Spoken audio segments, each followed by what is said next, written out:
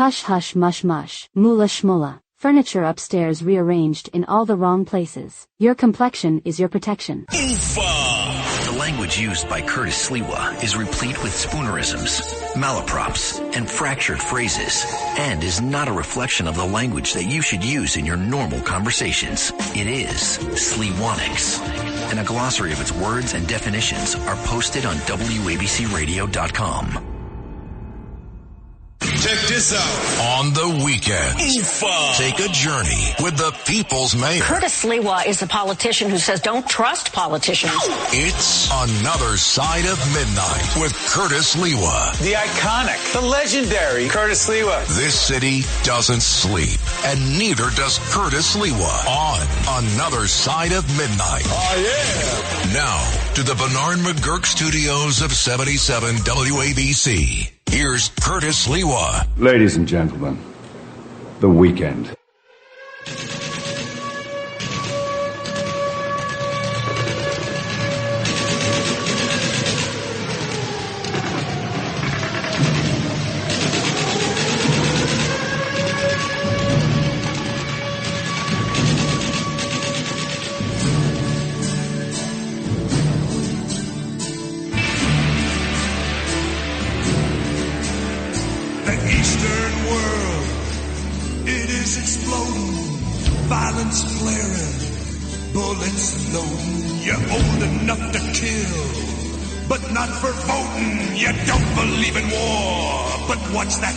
Toting, and even the Jordan River has bodies floating, and you tell me over and over and over again, my friend, oh, you don't believe we're on the eve of destruction.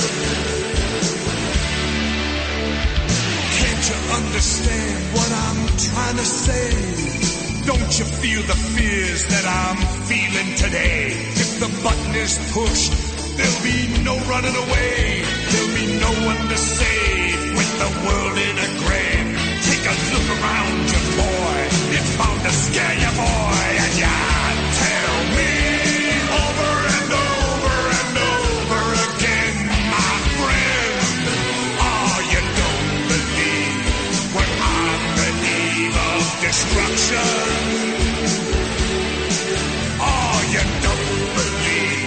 We're on the eve of destruction.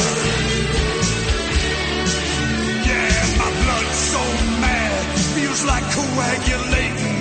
I'm sitting here just contemplating. I can't twist the truth, it knows no regulation. Handful of senators don't pass legislation, and marches alone can't bring integration. When human respect is disintegrate, and this whole crazy world is just too frustrating. And you tell me over and over and over again, my friend, oh, you don't believe we're on the eve of destruction. Yeah, you don't believe we're on the eve of destruction.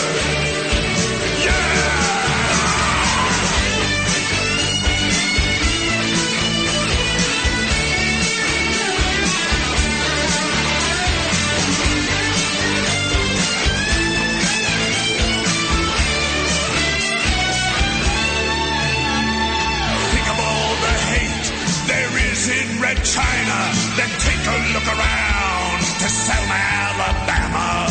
You may leave here for 4 days in space, but when you return, it's the same old place. The pounding of the drums, the pride and disgrace. You can bury your dead, but don't leave a trace. Hate your next door neighbor, but don't forget to say grace as you tell me over and over and over and over again, my friend. You don't believe we're on the eve of destruction. No, no, no, you don't believe we're on the eve of destruction. You don't believe we're on 1965, Barry Maguire singing The Eve of Destruction. And so much of what is transpiring makes me feel as a baby boomer like we're back in 1968. But then you add the cyber attack that occurred right after President Donald Trump gave his acceptance speech at the RNC convention in Milwaukee. Now, I've been joined this morning as I'm going to take you to the break of dawn by Nancy, my wife, who has done the deep dive over and over again on the various rip and reads that we do, both during the week, Tuesdays and Thursdays, 12 to 1, and then Sunday nights, the extended rip and read from 8 to 10 before the Animal Welfare Hour. And I know Nancy, like everybody else, was impacted by this cyber attack. And I've received a lot of criticism for being the first to go on the air with Sid Rosenberg Friday morning at 7:15 and describing it not as a glitch, not as a faulty software update by CrowdStrike causing the most serious cyber attack that has ever taken place. No. I went straight for the jugular and said, this is a cyber attack. And when you consider that Donald Trump went on and on and on, a 90-minute speech, Samba, oh, please. I could have dealt with 30 minutes, 40 minutes. That was it. But here was the end of his acceptance speech. And soon after, things globally began to become unglued. Let me begin this evening by expressing my gratitude to the American people for your outpouring of love and support following the assassination attempt at my rally on Saturday. Despite such a heinous attack, you didn't bring your A game here, Broadway Bill Lee. That's the beginning of his speech, and I'm not going to listen to all 90 minutes again in order to get to the end. No, that's the beginning of it. So see if you can find the end of it. Wow, Nancy, I am not listening to all 90 minutes again of one of the most somber speeches that I've ever heard. Although Abraham Lincoln gave the most somber of all speeches in 1863, the Gettysburg Address, 2 minutes. 2 minutes. That was it. He was off the stage. The guy who followed him spoke for 2 hours, and the crowd departed. Because remember, that was in the middle of the Civil War, and tens of thousands had been killed on both sides. So Abraham Lincoln understood the somber nature of the speech. Speak 2 minutes, I think a total of maybe 27 words or something along those effects, and then just out, exit stage left. The guy who followed him was named Everett, and he spoke for 2 hours, and there was nobody left. So you're more like the Everett guy. Well, no. That was way too much. But by the time President Trump accepted the nomination of the convention, then they gave him a standing ovation at the end. The clock began to tick. And I truly believe that the over-under point spread by our enemies, we'll call them the axis of evil, led by the Red Chinese President Xi, Putin in Russia, and the Ayatollah Khomeini in Iran, who had already, we found out, issued a fatwa against Donald Trump weeks ago, calling for his death in revenge for Suleiman, his general that Trump had incinerated by drone 4 years before. So this is all culminating because they're watching in Iran, they watched the debate between President Biden and President Trump, and they realized it was over. The Trump would obviously become the next president, and they issued that fatwa. They want him dead. But more importantly, they also wanted to reach out and touch the heart of America, our capitalist system, our computer-based system, and let Trump know that this time when you get in, unlike 2016, your enemies are a lot stronger. They're not just going to buck and bow and fold like a cheap camera. In fact, let's give you a little bit of a taste of what's going to happen. And then all of a sudden, now, Broadway Billy promises us, Nancy, that he has the end of that speech. Because I am not going to listen to 90 minutes of that speech again. Like I said, 30, 40 minutes max. He should have accepted the congratulations of the delegates who were ready to go home after that and be done with it. But he went on and on and on until he reached this point. Vote. What's your vote? Going to make our country great again. Every day I will strive to honor the trust you have placed in me, and I will never, ever let you down. I promise that. I will never let you down. To all of the forgotten men and women who have been neglected, abandoned, and left behind, you will be forgotten no longer. We will press forward, and together we will win, win, win.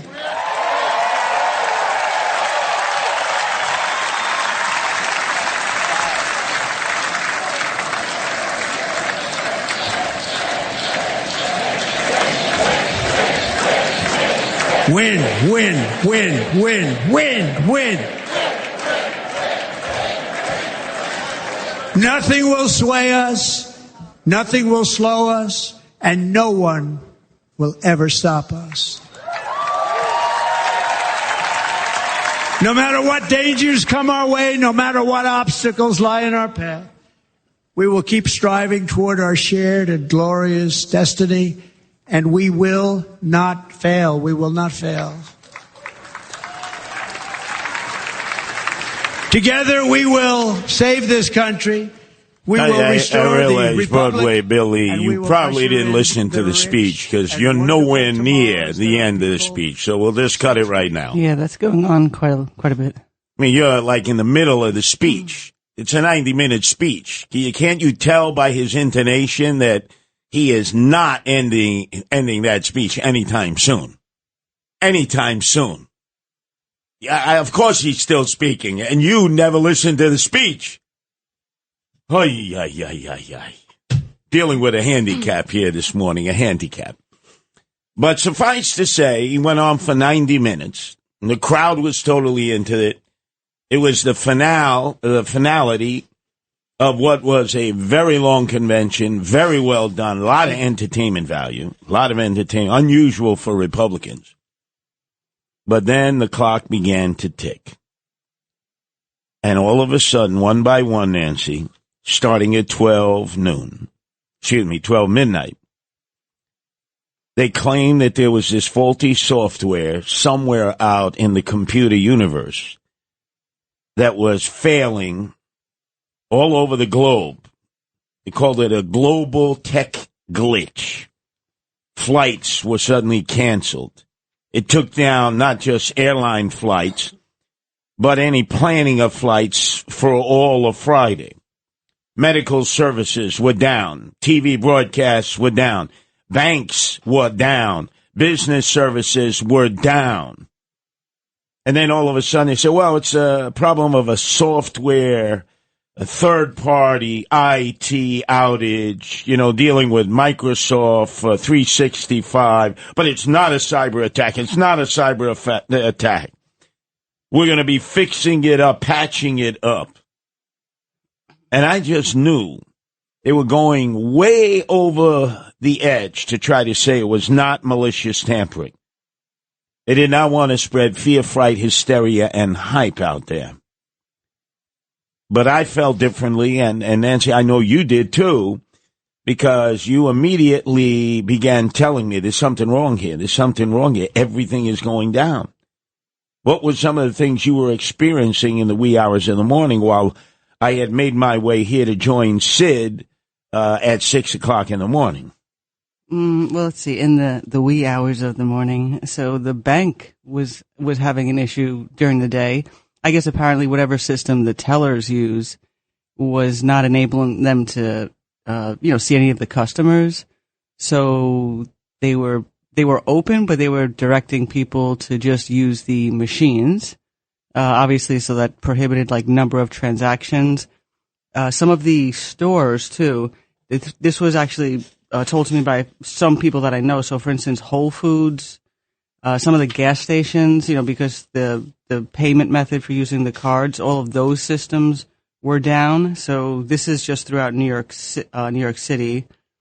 But obviously, to your point, it's all throughout the United States, and then incredibly, the entire world has been affected by this. So every continent has been affected. So they're basically trying to sell this to us, that it was just a faulty software update sent out by CrowdStrike to all of the businesses that have signed up for its services. Yeah, and again, so this is. It's not really super clear, right? Because they're blaming it on more or less two separate issues. So one of them is the update from this actual product. This is like anti-malware product from CrowdStrike. So that's something that people install to prevent being attacked. But then the other issue, it was joined with Microsoft 365 services. So it was so according to the official word from the company, because they sent out this update for the anti-malware, everything that went to anything that was operating on Microsoft, which obviously is a lot of different systems, that the combination of those two is what sort of caused this glitch, as it were, and shut down everything. So they call it the blue screen of death. So when you see that, you can't do anything. I think I've had that once before, and when I had it, the computer never came back. That was done, so I'm not really sure what other people are going to be experiencing as a result of this. Well, you spend a great deal of your life on the computer because your whole stock and trade as an attorney of late has been to do deep dives in what do they formally call that aspect of law that you're involved with? Well, e-discovery. So e-discovery. So you're constantly delving in, opening up all kinds of files, pouring through them, and basically studying them line by line. Yeah, and I can certainly speak to just the general protocol of a lot of these companies with security. It's very well known that most of them are extremely vulnerable. They don't really protect themselves the way they're supposed to. They certainly don't run the types of tests that they're supposed to, and any types of these glitches or issues that should be perceived earlier on, they're not, because it's really these data breaches. So, so again, this is really interesting too. So CrowdStrike, it has one specific, element, right? So it's like anti-malware, but this isn't the first by far, right? To quote unquote security breach. This has been happening consistently through a number of different companies. So, I can go into some of those ones, but it's kind of fascinating how many different cybersecurity attacks there are. And when this has been happening, through the past couple of years, a few of them have come to light most recently too. And the explanations of why that this is happening, they'll call it a combination of, cyber attacks, or would they have like some sort of an issue, but more or less what it comes down to is they just don't plan accordingly. And because they're not that really super interested in protecting the information, these shortfalls happen. So, it very well could just be they're just that inept, the company. Well, inept, or was this an organized cyber attack? I believe it's not inept. I believe it was an organized cyber attack to basically let the incoming president know that the axis of evil, they're not going to drop bombs on us. They're not going to send the military or Navy upon us.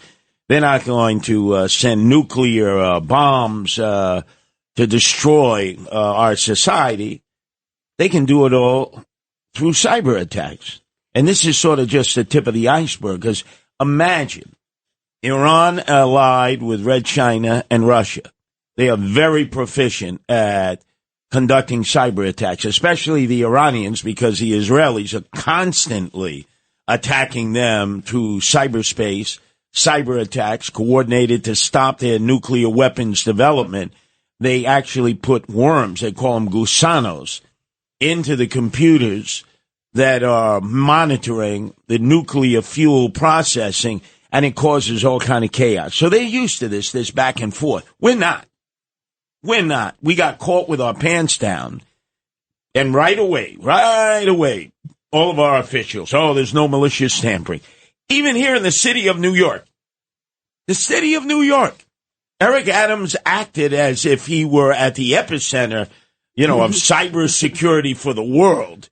He wanted to assure all of us that this was not a cyber attack. Thanks so much, DM Levy. And I often recall, although it was not a cyber attack, I recall when I was briefed by the former mayor.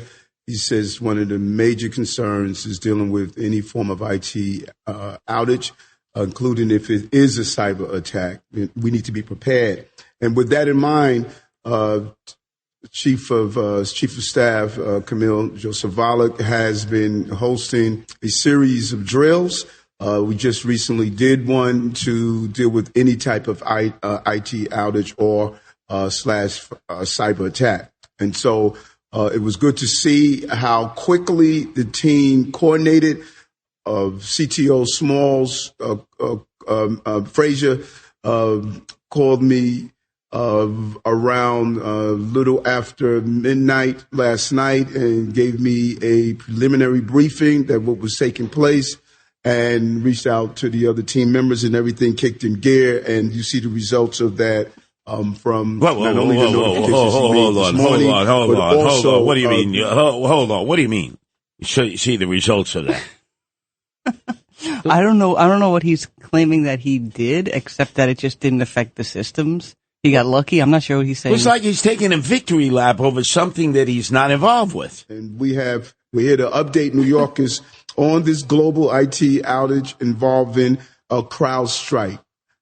Isn't this the same guy who couldn't have the students do the at-home learning because that system failed in the first day?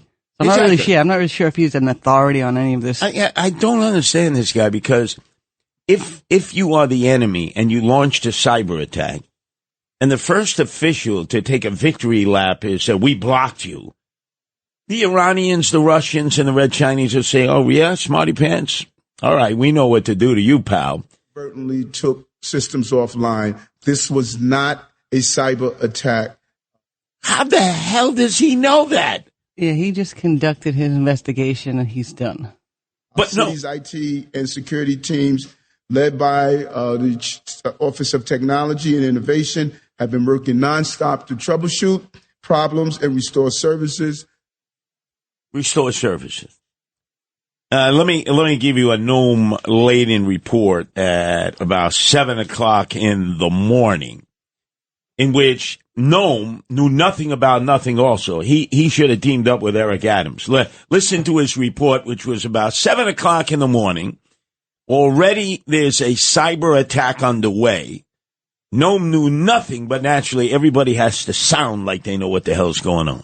The MTA, which normally reports on its app and on its website about delays on the subways and buses, we can't access that because of the IT outage. So we know the buses and trains are running. We just don't know whether they're late or not. How did he know the buses and trains are running? I'm just going to take a guess. They were late. Not only that, when I headed out to the demonstration against the men's shelter at 86th Street and 25th Avenue, at 5:00 on Friday, rush hour, taking the D train out there to 25th Avenue.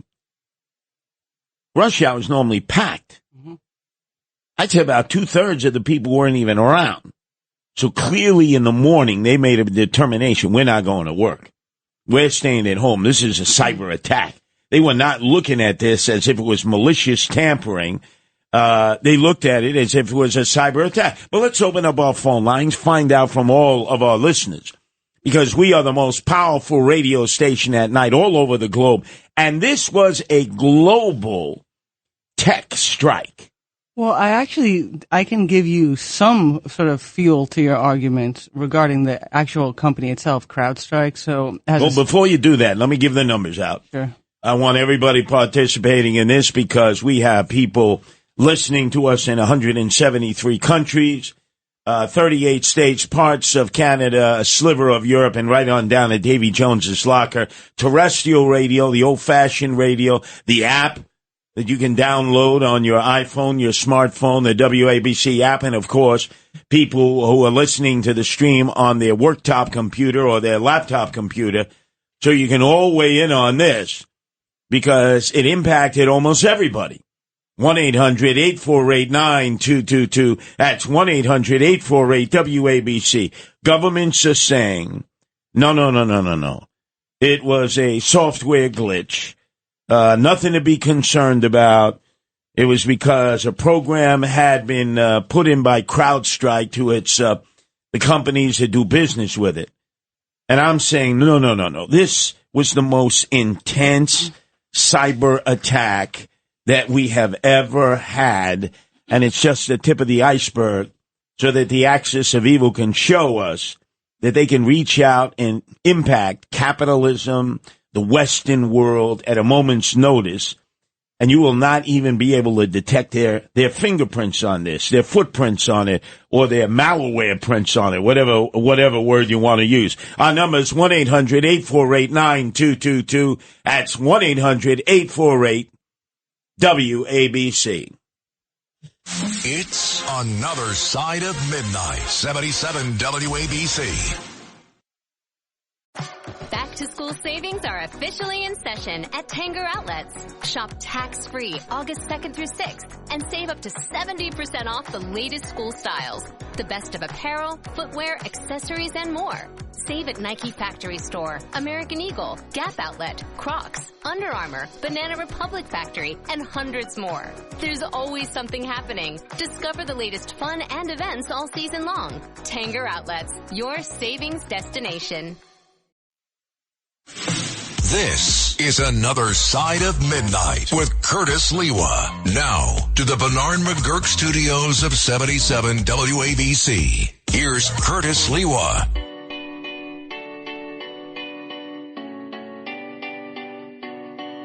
There was a time I used to look into my father's eyes. In a happy home, I was a king, I had a golden throne. Those days are gone, now the memories on the wall. I hear the songs from the places where I was born. Upon a hill across the blue lake, that's where I had my first heartbreak. I still remember how it all changed. My father said, don't you worry, child. She has got a plan for you. Don't you worry now.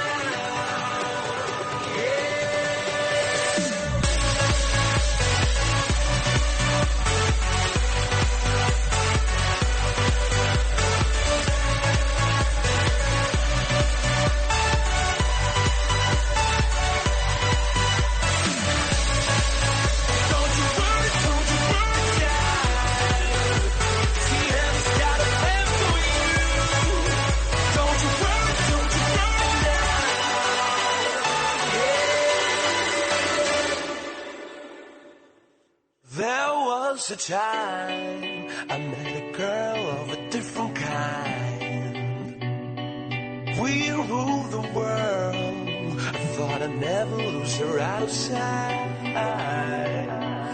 We were so young. I think of her now and then. I still hear the songs. Reminded me of a friend.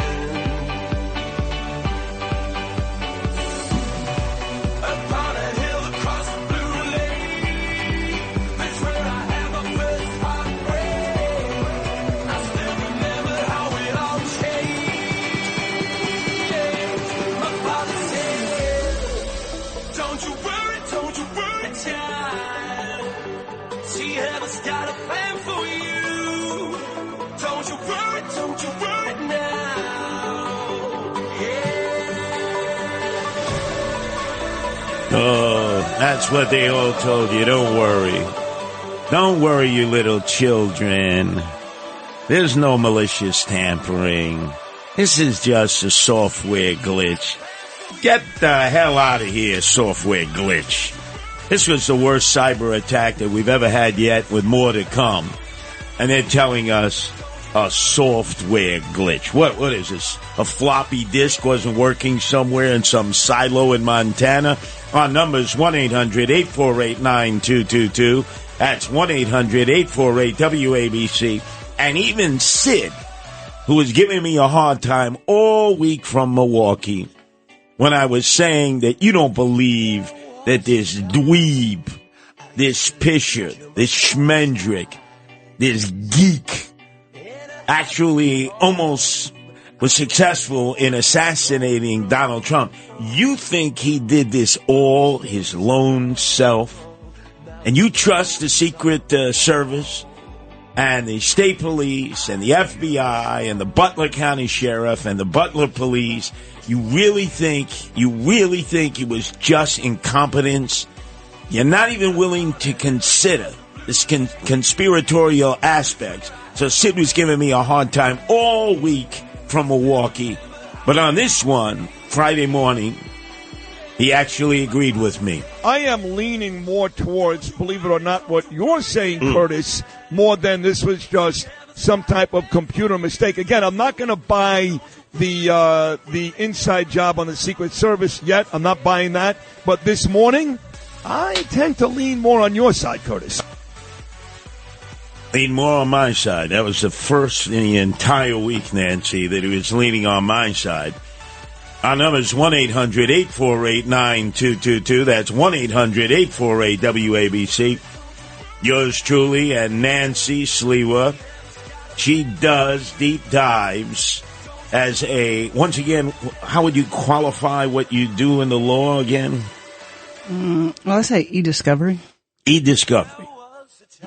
So she knows all about these kinds of things because I'm sure you have to deal with it constantly in terms of going through firewalls and other attempts to prevent you from getting through and sort of doing a deep dive and coming up with the information that you bring to our airwaves. Yes, well said, Curtis. Anyway, let's go to Marianne in Philadelphia. Your turn to be heard here at WABC, Marianne.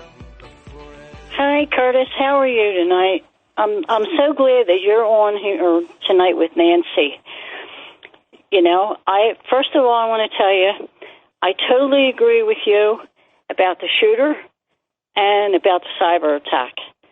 I'm on the same page with you, and I have a great idea, and I'm glad your Nancy is on with you, especially because you're running for mayor, and this is to able to shut down the naysayers, the people that doubt what you see about different people, like Eric Adams and everybody, and different situations that are going on, because you're always spot on, I think. Remember when you were running for mayor before? Well, Marianne, let me give you an idea of why I'm spot on. Because when something like this happens, in which I am a Luddite, I'm not skilled in cyberspace, cybersecurity. Sometimes I have difficulty sending an email. But I rely on my wife, Nancy, who is an expert. And when she comes to that conclusion early in the morning on Friday, and Sid Rosenberg, a naysayer, actually agreed with me, it's very conspiratorial. I don't want to hear these officials all day long, whether it's Mayor Adams or Governor Hochul. Both of them know nothing about cybersecurity. I don't want to hear from our national security agencies that said there was no malicious tampering, because I am not going to accept the fact that this CrowdStrike, as they simply said, sent out a faulty software update to all their clients. And this caused almost the entire Western civilization dependent on computers to crash. I cannot, for the life of me, think that things are that simple, that one simple faulty software update by CrowdStrikes can do all this. Is it conceivable to you, Nancy? It is not. All right, let's go to David in New Jersey. Your turn to be heard here at WABC, David. Good morning, Curtis, Nancy. It's a great pleasure. I am former U.S. Navy, and I'm here to tell you as quick as I can that 20 years ago, when I was serving in South Korea. And I always loved when people would ask me, what's the Navy doing in South Korea? And I'd always reply, like your friend, Vinny the Chin. The reality is it is here. It is now. I highly encourage you, Curtis, if and when you can, please interview. I am Ted Koppel, and this is Nightline. He wrote a book entitled Lights Out. I'm just getting an ulcer thinking about even attempting to read it. But the reality is this is here, and it is now. And by the way, I think the MTA is disqualified because, quite honestly, with the congestion taxation, they had the big brother or big 57 pronouns already set up. So it's a little difficult for them to actually claim to be impartial, claiming one way or the other, seeing as to how they already have the infrastructure set up to avoid what theoretically just happened. Well, also, David, you have to take into consideration that I'm listening to Noam Laden, our news director, Friday morning, and he's saying, well, everything appears to be going well with New Jersey Transit.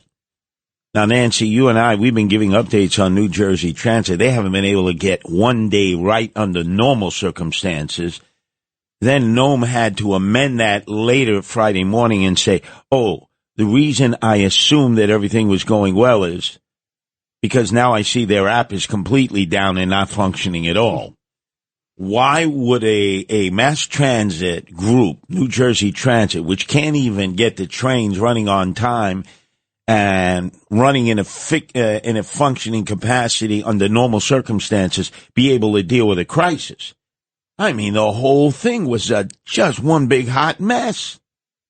Nobody wants to be honest with us. I know what goes on in these meetings. They say to one another, we can't tell the public that we just suffered a cyber attack. They'll all freak out. They won't know what to do. They'll panic. So let's just say there was no malicious tampering and it was just a faulty software update by CrowdStrike. It just so happened to occur just moments after Donald Trump had finished accepting the nomination of the Republican Party in Milwaukee. It just so happens to have conflated with that. And also, like I said, so the company CrowdStrike, $70 billion market value, their claim to fame was catching and publicly identifying malicious electronic campaigns by Russian and Chinese spies and organized criminal gangs that took in hundreds of millions of dollars. So they've made enemies by calling out hacking operations, Russian intelligence that stole the emails from the Democratic National Committee. So they actually do have some people, I think, to your point, you could be onto something here, Curtis. Sure. Absolutely. I mean, come on. They sit together, like Eric Adams with the city, and say, hey, we can't acknowledge that we were hit with a cyber attack because we don't really have any way of protecting ourselves at this point. Let's buy some time. Thanks so much, DM Levy. And I often recall, although it was not a cyber attack. How would he know? Within just a few hours. Notice they were like a chorus. Not a cyber attack, not a cyber attack. And yet all day long, things were not functioning. What time did you go to the bank? And the bank was down, the ATM machines were down, you couldn't withdraw anything? Well, it was weird. The ATM machines seemed to be functioning, although there was certain limitations on it. The entire teller system was down. So whatever components they use when you actually go to the teller, and obviously there's a variety of services that you can only do at the teller, that was down. But it's not a cyber attack. Get out of here. Let's go to John in New York City. Your turn to be heard here at WABC, John. Good morning, Curtis and Nancy and Bill Lee. Curtis, Nancy is a genius. I got to tell you, since you brought her on with you, you really are, Nancy. You're unbelievable, and you're someone that we need very much right now because, when you start digging, when you dig down into the sand, we're all going to end up in China. But I got to tell you something, Curtis. This was, and I hope I haven't cross-referenced here, but I'm talking about the Butler incident. I agree with you 100% from day one. And we're going to find out that there was more than one shooter. I'll bet you there was 2 or 3 shooters. And when they start saying now that they're getting these encrypted accounts overseas, you're going to find out that this was, listen, they were supposed to put Trump in jail on the 11th, right? That was last week. That got muffed. And when that got muffed, all of a sudden they realized, and you know this, Curtis, you talked about it. I heard you speak about it. They might have had a shot at him somewhere in Rikers or somewhere, right? When that got blown out, because they realized that the worst that they could do is put him on house arrest, right? Yeah. So what would Trump do? He'd go to Mar-a-Lago. He'd set up a TV studio. He could record from Mar-a-Lago, put up big screens in fields all over America. When they realized, wait a minute, we got to have him out in the open.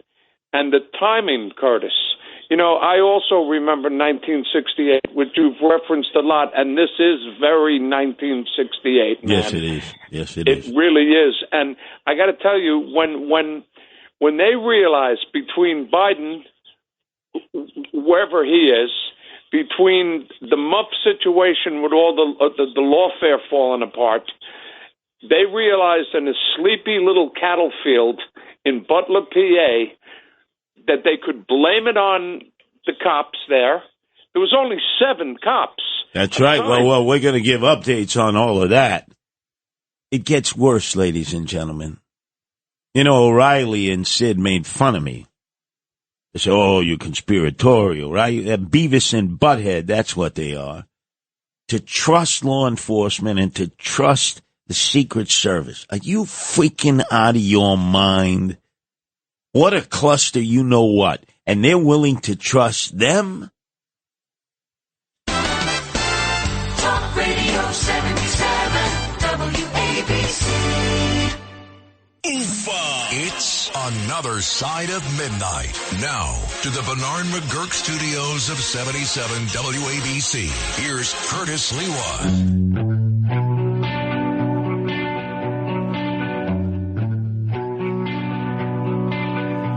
A company always on the run, a destiny, oh, it's the rising sun.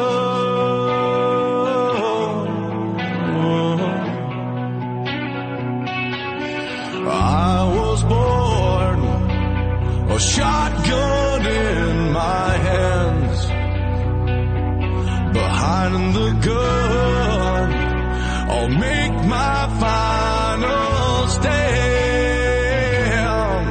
Yeah, and that's why they call me Bad Company. I can't deny. Bad Company, the axis of evil, joined at the hip. The Ayatollah in Iran, who weeks ago imposed a fatwa on Donald Trump when they watched and saw him eviscerate a impaired President Biden on that debate stage. They knew it was over. It would be President Trump in January. So immediately they said, we got to whack this guy. We'll use as an excuse that he took out Suleiman 4 years ago. But let's face it, they know a Trump administration would cut off their ability to sell oil, which would immediately mean their economy would be in shambles. Insurrection would threaten the Ayatollahs. So get Trump before he ruins us. And then, all of a sudden, while all this is going on, there's no doubt in my mind it's a cyber attack. Our Secretary of State, Antony Blinken, originally from Yonkers, said this about Iran just a day ago. How are you going to stop them? Well, by far, the preferable way to do it would be through diplomacy.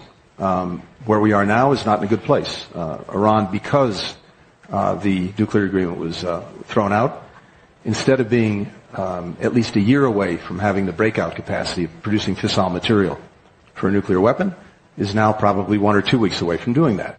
1 or 2 weeks away from the Ayatollah having a nuclear weapon. Prime Minister of Israel will be in the United States in D.C. to speak to a joint session of Congress on Monday. There's no way he's going to let them have a nuclear weapon. So you know Iran is going to try to impair Western civilization technologically with cyber attacks, with the aid of the axis of evil, the Red Chinese and the Russians. I mean, it makes so much sense. So much sense. And yet you say stuff like that. They accuse you of being conspiratorial or wacko. You don't know what you're talking about.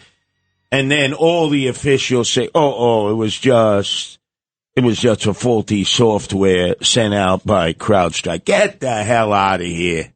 Thanks so much, DM Levy. And I often recall, although it was not a cyber attack. Yes, it was. Let's go to Steve in Brooklyn. Your turn to be heard here at WABC, Steve. I love the workings of your mind. I'm old enough to remember Christy Todd Whitman at the World Trade Center disaster. You remember what she said to us, Curtis and Nancy? She said, the air is fine right over. There's no pollution. There's no danger. Go back to work there. And all the volunteers were getting cancers forever after. I think that all these politicians go to schools, a school of political lying. They all learn the same garbage language. They all learn to deceive the public in order to keep the herds under control. That's what they are doing to us right now. They are trying to keep us under control. Control, and also they say what the public doesn't know won't hurt them. And will help us. Right. They're saying to themselves, that will help us. Right, and we are better. We are better than the public. We are the sheep herders. They're just the sheep. We are. That's right. We're doing this to protect them. They don't know. You see, they can't handle this kind of information, Steve. Well, you remember, Curtis, I'm older than you are, and I remember the way the metropolitan area, Christy Todd Whitman, for those who don't remember her, was governor of New Jersey. And she was not trained in science or any of the pollutants that were in the air and all the rubble. All she said was, it's perfectly fine. And as you would say, based on what? You're lying through your teeth. Right, because ultimately, it's the same way, remember, that Dr. Fauci said to us, but I didn't want to scare America, so I said, no worry about coronavirus, nothing to be concerned with, because I didn't want to spread fear into the population. You see, they don't think we can handle fear, fright, hysteria, and we do every day in our life. Wait, he didn't want to spread fear? No. And then eventually he did. And then eventually he did. Yeah, Remember, he just doubled down on that. At first he denied, nothing to worry about. We got this, right? Mm-hmm. And then all hell broke loose. These officials think they're better than us. They think they're enlightened. They think they're entitled. And when all of a sudden there's a crisis, they will meet and say, but we can't tell the population this. There'll be a panic. Yeah, and again, so it's interesting, right? So it's like this dual issue, supposedly, with Microsoft. So Microsoft earlier today said, they resolved the issue, but the problems with their system still continue and the blue screen still appearing.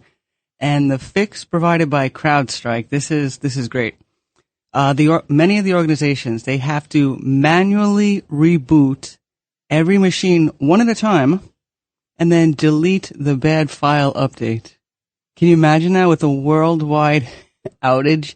It affects that many. And FYI, once you have that affecting the system, the computer, to delete the bad file, that's a lot of work because the computer's already messed up. So that's going to be an interesting fix that they're providing. When we come back in the next hour, you got to tell us about the CrowdStrike's blue screen implosion. They have said now has happened to a number of their customer base all over the world. Padre, Filio e Spiritus Sanctus. So all the corporate powers to be government officials don't think you little people can handle bad information.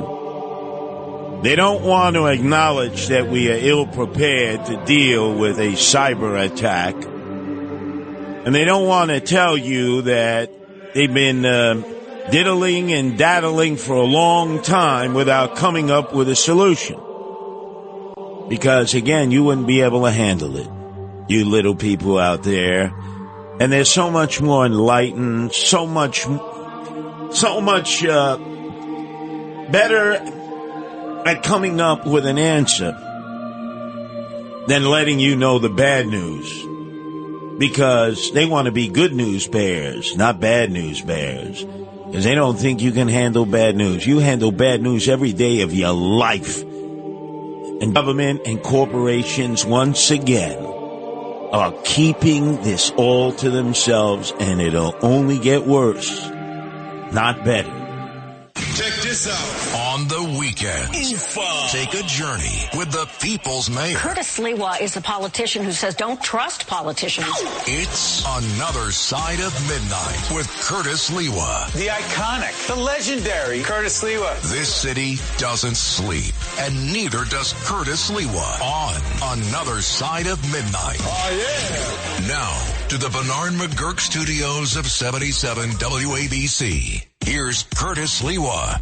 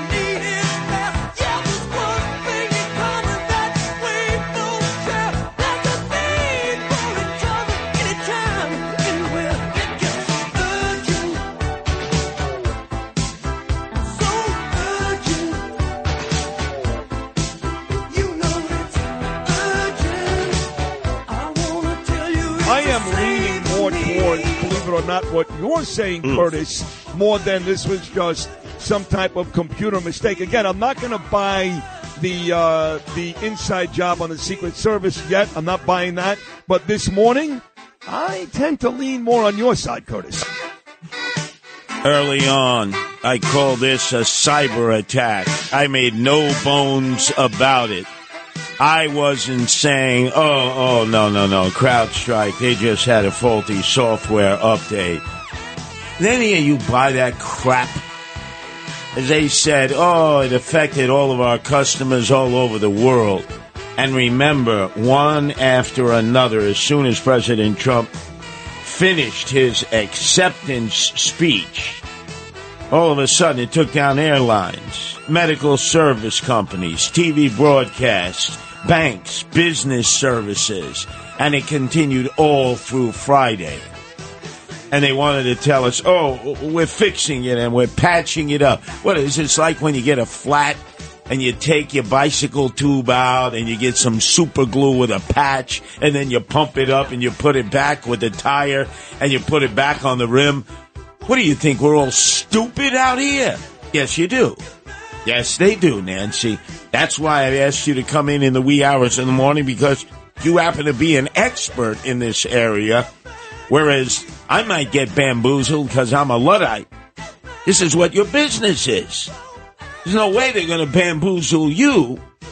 So let me know. You had spoken about the blue screen of death, which is what supposedly CrowdStrike is to protect you from.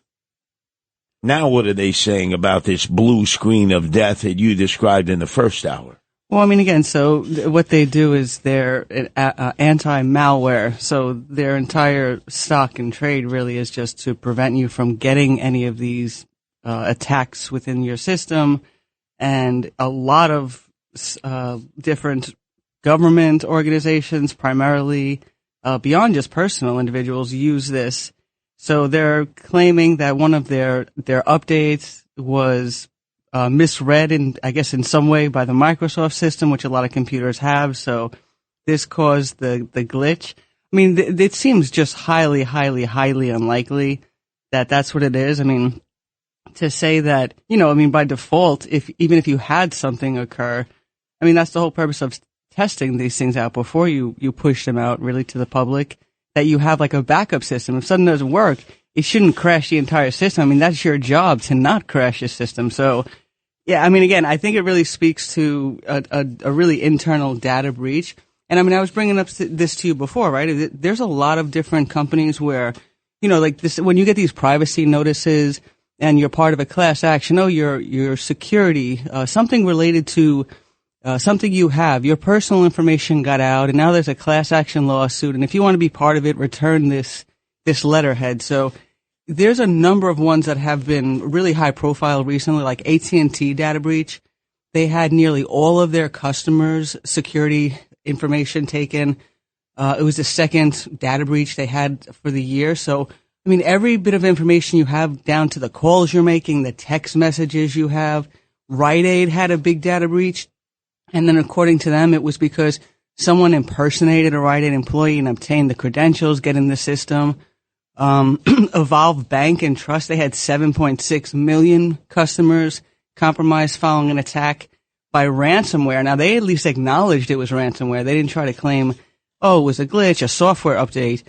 I think given the size of this, to your point, it could be viewed potentially as a national security threat if they were to really acknowledge that it was a cyber attack, given how widespread that it was. And obviously, because this is a U.S.-based company, that really makes the United States look extremely weak. And then given how many different government agencies are utilizing this, I mean, our court system's down today. I mean, we couldn't even pull up information related to arraignments, people going into court. So to say that it didn't affect New York is actually not true. There was a lot of places in New York City that it was affecting, that operate these systems, and there's nothing to say that these systems are back online or will be, in the upcoming days. But the moment that I said it was a cyber attack, at 7:15 on Sid Rosenberg's show Friday morning, people were calling me up saying, you're a conspiratorialist, you're an alarmist, you don't know what you're talking about. The government is saying that it was not a malicious tampering situation, not a cyber attack, that it was just a software outage, IT outage. And I'm like, you must really think we're all idiots. Yeah, I mean, and again, that blue screen of death, right, they're saying. So an outage or a lack of an update, maybe something malfunctions, it runs slower. Like, there's certain glitches that would make sense, but when the entire system goes down, that really is indicative of like a cyber hack. Preview. So now you yourself, while doing a deep dive, you were contracted to do a deep dive for a corporation.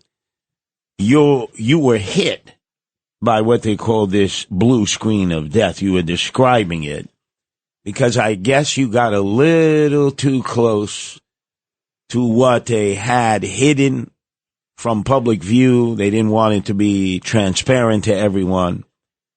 And they basically attacked your computer.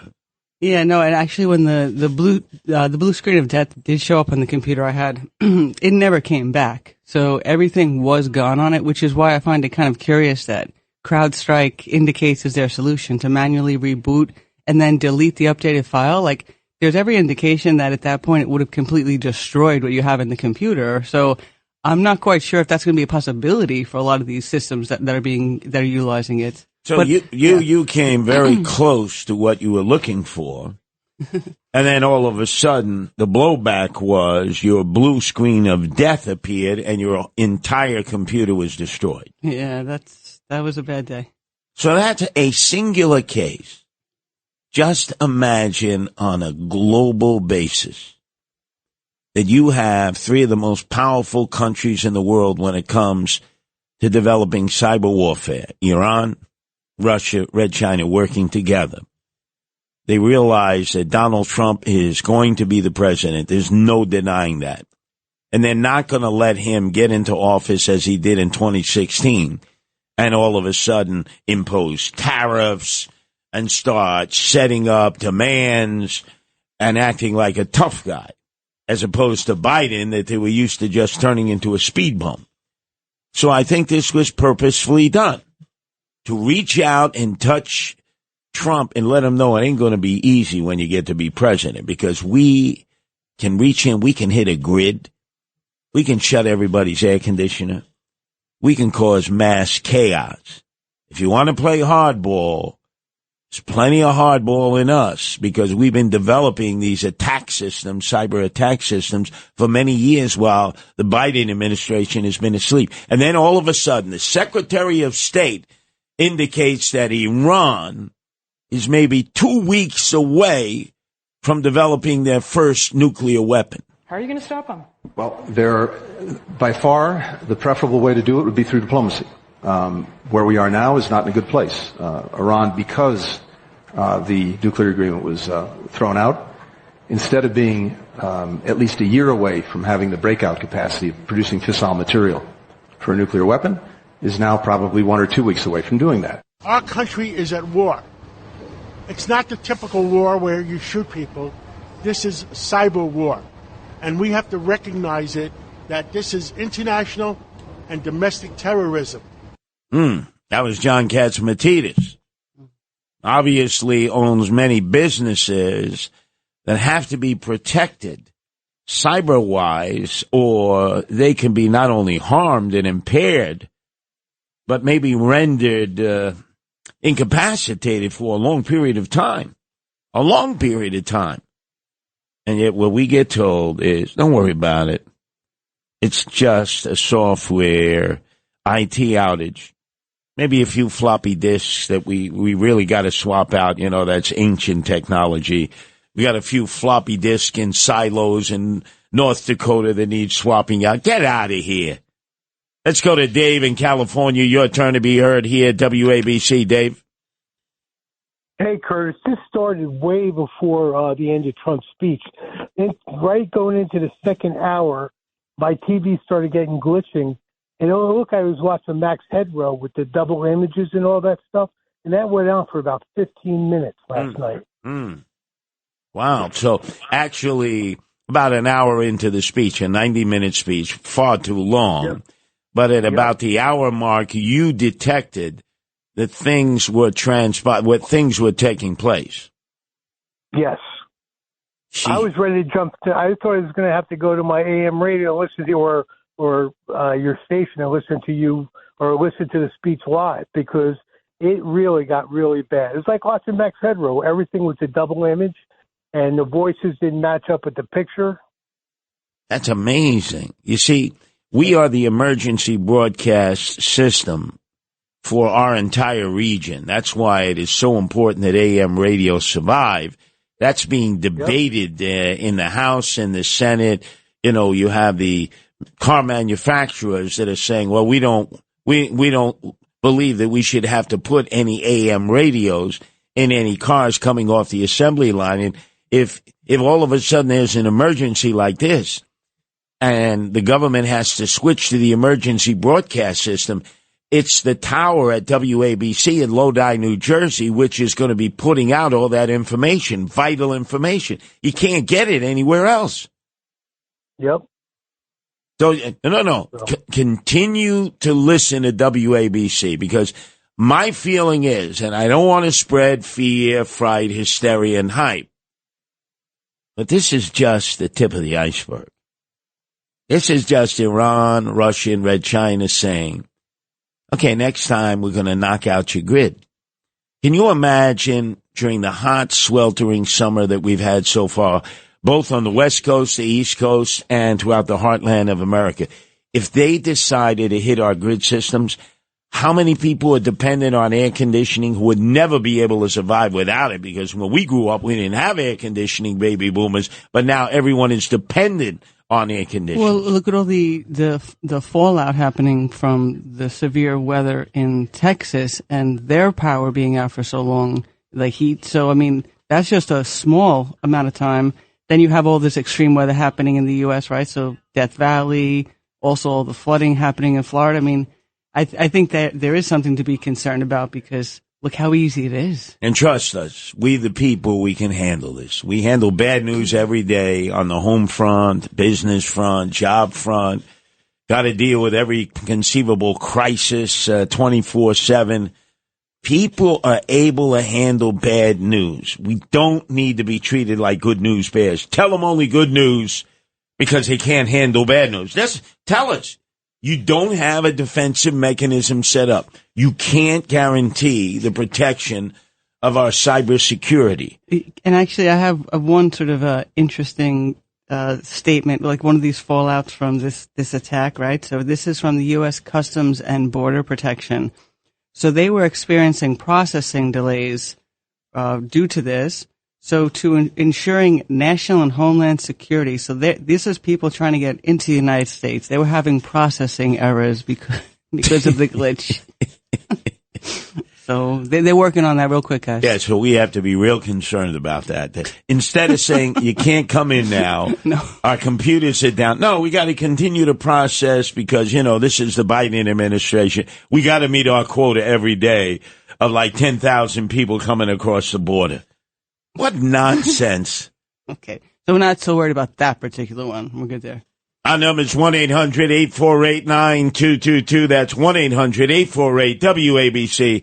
Let's go to Barry in Brooklyn. Your turn to be heard here at WABC, Barry. Yeah, Curtis, I would like to say, to start off, I'd say, number one, people in glass houses don't throw stones. Now, let's go back to 9/11. We had the worst terrorist attack ever. And what was done about that? The presidents that were Republican, presidents that were Democrats, they were all in on the cover-up. The 9/11 families are fighting to this day just to get the release of classified documents.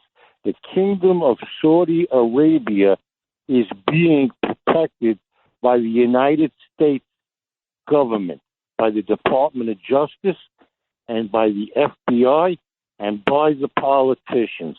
The word is Biden came into office declaring that the Saudis were a pariah nation. Fine. Wonderful. He came in saying that was his line. A couple of months passed, and he started the oil shortage by knocking out the pipeline and this and that. And then all of a sudden, he's running to Saudi Arabia to get them to increase the oil production. Okay? So he goes to Saudi Arabia, and what does he do? Absolutely nothing. They gave him a kick in the behind, and they sent him home. Okay? More time has passed, a couple of months, whatever. All of a sudden now, he's pushing for a deal between Israel, Saudi Arabia, and the United States to provide weapons, protection, whatever the Saudis need. We're going to give it to them. We're going to give it to them, to the pariah nation. Okay? Then, after that, the Saudis, our wonderful, tremendous, wonderful allies, are in on the BRICS deal with the Iranians, with the Chinese, and with the Russians. What the hell is going on here? Well, Barry, this is symptomatic of what we've seen almost every president as they buck and they bow to the prince of Saudi Arabia, the king of Saudi Arabia. They kiss their hand. They bow to them. We saw Obama do that. We saw Bush cuddle the hand, kiss the hand, and you just want to vomit. You want a projectile vomit. You say, these are the Saudis. Without us, they would have been turned into speed bumps by Saddam Hussein and his T-2 tanks. They have no standing army. They have no defense. They're totally dependent on America. And yet, we treat their family, their royal family of about 3,000 fake, phony, fraudulent Fugazi princes with the fake mustache and fake beards and the schmatas on their heads, as if all of a sudden we couldn't survive without them. It's reversed. They can't survive without us. Our number is 1-800-848-9222. That's 1-800-848-WABC. Let's go to Edith in Queens. Your turn to be heard here at WABC, Edith. Okay. Have you heard, I heard this on one of the Fox stations, that the rally in Butler was originally supposed to be at the airport there. And 10 days before the rally, it was changed to this park venue. I heard that on a Fox station, I was just randomly ended up, and it was today. It was because of the funeral for the firefighter that was killed. Yeah. There was a Fox interview going on speaking about that, and I thought that I didn't hear anything about that. Wouldn't that be significant? Oh, definitely, because as you know, most of Trump's rallies, if they can be conducted, are conducted on the tarmac. His plane will roll up. He likes to have the plane as a backdrop because it says Trump on the side. So you're absolutely correct. That was the original plan, and for some reason, they chose to move it to that cow field there in Butler County, which they may have had a reason for, but nobody has ever explained it.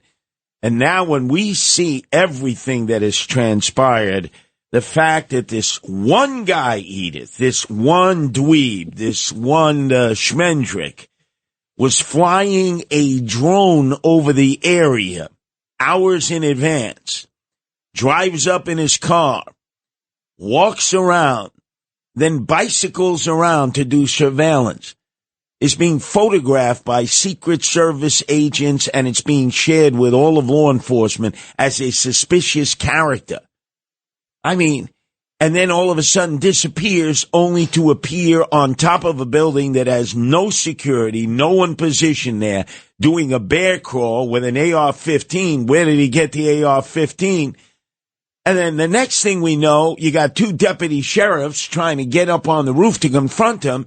He aims an AR-15 at him, and like chickens, they run right down the ladder. And then he starts to shoot at Trump. 8 shots. One that hits him in the ear, and then unfortunately the shot that killed the volunteer fire department personnel who was protecting his daughters, and the other shots that injured 2. You almost never hear about the other 2 at all. But the point being is that a complete, utter, incompetent display of following up on a suspect. And Edith, I'm of the belief that it was purposeful. It had to be. Nobody's that stupid, Edith. Nobody. it makes a lot of sense that, this was a premeditated and some kind of a coercion going on.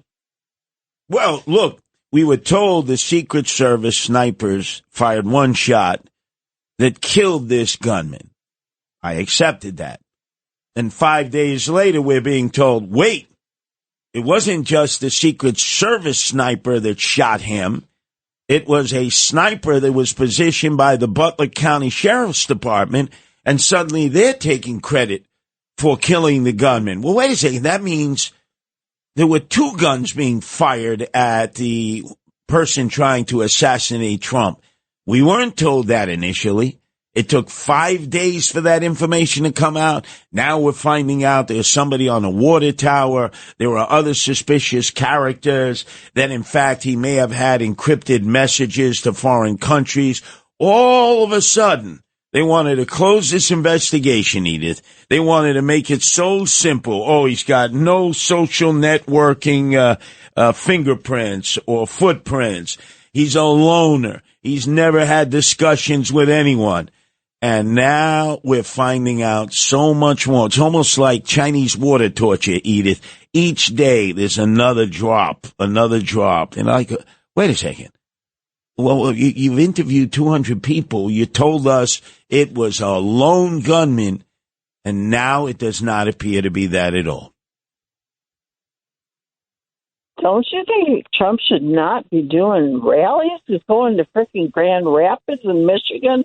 There's a bunch of terrorists. I mean, what the hell? I would concur with you, Edith, that until everything is straightened out, I do not trust the Secret Service. I don't trust the FBI. I don't trust the CIA. To me, the CIA are criminals in action. They cannot be trusted. Absolutely cannot be trusted. I think Trump could do virtual rallies. People would show up. You put them on a big screen in a field. People would show up. It's not like, oh, they'd be disappointed. They like to see him in person. But until you can guarantee his safety, they can't guarantee his safety. The Iranians have put a hit on him. They want him dead. And boy, we're sure making it easy for that to be accomplished. And what does our Secret Service say? In the next hour, we're going to get to that. Some of the most lame answers that you have ever heard in your life. And this reminds me, Nancy, you weren't birthed yet, but I was just a kid. I must have been, 1963, 9 years old. I'm watching TV, and I'm watching Lee Harvey Oswald, the assassin of JFK, being transported in the bowels of the Dallas Police Department to be turned over to federal authorities. And all of a sudden, Jack Ruby pops up in the crowd with a gun and shoots Oswald multiple times in the stomach, and he soon dies thereafter. And I said to myself, how the hell could this guy show up with a gun into police headquarters? He had to have been allowed to come in. It had to have been set up that they wanted Oswald dead, because clearly Oswald could have explained how this assassination plot against JFK came about. And all of a sudden, a guy who owns a strip club in Dallas, who originally came from Chicago, walks over because he so loved JFK that he decided he and he alone were going to kill Lee Harvey Oswald without us ever finding out who else was involved in this plot. And everybody wanted to accept it at that time. I remember as a 9-year-old kid, I didn't accept it. And I don't think that many of you who are baby boomers out there accept it. And I don't think that many of you who are younger than baby boomers who may have heard about it later on accept it. And look how many years later, from 1963, and still there are all these theories about how JFK got whacked. Because we don't trust the government. And the government gives us good reason not to trust them. This is Another Side of Midnight with Curtis Lewa. Now to the Bernard McGurk studios of 77 WABC. Here's Curtis Lewa. Relax. You're quite safe here. Am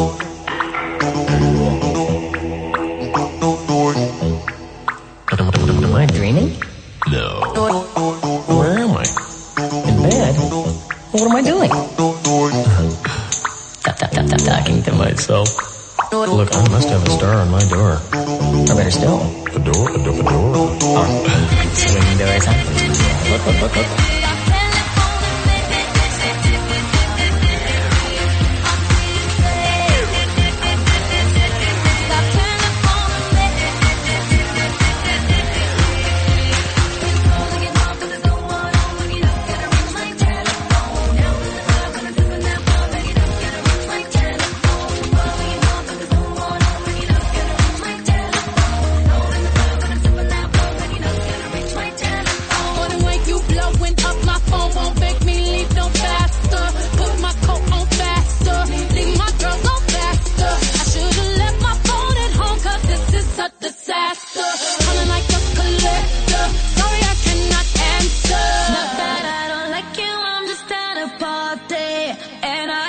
And tired of my phone ringing. Sometimes I feel like I live in Grand Central Station.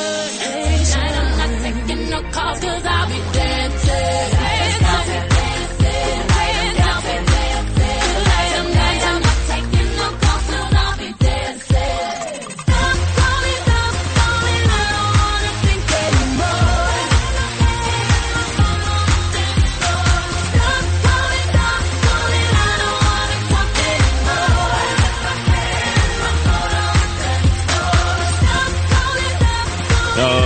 Lady Gaga and Beyonce together. And the song is Telephone. I was intently listening to Brian Kilmeade from 10 to 12 on Friday after Sid and Friends. And he was still live from Milwaukee doing the wrap-up. And he had a number of guests, and he had them on the phone, and then they mysteriously kept dropping. Now, he, as professional as Ryan is, he just continued to talk and continue to play clips to try to totally explain his point of view without the benefit of the guest. But I could tell that so-called cyber glitch, or as I call it, cyber attack, was affecting Brian Kilmeade's ability to communicate with his guests. And it was happening all day long. But oh no, it's just a software malfunction. Bull feathers. Bull feathers. Again, Nancy, you had an opportunity, having experienced yourself a blue screen of death attack on your computer that totally took your computer out. That was a cyber attack against you because you were doing a deep dive at that time, a corporate deep dive. But this was done globally.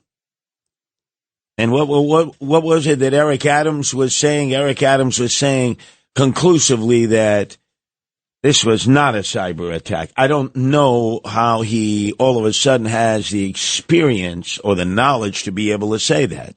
Thanks so much, D.M. Levy. And I often recall, although it was not a cyber attack, I recall when I was briefed by the former mayor, he says one of the major concerns is dealing with any form of IT outage.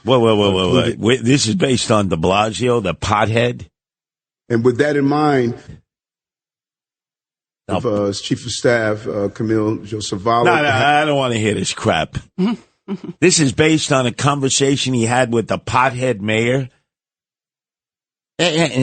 Because I know what happened at City Hall, happened in the governor's chambers, happened all over the country, all over the world. We've been a victim of a cyber attack. We're trying to put together the pieces, but we can't convey that to the people. There'll be a panic out there. I mean, and rightfully so. I mean, think how many things that it's affecting besides, the banking, the airlines in the U.S., the FAA said the airlines United, American, Delta, they'd been grounded. So basically 3,000 canceled flights within the U.S. or out of the U.S. So now that's just here. So then you have as far as like every single continent. So like Australia, Paris, where the Olympics are going on. So the disruptions there was causing the major delays at the 2 Paris airports, and then the Olympics computer system was affected. So that was delaying the arrivals of the delegations, the uniforms, the accreditations. So, the fallout of it, they're making it seem like, it's not that big a deal. It's affected a lot of different countries in a lot of different ways. And again, there's no indication that all this stuff is coming online. The amount of money that's being lost every minute that this is out too, there's no indication of who's going to be bearing the cost of that again, it's just, I think it's so beyond ineptness, you have to presume there is a cyber attack. Let's go to Marvin from Farmingdale. Your turn to be heard here at WABC, Marvin. Yes. I just want to say that all these people call it Monday night quarterbacks. Have you heard that term before? Yes, I have, but why do you say that? Because they're talking after the fact. Well, obviously they're reacting. But all they had to do is get some guys from the range officers, to show where the platform was, where he was speaking, and put up a perimeter. They had nobody on the roofs. Let me tell you, if that was New York City, where I was a cop 33 years ago, they couldn't have kept us away from going up on the roof.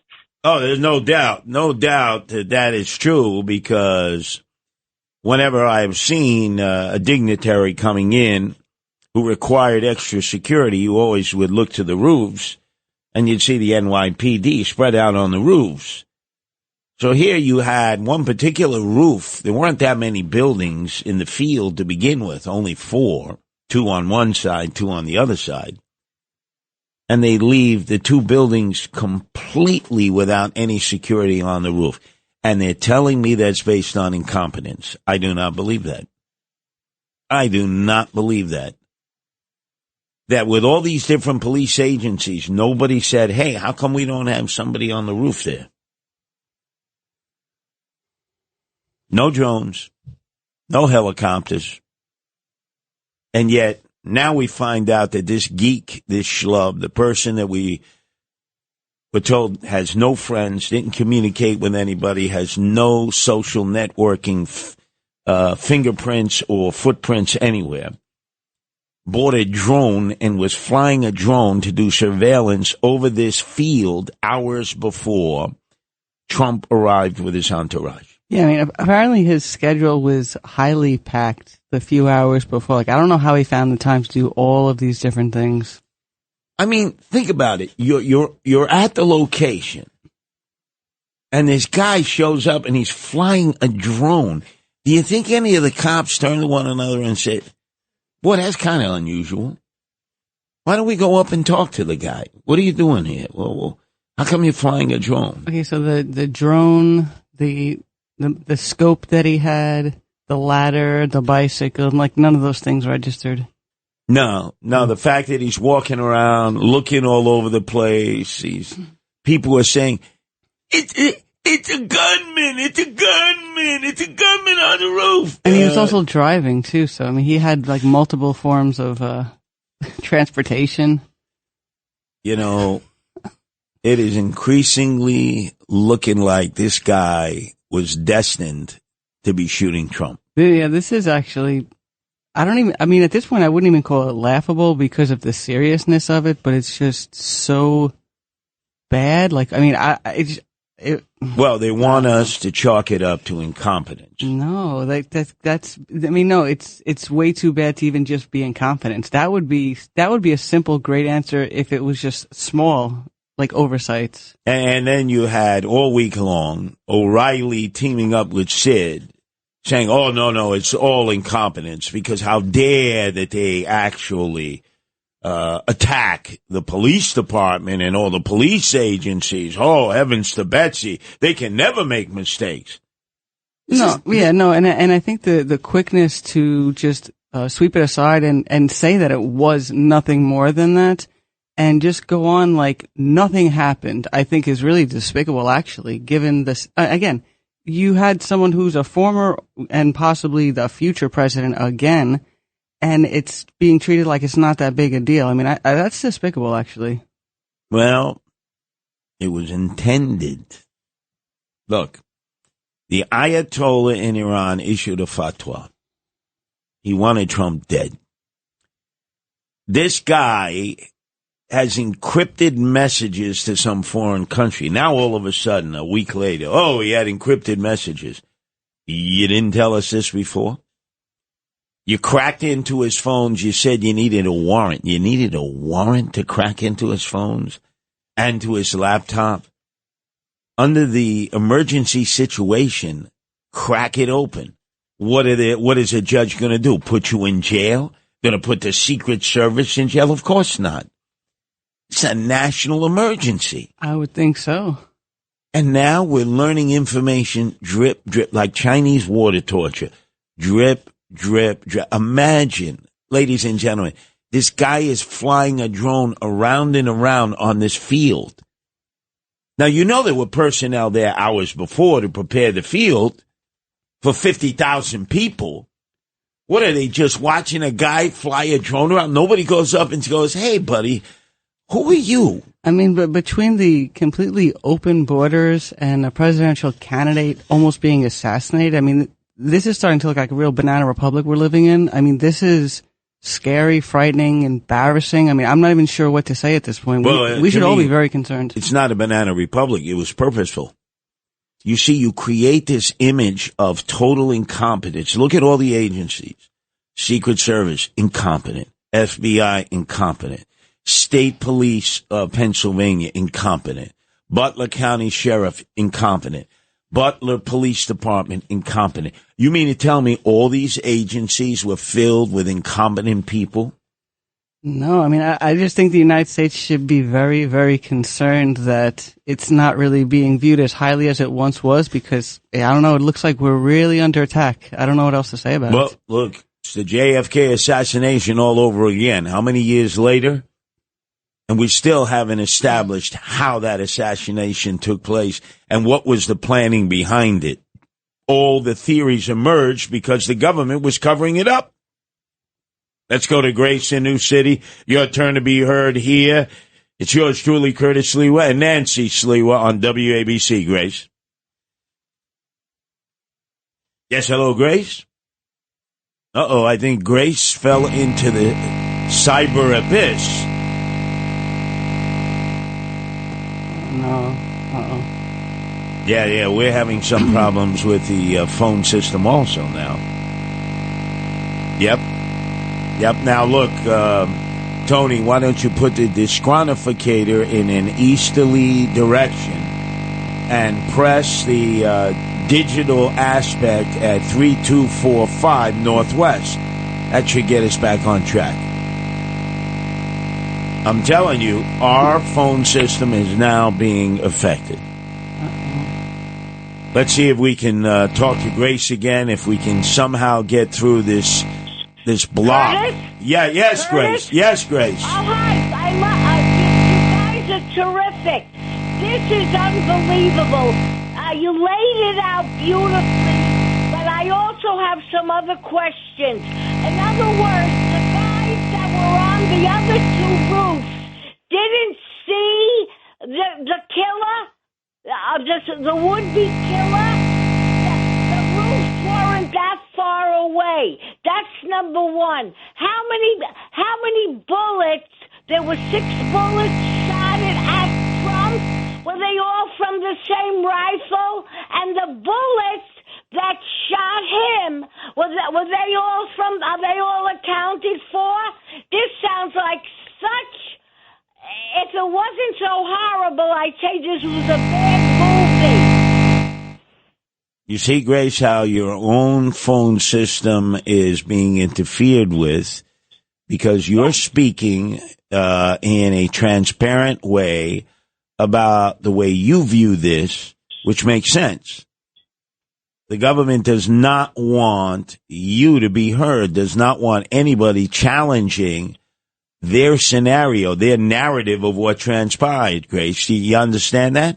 I agree completely. And you were 9 years old with Kennedy. I was 16, and I saw the shooting. I said, what is going on?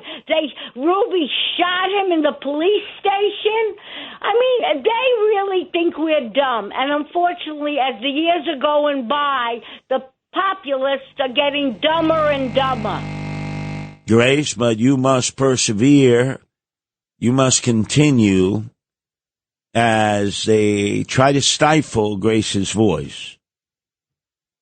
You see, this could be an excuse to interrupt. This could be Orwellian. Now, I know many of you are saying, come on, Curtis. What, you don't think our government would become Orwellian with drones surveilling our phone conversations? Remember when James Clapper, the head of the NSA, said, oh, we never spy on American people. And I said, clap on, clap off. And then it was proven that we spy on American people every day. Yes, we do that. Every freaking day. Every day. And this guy with a straight face, in testimony before Congress, swore, we do not spy on the American people. Oh, hell yes, they do. Talk Radio 77, WABC. This is Another Side of Midnight with Curtis Lewa. Now to the Bernard McGurk studios of 77 WABC. Here's Curtis Lewa.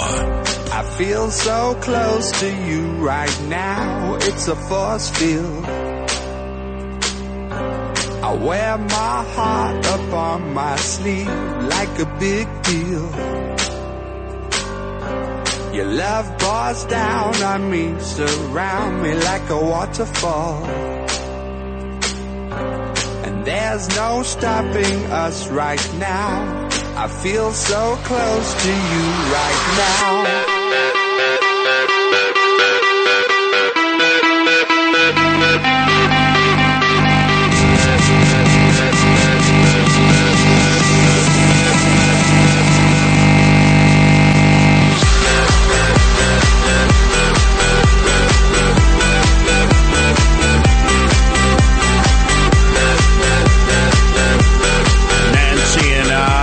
Close to our global audience, the largest, once it's dusk, across every continent, 173 countries that can hear this powerful signal, and so many of you can communicate directly with us. From the highest peaks of the Himalayan mountains in Kathmandu to the lowest elevation in the world, Nancy's favorite location, Death Valley in California. You're tuned to WABC, where we trust the people. In this program, we don't trust governments. Right now, I feel so close to you right now.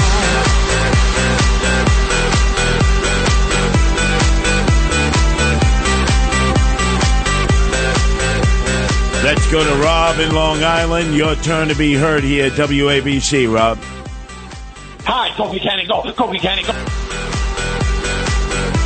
Let's go to Will in Farmingdale. Your turn to be heard here at WABC, Will. Hey, Curtis. Okay, so I think they let him take the shot. All right? I mean, when I first saw the aerial view of that cow field out in nowhere, Pennsylvania, there was literally nothing to watch. You have snipers on top, right, surveying this area, and a guy sitting on one of a couple of rooftops that are all located in the same area. I could have hit a 9-iron from where Trump was and landed it on this kid's head. He was literally right in front of them. So this is not incompetence. This is someone allowed this to happen. The same deep state we've been talking about that tried to overthrow a freely elected president, the same deep state that had Comey and Strzok and Page and Brennan and all these people, these 51 people that signed, Hunter Biden's laptop was Russian disinformation, the people that spoke about Russian collusion, the people that have tried to overthrow our president knew. I'm not saying they made the kid do it. I'm not saying he was a patsy. I'm not saying they tried to take the shot themselves. But I certainly believe that they knew he was going to take it. I certainly believe that they just looked the other way. How does that kid get off 8 shots, the most sophisticated surveillance in the entire world, and this genius mastermind was able to get past all of that and take 8 shots at a former president? That is absolutely insane. And I think they either think we're stupid or weak. Well, they think we're stupid. And they say we can't let them know the truth because the public can't handle the truth. Oh, yes, we can. We deal with tragedy every day. We have to deal with truths, whether we like it or not. Check this out. On the weekend, take a journey with the people's mayor. Curtis Sliwa is a politician who says don't trust politicians.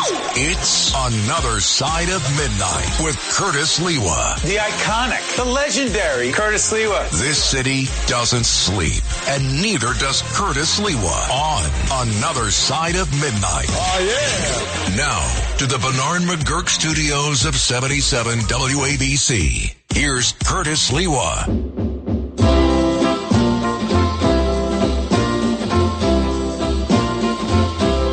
I'm just a lonely boy, lonely and blue. I'm all alone, with nothing to do. I've got everything you could think of, but all I want is someone to love. Someone, yes, someone to love. Someone to kiss. Someone to hold.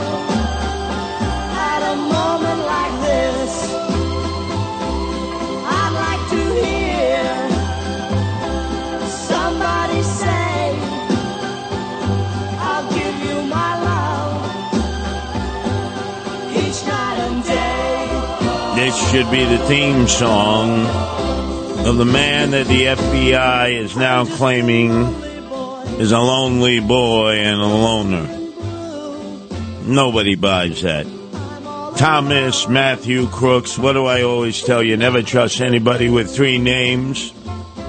He was clearly on a mission, and that mission is being interfered with in terms of us finding out the specificity of why he was in that field hours before Trump arrived with his entourage and 50,000 people gathered to hear him speak. And what was he doing in that field? Was he flying a kite? No. He was flying a drone and doing surveillance. And you know damn well there were police there well in advance of the crowd arriving. And yet nobody went up to this guy and said, hey, what the hell do you think you're doing? Who are you? You have ID? Which, when he was shot, they claim he had no ID on his body. I really seriously doubt that. We were told he was shot by one sharpshooter from Secret Service. Now we're being told that, in fact, it was another sharpshooter with the Butler County Sheriff's Department who also fired on the suspect, and they're claiming they hit him. So all this gunfire going on. Was there anyone else shooting guns? Mysteriously, there appears to be somebody on the water tower, somebody behind Trump that is a little troubling. The more you probe into this, the more you dredge, the more you dig with a Nancy Sliwa style deep dig, you just bring up more and more information, and they act like, well, it's just incompetence.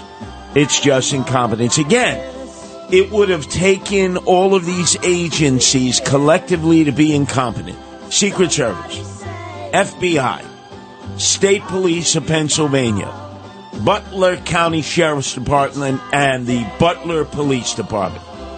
All of them incompetent? All of them incompetent? Really? Our number is 1-800-848-9222. Now, when you say things like that, somebody like Bill O'Reilly and Sid Rosenberg, who were the Beavis and Butthead all week on these concepts, because, no, it's just totally incompetence. Total incompetence. In fact, what did O'Reilly say? There's a conspiracy industry in America. You make a lot of money peddling that stuff. Well, let me hear Beavis, and then we'll listen to Butthead later on, Sid, on this.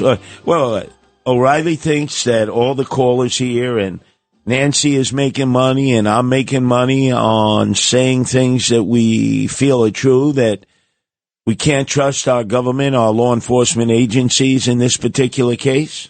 There's a conspiracy industry in America. You make a lot of money peddling that stuff. Nancy, how much are you making on this? No, nothing. But, as far as I know, he's someone who appreciates historical perspective, which is why I'm a little surprised that he really has so little foresight on what this could possibly be. That's right. There's a conspiracy industry in America. You make a lot of money peddling that stuff. He's written book after book, well-written books, I might add. You remember, Nancy, when I was recovering from chronic Crohn's disease after the 8.5-hour operation that I underwent in Columbia Presbyterian, where you were with me every second of the way. It was actually Bernard McGurk who had gotten 3 books for me to read, because Bernard McGurk was constantly reading. And he sent over 3 books to our apartment once I had gotten out of the hospital. And they were books that Bill O'Reilly and a co-author had written. In fact, Bill O'Reilly, to his credit, gives his co-author credit, whereas so many of these other people who claim to write books, it's really a ghostwriter who writes the book and they put their own name on it. They haven't written anything, but maybe the forward, and that's it. Who Killed Lincoln was great. The book he wrote about Washington and the American Revolution was great. I read the book that he wrote about Theodore Roosevelt, was great. But can I hear what Bill O'Reilly is saying right now, that anyone who speaks conspiratorially over the attempted assassination of Donald Trump is doing so to make money? There's a conspiracy industry in America. You make a lot of money peddling that stuff. Well, let's see. The director of the Secret Service, Kimberly Chisholm, who was keeping things very close, not really responding at all, in one of the few public comments she made about this attempted assassination, I want you to listen to how ridiculous she sounded and how purposeful I believe it was. Should that roof have been secure, period? That building in particular has a sloped roof at its highest point. And so, there's a safety factor that would be considered there, that we wouldn't want to put somebody up on a sloped roof. And so, the decision was made to secure the building from inside. I'm pretty sure that's a definition of what a roof is. Otherwise, it's a box. Not only that, Nancy, the other roof was sloped, and we saw the Secret Service sniper squad perched on that sloped roof. Yeah, so in other words, this 20-year-old was more physically equipped than would be the Secret Service sniper team. Gotcha. Okay. Let me hear the Secret Service director, who should have committed Harry after she said that. In Japan, when you shame yourself, your company, or your family, they give you a knife. Yeah. and they tell you to impale yourself like Vlad the Impaler. Well, then I'd have a little respect for her. And you commit Harry Carey. Should that roof have been secure, period? That building in particular has a sloped roof at its highest point. And so, there's a safety factor that would be considered there, that we wouldn't want to put somebody up on a sloped roof. And so, the decision was made to secure the building from inside. Oh. Yes, but apparently that plan didn't work either. Well, Dominic Carter, live from Milwaukee for the RNC convention, had Congresswoman Boebert on from Colorado, who said, what do you think, we're all stupid? And then she gives us another BS excuse that, the grade was too steep on that roof, so we couldn't put a sniper up there because of their safety. But, excuse me, New York, I got a GED here. So my GED level geometry tells me that the rooftop the snipers were on had a greater grade, a slope, than the one the sniper was on. So don't give us that. We're not stupid. The federal government, these bureaucrats, Democrats, think that they are smarter than the American people. And we prove time and time again that they are not. So Director Cheadle, she's coming before the Oversight Committee, which I serve on. We will be questioning her. We are having a briefing with the Department of Justice, Department of Injustice, and Homeland Security today. This was supposed to be a briefing just with the FBI and Oversight Committee, and Secretary Mayorkas stepped in and wouldn't allow them to do that. That hearing will take place on Monday. The director of the Secret Service will be grilled on the Hill. I don't expect anything more. Is this a sloped hill? That's right. Of her speaking that's going to make any sense, because it's just all part of a cover-up. All part of a cover-up. Let's go Should that roof have been secure, period? That building in particular has a sloped roof at its highest point. And so, there's a safety factor that would be considered there, that we wouldn't want to put somebody up on a sloped roof. And so, the decision was made to secure the building from inside. I'm going to guess that the Secret Service sniper team also would be in an environment where there's mountains and things of that nature. So again, this roof, I can't believe it was such a hurdle to figure out how to get someone on a roof. But the geek was able to get up. No, he had a ladder. He had no equipment on, just his bare hands, some sneakers. Apparently he took some clothing off. I mean, he was able to do it just fine. Let's go to Linda in Long Island. Your turn to be heard here at WABC, Linda. Hi, Curtis. I was wondering if I can order up, what do they call it again? A deep dig from Nancy. If you didn't hear about this, I'm trying to get an answer. There was a tape that I heard at least a couple of times that was running. I'm not sure if it was maybe Sunday. It was after the shooting on Saturday. It was a list, just a list of, terrible things that the creeps were saying, different people. I'm not sure if it's the last one, but the worst one, it was a man. They don't say who they are. It was a man, and he said, put a bullet in him, and that was the day before. Do you remember hearing that? I specifically did not, but Linda, you heard it, and where did you hear it at? That's my problem. I heard it on the station, so I was thinking. I put it on different times, different shows. Sure. But I don't know if I was thinking maybe Sunday.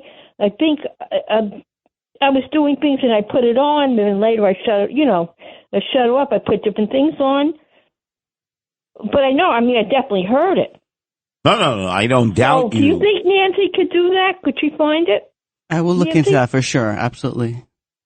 You think so? Because that was pretty bad, right? If that happened, it was a male, they don't tell who, but he says put a bullet in him, and if that was done, like you said, the day before or to this, and then Saturday someone really does it.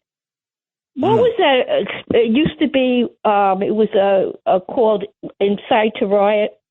Was that it? Incite to Riot? Right, to incite to riot, correct. Right. Years ago, I remember you was used that. If somebody had some kind of a direct thing, some moron, some idiot was listening to this. You know what I mean? And talk to somebody else and made some kind of thing. It's not a real conspiracy thing, but you never know. You know, Kim, Linda, right? you must be doing this to make money, according to Bill O'Reilly. You know, you're making a lot of money saying there's a conspiracy industry in America. You make a lot of money peddling that stuff. I mean, and there's also a lot of people who say things that are a bit contrarian that have a lot of adverse effects happen to them. So I don't really think it's a surefire way to, become a millionaire just by saying these things. I think it's backed by a lot of rationale, a lot of reasoning, a lot of inconsistencies and, experience in life. I mean, something doesn't look right. There's a reason why we have the reactions we have. I mean, it's like part of evolution. You sense something's wrong, you go with it. That's something you don't want to really quelch. And so it looks all sorts of wrong to me. There's a conspiracy industry in America. You make a lot of money peddling that stuff. Let's go to Angela in Queens. Your turn to be heard here at WABC, Angela. Hi, I really enjoyed your program when you were covering that, at the Pennsylvania, and all the eyewitnesses that you had on that called you direct. That was wonderful news. Well, thank you. Actually, and you beat everybody. And you had the real thing going on there. Yeah, we had the location of the gunman's house in Bethel Park, Pennsylvania, before anyone else. And we also had that lady who saw it right on the front row call, and she said that Trump saved himself by ducking. I think he took the first bullet, did he? Yes, in the air. He ducked for himself, and she said the people that went and to cover him, the bullets had already stopped, and she thought it was like a couple of minutes. Yes. So I think, and Nancy should send that to that Senate committee, that witness's eye view of it. Yeah, no, we're going to call through. Because they think the security was right there that minute, and they weren't. Well, Angela, we're going to cull through all the interviews we did because that's wonderful. We were ahead of everybody. Yeah, and that's important because, and the other thing that I just heard tonight, if they're claiming two people shot him, one of them is lying maybe. So they should do an autopsy and see if there's only one bullet. And if that one bullet belongs to the policeman, that means the security didn't shoot anybody. That is correct. And that's going to be really bad news for the security people. Now watch. Of allowing it. Right. Watch how this body will suddenly get buried overnight. And we will be. Overnight, so that'll be, I don't know, but that's something that lady brought up that's very right, but we will be told that the family, the father and the mother, wished not to have an autopsy, that their son's body just be buried overnight. So they can't match up bullets. And DNA. What about the police, the two guns? You could find out if one of them was shot and one wasn't. Exactly, Angela. So maybe that's another thing Nancy could figure out. Yep, we're giving you a lot of work here, Nancy, because you are an expert in this field. You yourself, because you got too close to the truth. I think I believe the policeman. In what way do you believe the policeman, Angela? Well, because it seemed like they screwed up so many other things. They could have screwed up and not been the sniper. And I heard something else tonight, which is even worse. I heard that people they sent to guard Trump were Homeland Security. Homeland Security? Yes. So that's directly from Mayorkas. Yeah, so they were allowed. Whoever was talking, they said they didn't have the experience to even be there. They weren't trained for this kind of stuff. So why did that director, that's another thing Nancy might ask too, of that Senate committee, exactly who were these people they sent there? How many were real Secret Service and how many were Homeland Security? And that means whatever she sent there may not have been qualified at all, and maybe that was done on purpose. Very good observation, Angela. Very good observation. And this I heard on, I think 2 nights ago, that there was a pastor who was a prophetic pastor, Brandon Biggs, and a week before this even happened, on his own website before, he put up that President Trump's life was in danger and that he would be hit by a bullet in the ear.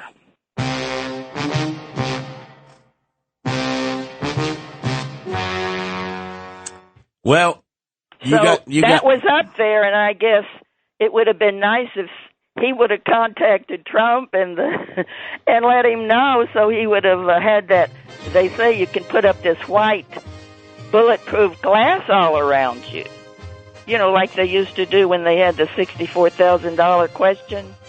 Yeah, I remember that. He could have had that glass around him, but I don't know if anybody take pastors' prophecies seriously in America anymore. No longer.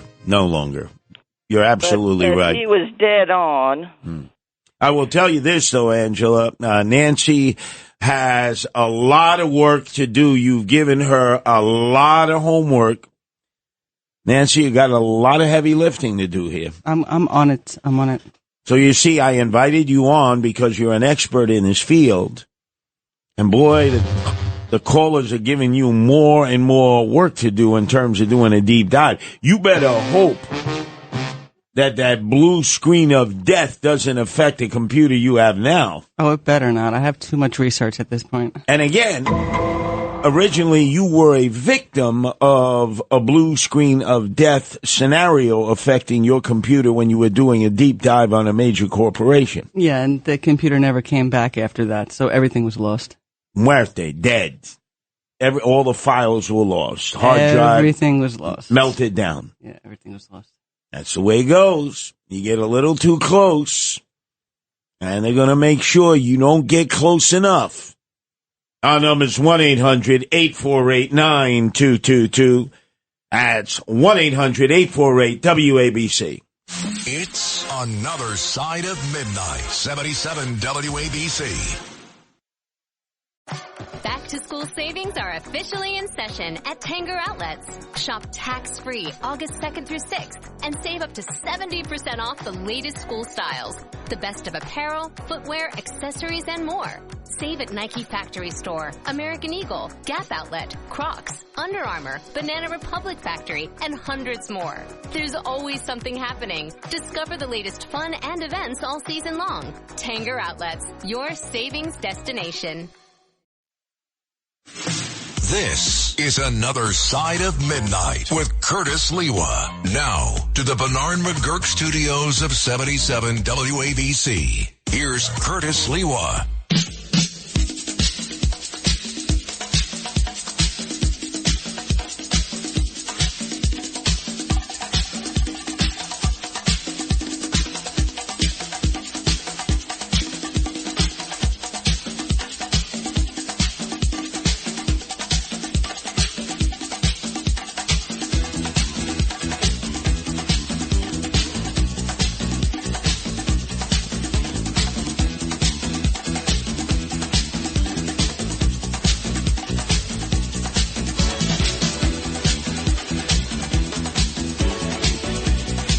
To the break of dawn. Ain't nobody going to sleep on Nancy and Curtis this morning.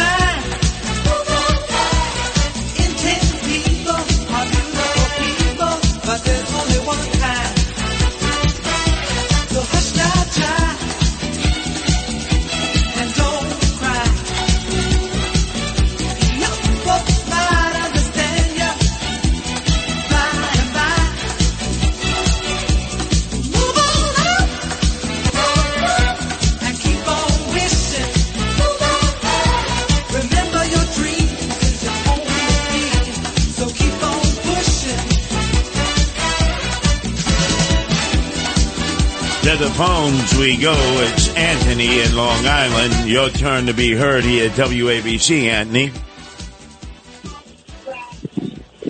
Yes, hello, Anthony. Curtis, my man, we're calling from the Capitol in Bay Ridge, my friend. Oh, I was out there on Friday night for the stroll on 3rd Avenue from 82nd Street all the way to Marine. That's correct. And they had another one tonight, too. Yep, and I'll be there at the next one next Friday night. Wow, you know what? I guess we're going to get together next Friday night. And let me say, Nancy's a great addition to the show tonight. I have to say that, my friend. The question that I want to ask is, how does a 20-year-old get a gun? By the way, what caliber was it? Did it have a scope and be able to do that in all that little time that he had and get a shot off to hit President Trump? Yeah, well, it was a AR-15, and he had already in his possession, he had sized up the distance when he was on the ground. They knew that he had in his hands this device, which you say to yourself, wait a second, you see him with a rangefinder there, which golfers will use sometimes when they're trying to figure out, should I use a 2-iron, should I use a 3-iron, or when you're shooting. And yet they didn't bother to stop him and ask him about that when he went through the metal detector the first time. Nobody had a conversation with him, Anthony. No law enforcement agent took it upon himself or herself to say, this guy's acting strangely. Let me just go up there and engage him in conversation. Do you find that odd, Anthony? Do I find it odd that there wasn't even a drone, a little drone circling the area to see what's going on and somebody monitoring it? Or a helicopter. Nothing. A helicopter, a drone, something. It's just unbelievable. It really boggles the mind. Anthony, believe it or not, we found out another piece of information. Each day we find out a little more, that he was in that field hours before the same morning, that Saturday morning, which soon will mark 1 week in a few hours.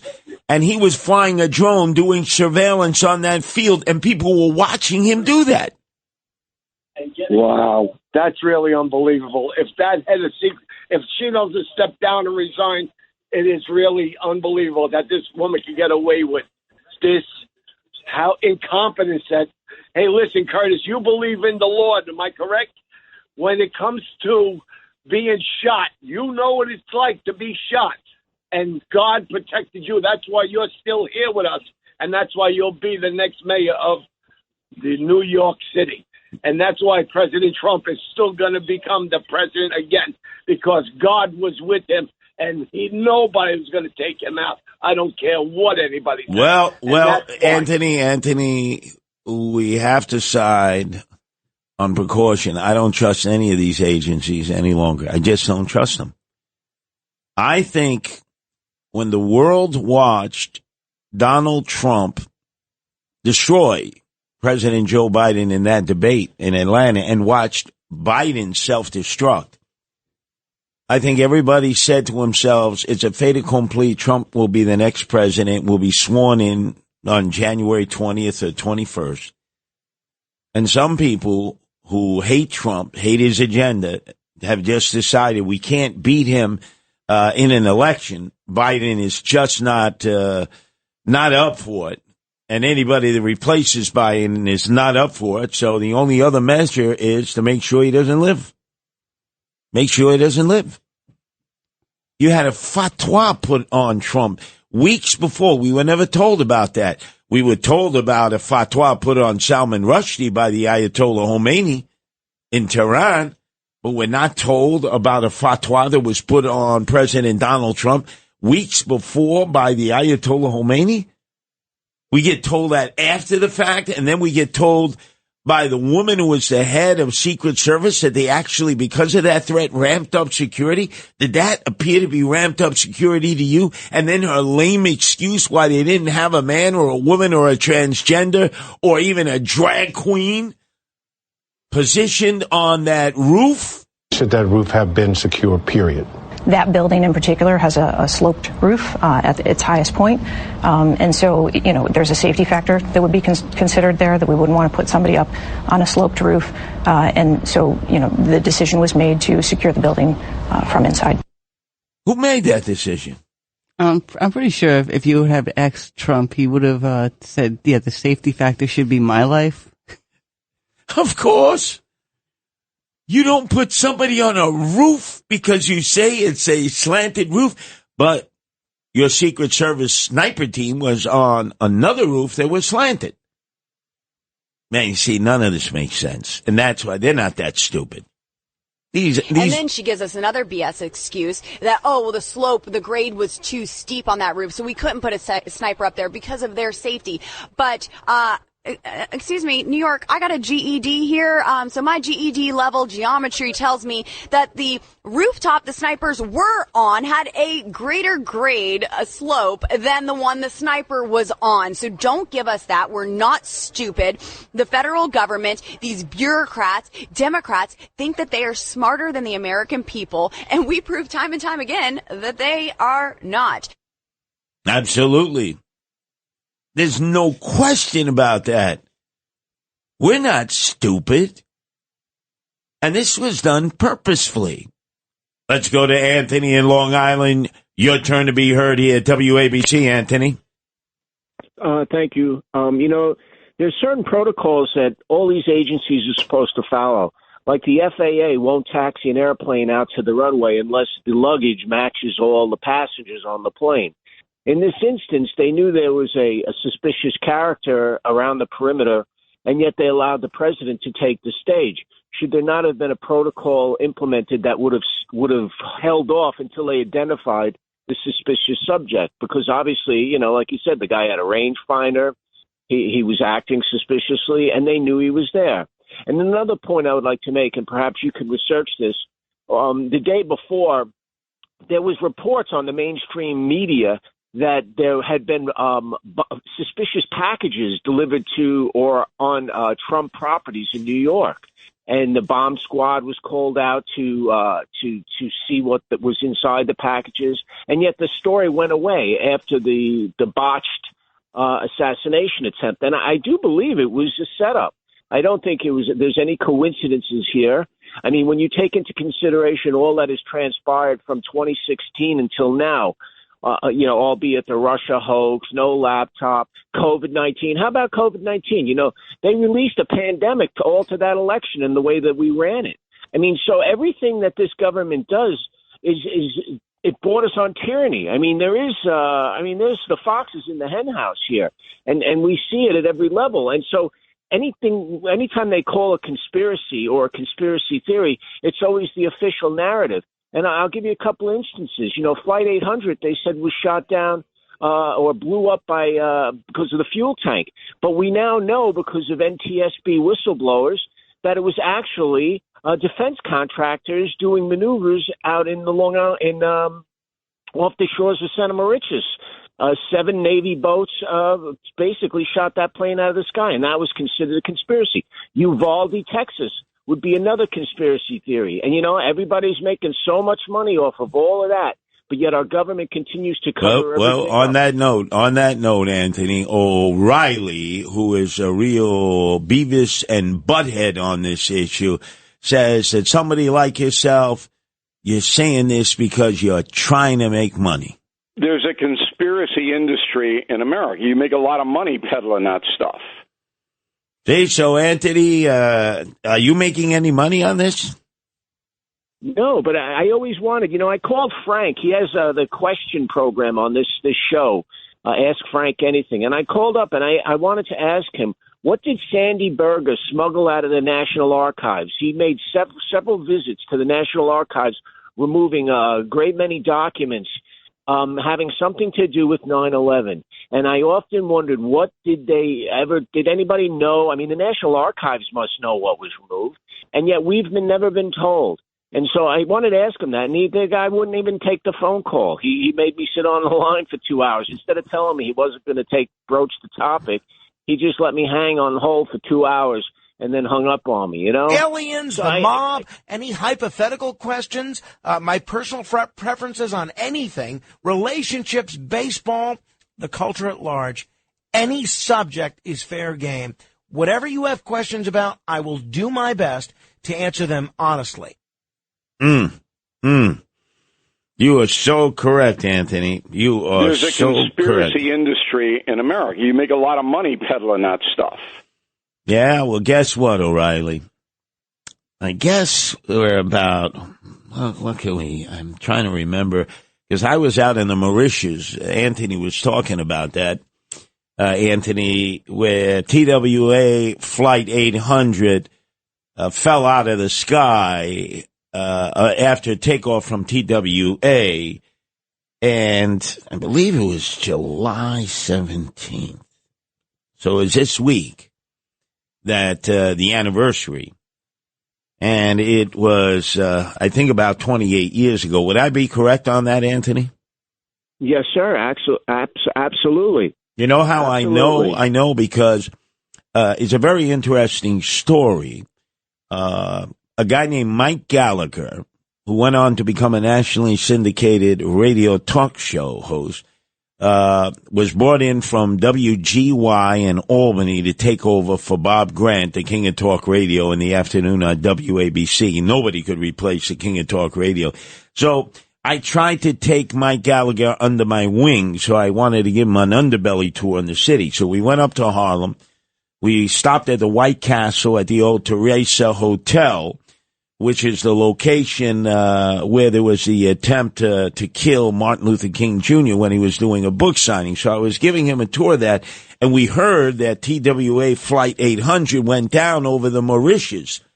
So I brought Mike Gallagher back to the station, and then I went out with Joel Santisteban, who used to team up with James Golden. We called the show on Saturdays the Minorities with Priorities. So James Golden, African-American, both Snurdly, who's on in a few hours, 7 and 10, and Joel Santisteban, Cuban-American. And he had a little boat. And we went out to the Mauritius to look ourselves. And there was no security out there. We had total access to the Mauritius. And I got to tell you, by the time we did our own investigation, I ended up not only with poison ivy, but poison oak. Oh, my God. But, Anthony, even in a place like that, me and Joel Santisteban in a little motorboat were able to get access to one of the biggest crime scenes that ever took place, and we should never have been able to get into that crime scene area. And yet, we did, Anthony. We did. Well, that's because the first time in naval history, the Navy vessels that were out there doing the testing, they all got the hell out of Dodge. They cleared out 40 knots. They head away. They instead of responding to an air disaster, they went in the other direction because they were culpable for what had occurred. And I'll tell you another thing. The FAA had it on their radar. There is they could see the munitions ascending from the water, and that was totally covered up. And a woman by the name of Christian Borgensen and a gentleman by the name of Thomas Stahlkup, both one was a physicist and the other an engineer as well, a documentarian, did a film about it, and they showed where the whole thing was a government conspiracy to cover up what actually had occurred.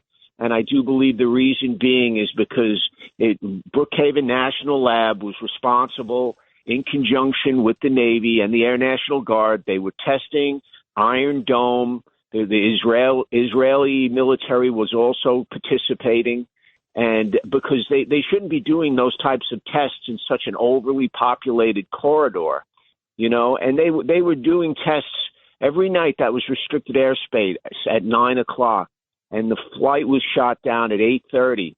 So obviously they were gearing up to do their tests, and because there was a mistake made where a plane was kept lower at low altitude at around 8:30, and it was in the airspace that was restricted at 9 p.m. And because of that 9,000 feet, I believe it was held at.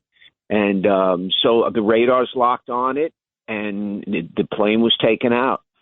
And the whole thing, and then they went through this charade of reconstructing the aircraft out in Calverton. Millions of dollars wasted as they just tried to cover up their actions. Instead of owning up to what they did, they covered it up. Well, I always felt the one area that was never explored. I don't know if you were aware of this, Nancy, because you grew up out in Bohemia in Suffolk County. Plum Island, which is an island in the town of Southold in Suffolk County. And I always felt that there were things going on there that we were not privy to.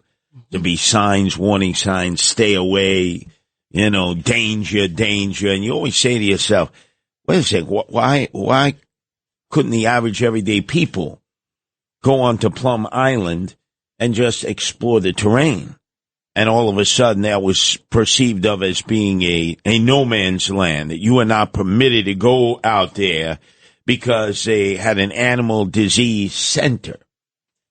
Very similar to what we saw happen when we were investing Dr. Fauci in that laboratory in Wuhan. And then they blamed the coronavirus, the COVID-19, on the marketplace, the wet marketplace, where they would kill animals, and you could either take them home directly or you could have them prepared for your consumption right there. He tried to blame it on what I called a wet shop, when in fact it was an actual lab that was doing animal disease experimentation with highly toxic poisons emerging from that. And the government lied to us.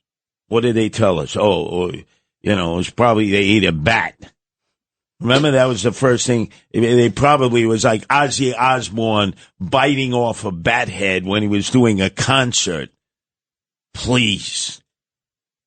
1-800-848-9222. Just remember, never, ever, ever trust the government. Curtis Sliwa is a politician who says don't trust politicians. Hi, Night Flight fans. We're talking with the one and only Ozzy Osbourne. Good evening, Ozzy. What? Good evening, Ozzy. Hello there. How are you? Fine. Ozzy, first of all, it has been rumored that you have bitten off the heads of doves, bats, dogs, everything. We want to set the record straight. What head did you really bite? Well, in actual fact, if you want me to be funny, I bit my own head off. But in actual fact, some guy went at one gig on the last tour threw a bat on stage, and every night we do a gig, you get all these crazy people that come and throw this junk on stage, and I thought it was one of these rubber bats. I pictured it was a real bat. Was it alive? Well, it was till I bit the head off it, This is another Side of Midnight with Curtis Lewa. Now to the Bernard McGurk studios of 77 WABC. Here's Curtis Lewa.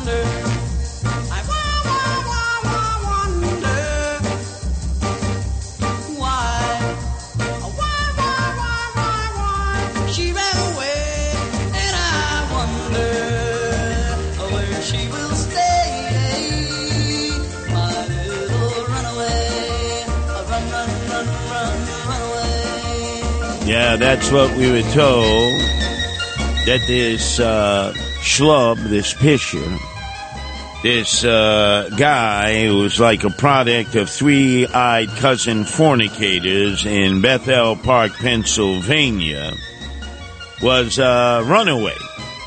We're now told that on that morning, that Saturday morning, which will be just in a few hours, will make a full week, that this shooter was actually being reported to the police by his parents as being missing in action, and I find that incredibly odd that the guy is 20 years old, and yet the parents are going to call the police. What did they say to the police? How come we haven't heard what the report was? What did they know about what their son had intended to do and was going to do, and had they aided and abetted him in any of that activity whatsoever? Can't seem to get any transparency about why parents of a young adult, age 20, with his own car, with a job, he had attended his job that morning and basically said, I'm going to take the day off, I'll be in tomorrow at that rehabilitation center for senior citizens. They didn't have a problem with that. He was going to come in the next day. Why would the mother and father have reported him to the police? Thomas Matthew Crooks. And you know what I always say, never trust anybody with three names. Let's go, if we can, to Jim in New York. Your turn to be heard here at WABC, Jimmy.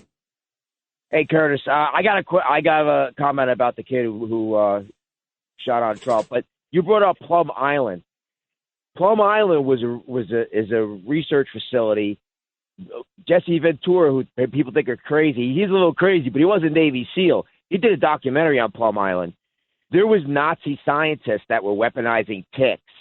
After World War II, we took those Nazi scientists, they put them on Plum Island.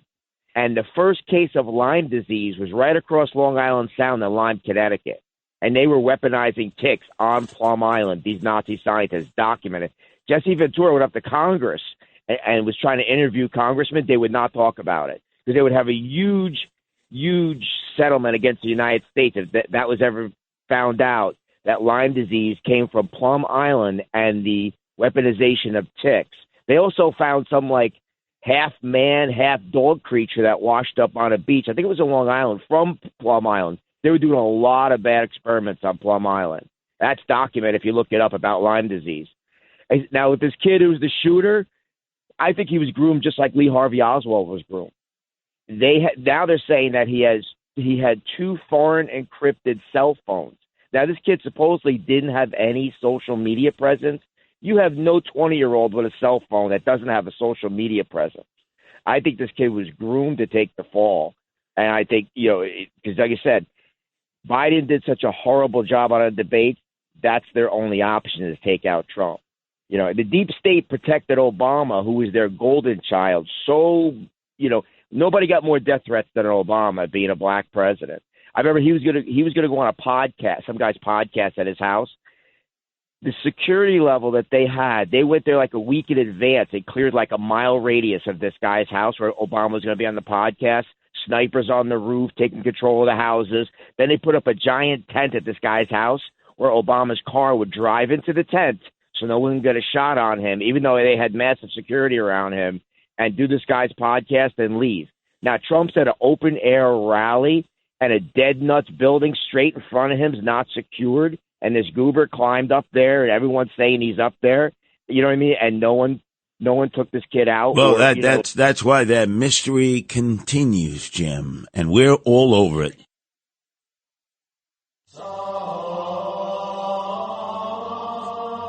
Padre, Figlio, Spiritu Santo.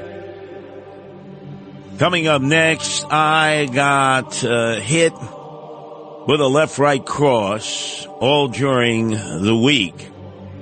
On the morning show, it said it was broadcasting live from Milwaukee, that mistake by Lake Michigan. And I got to tell you, it was the Beavis and Butthead double-teaming me. It was Bill O'Reilly, who had been Cuomoized the week before. Oh, all of a sudden, Fredo, Chris Cuomo is the second coming of Edward R. Murrow. Not. And then Sid Rosenberg, before he departed, basically doing an ode to Andrew Evil Eyes Cuomo, King Cuomo II, the son of Mario Faccia Bruta Cuomo, King Cuomo I, claiming, he's going to fight anti-Semitism 9 months after the attack of October 7th. Yeah, right, Sid. But oh boy, did they double team me. And I fought back. And I'm going to play you what they had to say in terms of what they claimed was constructive criticism of myself, but what I felt was over the top, an attempt to completely discredit me and my theories as to why all chaos was taking place. Now, you would have thought rational men or women would have said, wow, there are a series of events here that make no sense whatsoever. Trained professional police officers acting like Keystone cops. Acting like Barney Fife in Mayberry RFD with Sheriff Taylor. Disgraziata. There's a conspiracy industry in America. You make a lot of money peddling that stuff. Check this out. On the weekend, take a journey with the People's Mayor. Curtis Sliwa is a politician who says don't trust politicians. It's Another Side of Midnight with Curtis Sliwa. The iconic, the legendary Curtis Sliwa. This city doesn't sleep, and neither does Curtis Sliwa on Another Side of Midnight. Oh, yeah. Now, to the Bernard McGurk studios of 77 WABC. Here's Curtis Sliwa.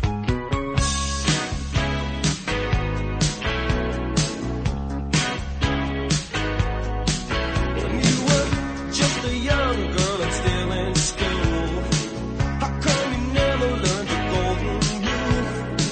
Don't talk to strange men, don't be a fool. I'm hearing stories, I don't think that's cool. Why don't you tell me someone is loving you? 'Cause you're my girl, some say it's no longer true. You're seeing some slick continental dude. I'm begging you, please don't talk to strangers. Baby, don't you go. Don't talk to strangers. You know he'll only use you. Don't talk to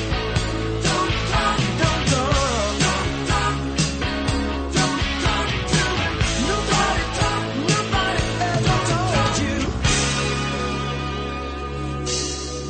Now tell me, how's life in the big city? I hear the competition's tough, baby, that's a pity. And every man's an actor, every girl is pretty. I don't like what's getting back to me.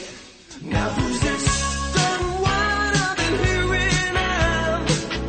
Love hurts when only one's in love. Did you fall at first sight or did you need a shove? I'm begging you, please don't talk to strangers. Baby, don't you go. Don't talk to strangers. You know he'll only use you. Don't talk to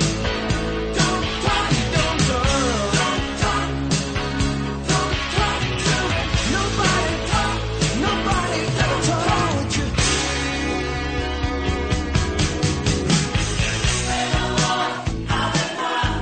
What she said, baby.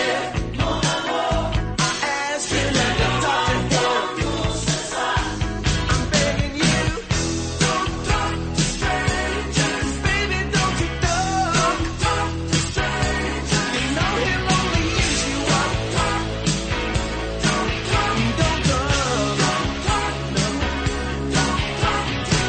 nobody ever told you.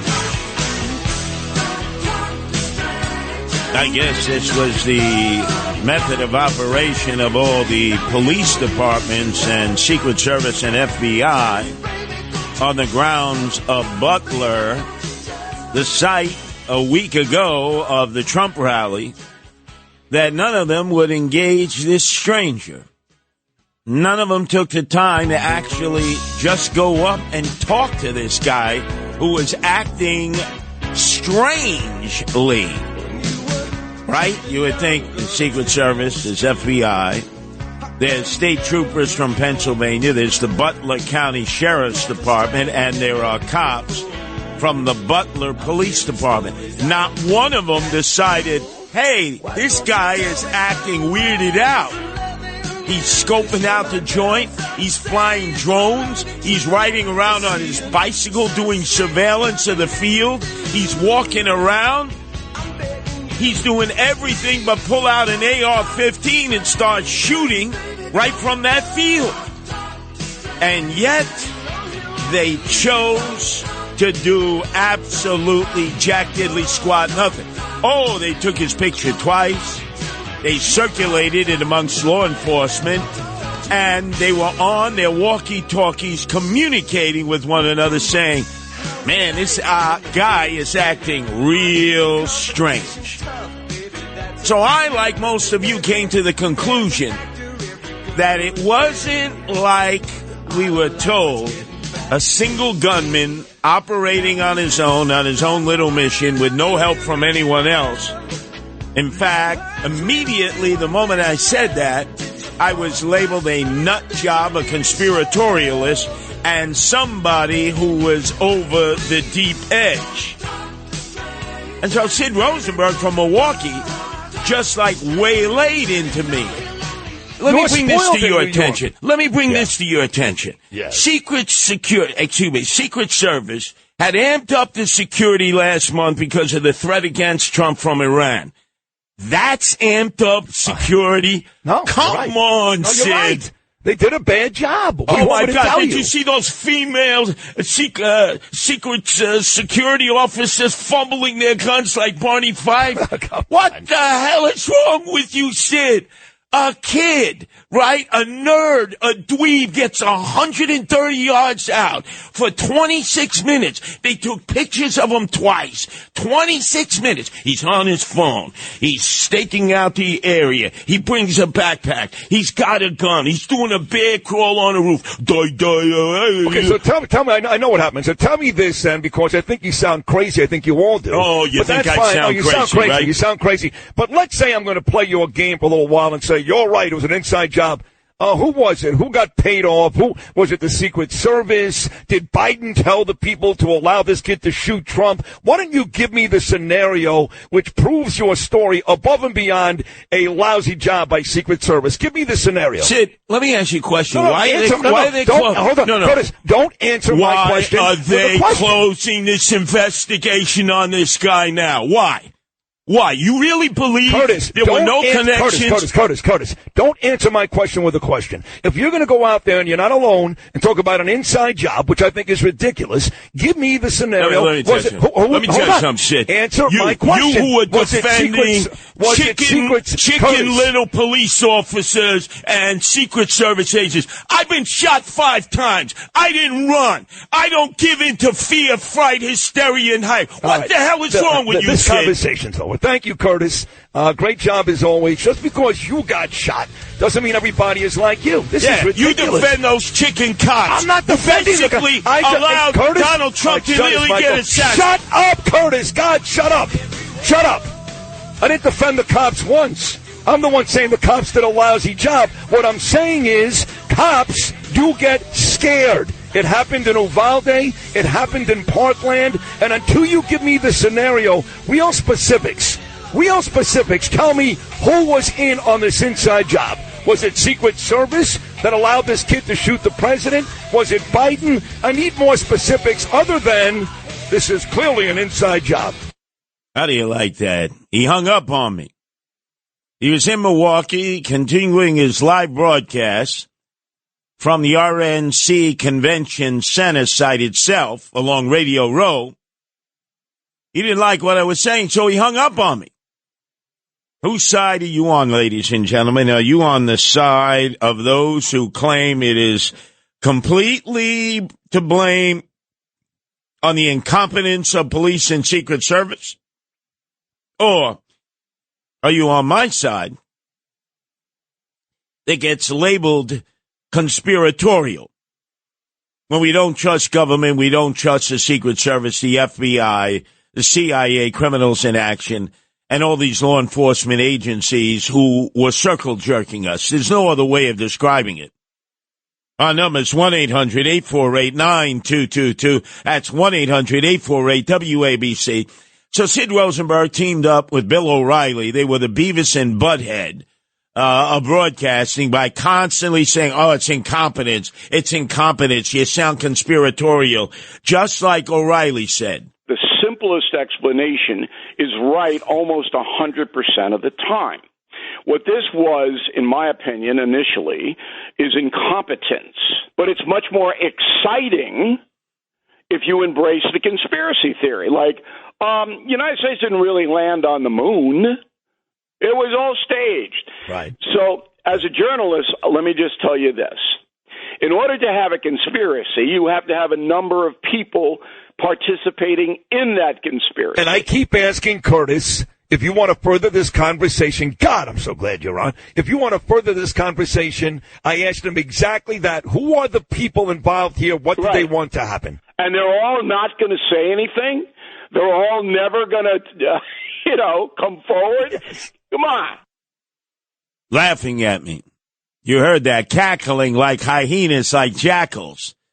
The Beavis and Butthead of broadcasting, Bill O'Reilly and Sid Rosenberg. Whose side are you on, ladies and gentlemen? Do you think that they are correct by blaming it all on incompetence of law enforcement and Secret Service and FBI? Or are you on my side that says there's way more to this than what the authorities are telling us about this three-eyed cousin fornicator who they're claiming acted independently and autonomously as a lone wolf in his attempt to assassinate Donald Trump, Thomas Matthew Crooks. Again, I never trust anybody with three names. 1-800-848-9222. That's 1-800-848-WABC. And then O'Reilly says we shouldn't believe everything we see or we hear. Even though you can absolutely make an argument for a conspiracy, of course you can. Sure. Right, Anybody but why can't people accept the fact that whether it's fear or they're just not good at their job, people all the time at every position screw up? That's right. But it's much more exciting if you embrace the conspiracy theory. Like, United States didn't really land on the moon. It was all staged. Right. So, as a journalist, let me just tell you this. In order to have a conspiracy, you have to have a number of people participating in that conspiracy. And I keep asking Curtis, if you want to further this conversation, God, I'm so glad you're on. If you want to further this conversation, I asked him exactly that. Who are the people involved here? What do they want to happen? And they're all not going to say anything? They're all never going to, come forward? Yes. Come on. And who would agree to that anyway? Right. What human being would agree to that knowing the odds of getting caught are 99 out of 100 and their whole lives are going to be ruined? Right. So all rational thought points to incompetence. But again, it should be investigated every single way. Agreed. But don't believe, and this is where Americans go off the rails, when you hear it on television and radio, oh, he had a ladder, he had a bazooka. Don't believe it. It's usually not true. Bill O'Reilly, this guy went out on Saturday morning. Thomas Matthew Crooks purchased a 5-foot ladder at Home Depot. Eyewitnesses saw him, and when he was shot and eventually his personal belongings were searched, he had no ID on him. But guess what? He had a receipt from Home Depot for the 5-foot ladder that clearly he used to get up on the building's roof. Or how else would he have gotten up on the building's roof? There's a conspiracy industry in America. You make a lot of money peddling that stuff. Our number is 1-800-848-9222. That's 1-800-848-WABC. But what really pissed Sid off, really put him over the edge, was that his very dear friend, his tailor, his stylist, a guy who he goes way back in terms of his friendship back to the Don Imus in the Morning Show, Joseph Abboud, actually agreed with me and not with his very dear friend, Sid Rosenberg. Curtis, it's Joseph Abboud. I think you're more right than Sid's giving you credit for. I have one question. It's gnawing at me. How could a kid come to this event carrying a ladder and go to the only place that was unsecured? How does he know to bring a ladder? How does he know exactly where to go? The only place that was unsecured. Anyway, I'm with you, Curtis. I think there's much more to this. It's not conspiracy theories. It's questions need to be answered. But I'll be listening. You're the best. I love your show. I love you with Sid. You do a great job. Thanks, Curtis. Hope to see you soon. So I want you to listen to that again. This is Joseph Abboud, the great stylist, the fashion designer, friend of Sid Rosenberg for years, going back to Don Imus in the Morning Show. Always in harmony with Sid. But on this case, he breaks ranks. Curtis, it's Joseph Abboud. I think you're more right than Sid's giving you credit for. I have one question. It's gnawing at me. How could a kid come to this event carrying a ladder and go to the only place that was unsecured? How does he know to bring a ladder? How does he know exactly where to go? The only place that was unsecured. Anyway, I'm with you, Curtis. I think there's much more to this. It's not conspiracy theories. It's questions need to be answered. But I'll be listening. You're the best. I love your show. I love you with Sid. You do a great job. Thanks, Curtis. Hope to see you soon. Oh, my God, that pissed off Sid to no end. The fact that Joseph Abboud would be siding with Curtis Sliwa and not with Sid Rosenberg pissed him off to the high heavens. Our number is 1-800-848-9222. That's 1-800-848-WABC. Let's go to Virginia calling from the Bronx. Your turn to be heard here at WABC, Virginia. Yes, hello, Virginia. Where did Virginia go, Tony? Oh, my God, find Virginia. Where did Virginia Woolf go? Well, wasn't that Elizabeth Taylor who played Virginia Woolf? Where did Virginia Woolf go? Anyway, let's switch to Diane in Brooklyn. Your turn to be heard here at WABC, Diane. Yeah, hi. Well, how could you even say that they didn't perform their, a good job when in every way they give him zero protection? I mean, nothing. How could you have pictures of the guy? How could you have been told that somebody's on the roof with a rifle? All these things. How could you allow somebody to have 8 chances of shooting Trump? 8 chances, not just shoot him right away when you see him up there, but 8 chances to shoot him when they saw him with it, aiming. Oh, this is insane. But let me add one thing that I heard tonight.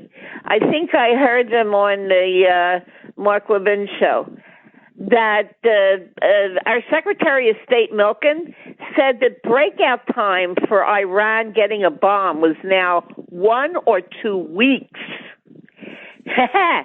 Well, this kid supposedly had these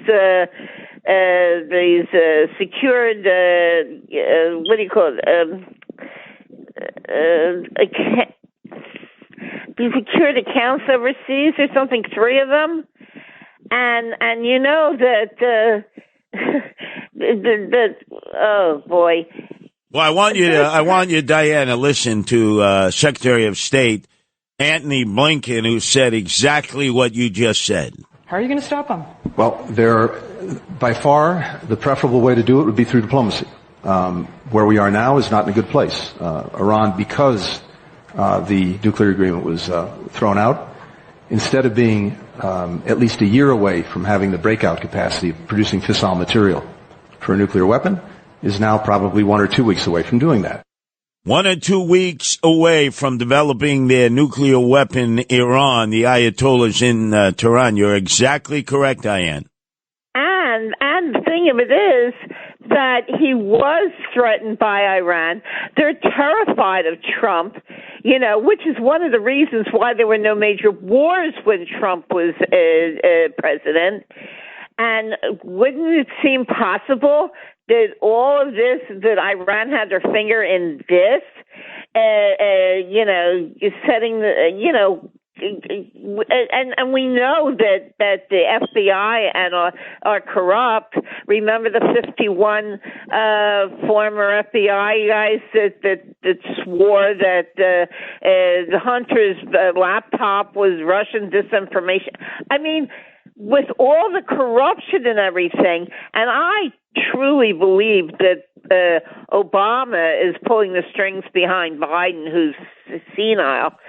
I mean, you mix all these things together in a stew, and it looks like they want to get rid of Trump, because when Iran does get the bomb, Trump will maybe be able to deal with it, but nobody else will. Well, you're absolutely correct, Diane. We are pushing forward here, even though the Beavis and Butthead of this discussion, Bill O'Reilly and Sid Rosenberg, were laughing at me like jackals and hyenas. He who laughs first laughs last, right? He who laughs first last laugh, or he who laughs last laughs first, or something like that. What is the correct term, ladies and gentlemen? 1-800-848-9222.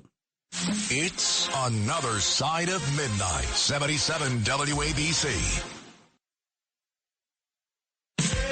Cook an egg on the sidewalk. Walk on the shady side of the street. Wearing sunglasses at the park. It's summer. On 77 WABC.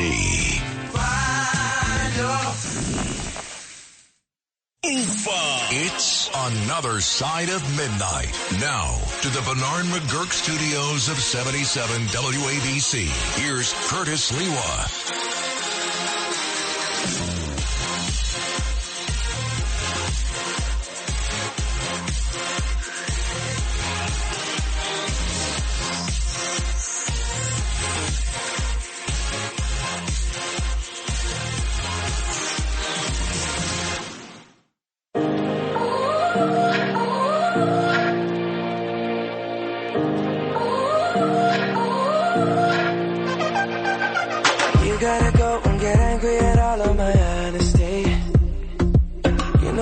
But I don't do too well with apologies. I hope I don't run out of time, cause someone call a referee. Cause I just need one more shot, have forgiveness. I know you know that I made those mistakes maybe once or twice. And by once or twice I mean maybe a couple of 100 times. So let me redeem or myself tonight. Cause I just need one more shot. Second chances. Yeah. Is it too late now to say sorry? Cause I'm missing more than just your body. Oh, is it too late now to say sorry? Yeah, I know that I let you down. Is it too late to say sorry now?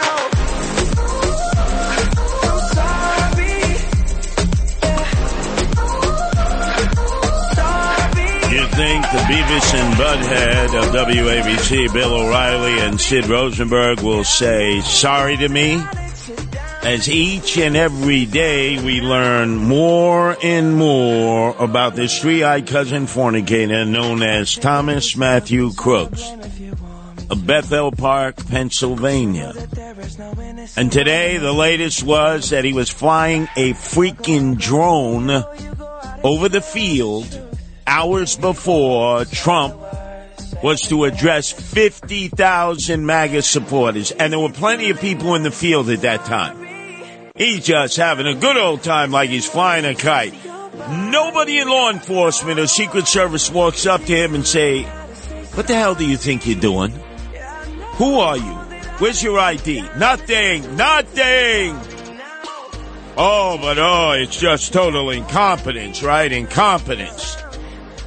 A rent-a-guard, right, would have gone up and asked. A guard would have gone up and asked, hey, pal, what are you doing here? You have a reason to be here? What's the drone? Are you involved with the government? A security officer would ask that. But nobody in policing, nobody in the Secret Service, nobody in the FBI? Really? Really? Anyway, let's go to Ron in Michigan. Your turn to be heard here at WABC, Ron. Good morning, Curtis. Curtis, Trump has vowed once he becomes president, he will fire all civil servants, Secret Service, FBI. They're all civil servants. So all those guys are looking at being fired and then being put on trial, show trial. As a matter of fact, the wrestling thing, it plays into this whole thing. Who's gonna replace Trump's security? The wrestlers. And you're going to see show trials. And you think I'm joking. I'm not joking. Trump's going to put on show trials with cages, and he's going to put Obama in there. He's going to put General Milley. He's going to put that woman who's in charge of Secret Service. And you tell me this, Curtis. You're an FBI agent. You grew up as a high school kid wanting to be an FBI, a Secret Service agent, to serve your government, to serve your president, whoever he is. But this guy who says, I'm going to run this country the way I want it to run. I'm going to run this country like Hitler. I'm going to fire all you guys. I'm going to take your guns away. I'm going to put you into interrogation. I'm going to put most of you in jail. And you going to stand by? Would you stand by, Curtis? Here's my gun. Here's my bulletproof vest. Here's my badge, you flunky. Because you're a bootlicker for Trump. You can take over. You think you're going to do that? You're going to turn over your weapons to them? Trump. And here's the other thing, Curtis. You know as well as I do. If the bullets don't work, they'll put you on an airplane and crash you. The Carnahans, the Kennedys. Sure, they're good at killing Democrats, but when they set a target, they're going to get that target. No, very, very cogent, Ron. Very cogent. And he said it with a surety. And so right away, people would label him, a conspiratorialist. Oh, he's a loony kazoonie from parts unknown. No. All these law enforcement agencies led by the Secret Service, we can't believe any of them of what transpired in that field of Butler County just a week ago. Let's go to Michael, who's calling from Brooklyn. Your turn to be heard here at WABC. Michael. Hey, Curtis, good morning, buddy. I agree with you, not 100%, 1,000,000%. First of all, I'm a former New York City cop. For every one that was afraid, there would have been 100 that would have ran through that building on fire to become a hero, especially at that scale, where you took someone out that was going to shoot the president. And Sid is the worst. Either what have you done for me lately needs to be knocked off his high horse. If you had his slot, you'll bring in just the ratings he would bring in. They all hated Adams. Now he loves Adams. Now he hates Adams. He's the horrors. And you're the best, my man. Take care. Oh, thank you. Thanks for having my back against... Curtis, it's Joseph Abood. I think you're more right than Sid's giving you credit for. I have one question. It's gnawing at me. How could a kid come to this event carrying a ladder and go to the only place that was unsecured? How does he know to bring a ladder? How does he know exactly where to go? The only place that was unsecured. Anyway, I'm with you, Curtis. I think there's much more to this. It's not conspiracy theories. It's questions need to be answered. But I'll be listening. You're the best. I love your show. I love you with Sid. You do a great job. Thanks, Curtis. Hope to see you soon. Joseph Abood, best friends with Sid Rosenberg, turning on him on this one, feeling that I'm wrong and his buddy, Sid Rosenberg, is wrong and that I'm right. And that there's much more to this than meets the eye, which there clearly is. Every other day we learn a little bit more. Like Chinese water torture, a little more drop that comes from the ceiling that relates to us, something that they say could not have happened before. Remember, this guy, supposedly, Thomas Matthew Crooks, a three-eyed cousin fornicator there living in Bethel Park, Pennsylvania, at home, was flying a drone in that field just hours before Trump was to appear. And there were hundreds of people already there, in addition to law enforcement. Not one member of law enforcement went up to this guy and said, what the hell are you doing? Are you a member of law enforcement? Are you a member of a federal agency? Who told you to fly this drone over the field? Nobody confronted this guy at all, any step of the way, which would suggest that he was free to do what he intended to do, maybe what he was programmed to do, what he was trained to do, what he was sent to do. But, oh, no, if you say things like that, people will question your sanity. The simplest explanation is right almost 100% of the time. What this was, in my opinion, initially, is incompetence. But it's much more exciting if you embrace the conspiracy theory. Like, United States didn't really land on the moon.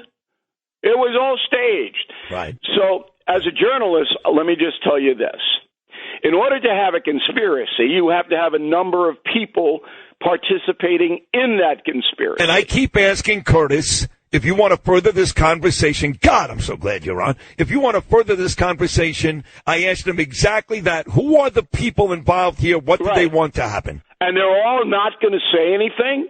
They're all never going to, come forward. Yes. Come on. Giggling like little, like little kids in the schoolyard. Like hyenas, like jackals. They couldn't be more hopelessly wrong. Or they can, incompetence. Really? What this was, in my opinion, initially, is incompetence.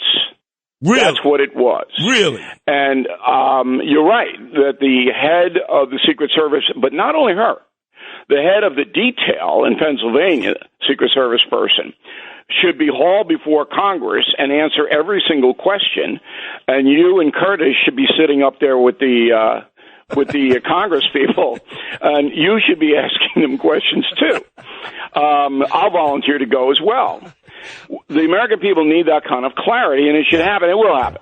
Yeah. It's going to happen next week. All right? And then as soon as the Secret Service people get through testifying, they should be fired.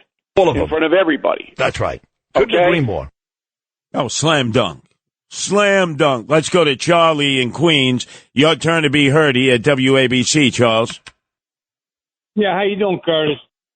The saying is, he who laughs last laughs best. He who laughs last laughs best.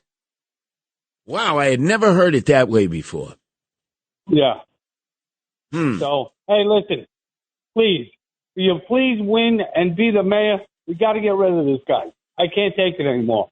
I'm thinking of leaving New York. Oh, no, wait, please. Don't leave. You got to vote for me first. You got to vote for me first, Charles. I did already. I did the last time. I know, but hey, now you got the daily double. You get to vote for me again. Don't go nowhere, Charles, and the rest of you. Yeah, Whitestone is changing, man. I tell you, I lived there my entire life. Well, I'll tell you what, this is the deal. You improve, you don't move, and if I lose this time, then you can cut all ties and head out to Florida or Tennessee or wherever you're going, Charles. How about that? Maybe North Carolina, I don't know. Look, right now, if you can't get insurance. Right now, if you had to unload your house with 7%, 7.5% mortgage rates, it'd be kind of tough to get a buyer, Charles. Kind of tough. Yeah, there's a lot of houses for sale. Every time I go down the block, there's another house for sale. Now, all of a sudden, an Asian guy showed up with a suitcase full of cash, Charles. Full of money. Yeah, I know. You'll invite him in for an Utazza de Cafe, a little Maglia d'Oro coffee with a little biscuit, and you'll make a deal, right? Yeah, I don't know. Well, he'll tell you, we don't need a bank. We don't need a third party. It's cash and carry. Yeah, I know. That's what they do. No bank. That's what they say. No bank. That's right. No bank. And it's like, where do you carry $925,000 in cash? Nobody asked any questions. No, up his tuchus. He's got it all packed in there. Now, Charles, you got to swear to me, you ain't going to leave until you get to vote for me again. I will definitely stay until I vote for you. Thank again. you. Oh, thank you. Thank you. Thank you. Oh, thank you. Thank you, Charles. Oh, there was one vote that was going to leave, followed by others. I know the exodus continues at an unprecedented rate. More people are leaving New York State and New York City than any place in the nation, even more than in California, heading to Colorado. Our number is 1-800-848-9222. Let's go to Wayne in Hempstead. Your turn to be heard here on WABC, Wayne. Yes, hello, Wayne. What happened? I'm sorry, I said good evening. Hello? Yes, Wayne. Yes. Okay, good. I had it on mute because I didn't want the double, You're fantastic, and tonight's show, finally, you're talking about the real thing. There's a couple of things I want to say that I think are really important, but let me get to the slightly not important. These two, what you call the Beavers, I think they're more like the Tootie and Mulroon, Car 54, where are you? And let's just keep it simple in one sentence to classify exactly who these two are. Number one, you're talking about a sports radio guy. He doesn't know about what you know. That's number one. The other guy who's no longer on the station for real, okay, he always used to tout on TV. He's a teacher. Okay, I taught in Bushwick for 10 years. I'm a teacher, math, technology, science, okay? This man who talked about, I'm a teacher, well, he was very well educated, and he taught, I looked it up, he taught for 2 years down at a very posh, very nice, excellent Roman Catholic school for the very elites in Miami. That was his teaching experience. And after that, he doesn't know a thing about what you're talking about. Doesn't know a thing about it. So let's put those two aside. I want to talk about the really important aspect of what's going on, because everything you and Nancy said is 100 right on. All the callers calling in with the insights, correct. By the way, nobody asked, how about the bullets? But let's not get into that. What I want to talk about is this. All this is going on, and there's one thing that nobody will talk about, including you two wonderful people at 7 a.m. on Sunday morning. They won't talk about one of the reasons that HSBC, and you can look it up on Bloomberg, not conspiracy, Bloomberg News, HSBC was fined $85 million for the what do you call it, money laundering. What's the money laundering about? Well, let's not get into a whole long thing about it, but the simplicity is the cartels. And now we're going to get into the really most important aspect of it, which I called about, and that is this. The disciples were saying to Jesus, the kid, don't let those kids over here. They're all coming to get blessed. And Jesus said, no, bring the child over to me. Unless you become as a little child, you can't even enter the kingdom of heaven. And then he said this. He said, whoever harms one of these little ones, it would be better. He didn't say this is what you should have happen. He said it would be better if a millstone was hung around your neck and you were dropped into the center of the ocean. So that means it's going to be much worse for those who harm the little ones. And let me tell you something. We've got, and I will say one thing. I know a man, he's not a conspiracy theorist, for 15 years. He's been fighting and taking little kids, and one of his buddies was shot in the face and survived, just like you. One of his, ex-military buddies, because they go in and they get those kids out of there, out of the trafficking, out of the slavery of it. And here's what I'm getting at. We have a nation, we know it's filled with this problem, and I'm going to tell you right now, if you don't think the Lord is standing back, now he definitely saved Donald Trump and moved his head the other day. There's no question about that. But I will tell you this, it is time think of all the people, the kids are trafficked and you blame the cartels and you blame this and that and all, you could say conspiracy theories up the yin-yang about that one, except for one thing. There's real Johns going to see those little kids. And this country needs to repent, and worldwide needs to repent. You want to repent? It means turn away from what you're doing. That's what that word means. It's not some old, heavy word. It simply means turn around and go towards the right way and get away from doing the wrong. And if you don't think that God is watching this, just as he watches over Israel, if you don't think that he's looking, and he's waiting, and he's giving us every chance. But when are these Johns going to repent? Who's talking about the Johns? They always talk about the kids. They talk about the cartels. They talk about the conspiracy and the Epstein and all the rest. but they don't talk about the Johns. And there's millions and millions of them. And I'm praying for this country because he died on that cross for each one of those Johns. He died on the cross for me. Believe me, I'm a sinner. I taught in the inner city. I'll tell you one last thing about how beautiful the kids are and why he loves them so much. I was talking to a sixth grader who was doing good in my math class. I went over to her and her friend. They always sat together and they were in the corner. They just wanted to do their work. They were such nice kids while everybody else was throwing paper balls at me or whatever. And I didn't mind because I loved those kids. And I said to this little girl, "You're doing great. You're going to be fantastic. You got a lot of great things going to happen for me." She said, "Oh, no, Mr. K." They called me Mr. K. She said, "Oh, no, Mr. K, you don't understand." I said, "What are you talking about?" Every day my mother says to me, "I wish I aborted you." Life in the ghetto, you know it. You know what it's like, Curtis. You're the real deal. Nancy's the real deal. And God bless you for speaking up on it. Well, now that's our mission. Our mission here at WABC is to share our personal experiences with you and not hold back. Our experiences are not up in the suites. Our experiences are in the streets, in the tenements, in the public housing projects, in the urban area where oftentimes the only Republican that any guy or gal has seen is Abraham Lincoln on a $5 bill. Because Republicans just either choose not to go in, don't know enough about the neighborhood, or feel uncomfortable in terms of politicking in those neighborhoods. And you can't. You got to go in there. Because if they never see you, they'll never vote for you. They'll tell you straight up, why should I vote for somebody who I don't know, who never came to visit us, never came in to find out what our problems are and how they might be able to offer a solution. Got to scrape the barnacles off your backside, Republicans. Get your rear in gear. Go into those neighborhoods. Make yourself known, and you will be surprised the positive response you will get. But nobody before you has done it. It's all virgin territory. 1-800-848-9222. It's another side of midnight. Now to the Bernard McGurk studios of 77 WABC. Here's Curtis Lewa. I was 5 and he was 6. We rode on horses made of sticks. He wore black and I wore white.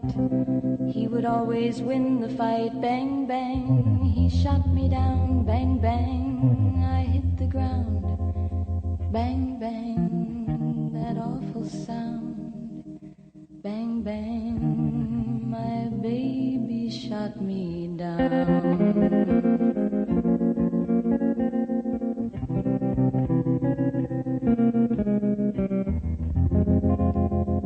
Seasons came and changed the time. When I grew up, I called him mine. He would always laugh and say, "Remember when we used to play?" Bang, bang, I shot you down. Bang, bang, you hit the ground. Bang, bang, that awful sound. Bang, bang, I used to shoot you down.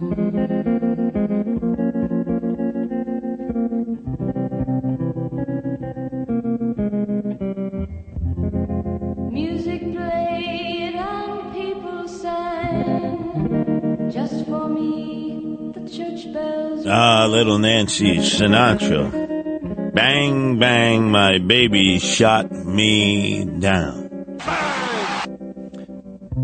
Could there be a connection to what she was singing and what we saw transpire about a week ago in that field in Butler, where we now learn each and every day it's drip, drip, drip, more and more information about this three-eyed cousin fornicator, Thomas Matthew Crooks. Never trust anybody with three names, responsible for the attempted assassination of Donald Trump. The killing of the firefighter who was protecting his daughters in the stands, and the serious injuries to two others who were also spectators. Our number is 1-800-848-9222. Let's go to Veronica in Long Island. Your turn to be heard here at WABC, Veronica. Hey, Curtis. Love you. Love Nancy. Fetal alcohol syndrome. That's what the kid has. That's the look. If you look it up, that's a standard look of a child that has fetal alcohol syndrome. I learned it in either Stony Brook or BOCES, one of my schools. I went for dental to learn to do crown and bridge and all that kind of stuff. So the look of this guy, Thomas Matthew Crooks, which is a bit of a strange look, is the result of probably the mother while in labor having either the father or mother, one of them. Both. So that could well be either one or the other. Of them. We don't know which one. So the child then picks up the fetal alcohol syndrome that plagues them for the rest of their life. Correct. Wow. And some of them are very, very, very smart, and some of them aren't, depending on what kind of alcohol, how much you intake, all the above, just like anything with drugs. Yeah, well, apparently the parents were social workers themselves and, ironically, working for the state of Pennsylvania and giving advice to other dysfunctional families within Western Pennsylvania. Now, that is really odd. Right. But you probably could see, if you look up a picture of fetal alcohol syndrome, you'll see his look. Well, definitely do that, Veronica. I had not really noticed that whatsoever. But I'm looking at his picture right now. You could well be onto something here, Veronica. I'm going to follow up on it. Let's go to Todd in Maplewood. Your turn to be heard here at WABC, Todd. Hey, Curtis. Good morning. There's something odd about that kid. He's got, the forehead. I don't want to be... Anyway, he was sick. He had a forehead, he looked like a beluga whale, but, I don't know, man. There's something not right with the kid. He was abused. No excuses, but, it's like the system. It's like, you got to watch out for these loonies now. And getting back to your conspiracy theory that you were talking about, one of my neighbors just walking around the neighborhood today was listening to a podcast, and he said there was like 10 or 15 shots during this whole incident.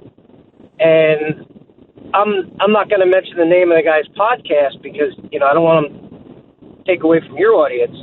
But you could see the signature of the kid shots, the sniper shots, and then some other erroneous gunfire that they just can't pin down, but they're definitely gunshots. So I thought it was, the simplest explanation is usually the right answer. But, God help us, man, if it is some kind of a freaking, I don't know. Well, Todd, I don't think any of us think it's just incompetence. All those different levels of policing, all of them incompetent. None of them choosing to confront this guy that they felt was acting very suspiciously for an hour before the rally. What this was, in my opinion, initially, is incompetence. That's what it was. And you're right that the head of the Secret Service, but not only her, the head of the detail in Pennsylvania, Secret Service person, should be hauled before Congress and answer every single question. And you and Curtis should be sitting up there with the Congress people, and you should be asking them questions too. I'll volunteer to go as well. The American people need that kind of clarity, and it should happen. It will happen. Yeah. It's going to happen next week, all right? And then as soon as the Secret Service people get through testifying, they should be fired. All of them. In front of everybody. That's right. Couldn't agree more.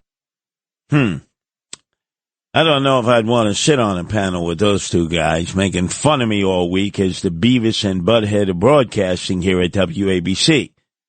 1-800-848-9222. Even though you can absolutely make an argument for a conspiracy, of course you can. Sure. Right, Anybody but why can't people accept the fact that whether it's fear or they're just not good at their job, people all the time at every position screw up.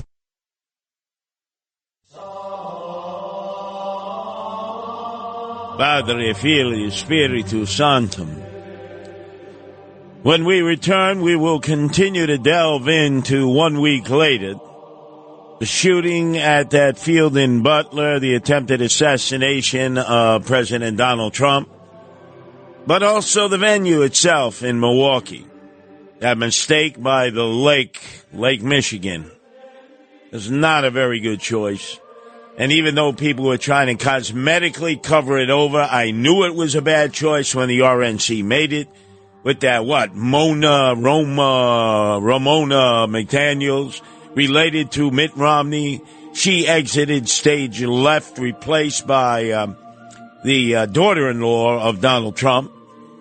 And I don't think they had any input in terms of picking Milwaukee. I think that deal was done before somebody got wine, dined, and pocket lined in order for the RNC to be in Milwaukee, Wisconsin.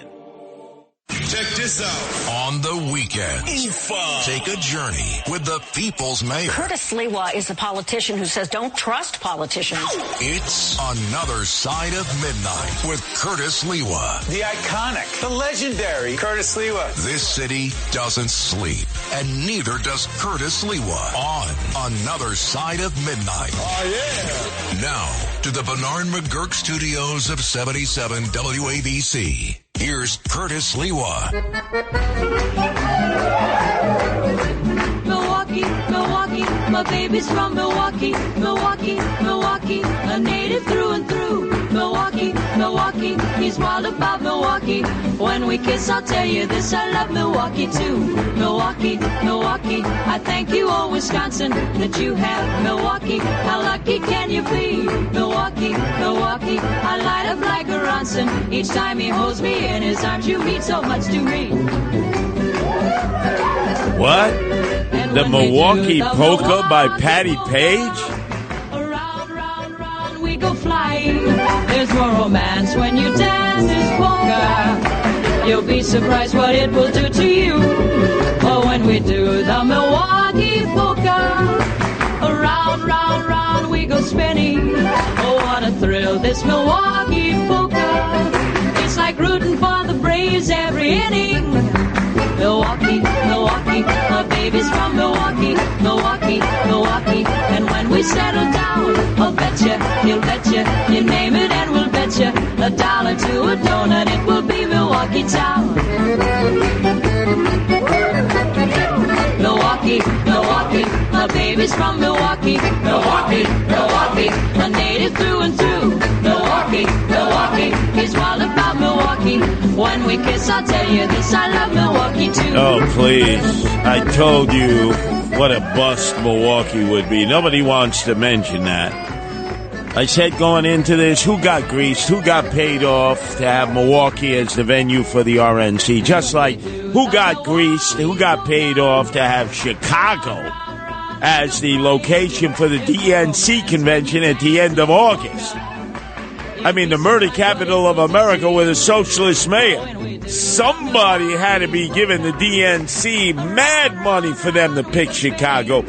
Just like before Donald Trump took over the RNC with Lara Trump, his daughter-in-law, who is that, Mona Romney or whatever the hell her name was, related to Mitt Romney, must have got greased big time along with Renshaw Priebus, Badger Boy there. I said this place was a dive. And, you know, they all tried to put a good face on it. They were in a green zone, but they never went up the 16th Street Viaduct into the hood. But let's look at the most positive aspects of this RNC convention in Milwaukee, which is it took place on the floor of the convention. And let's go to the end of the speech. You think you got this right, Broadway Billy. You started off, you were $1 short and a day late. Let's get the end of the 90 minutes. My God, it was like a marathon there.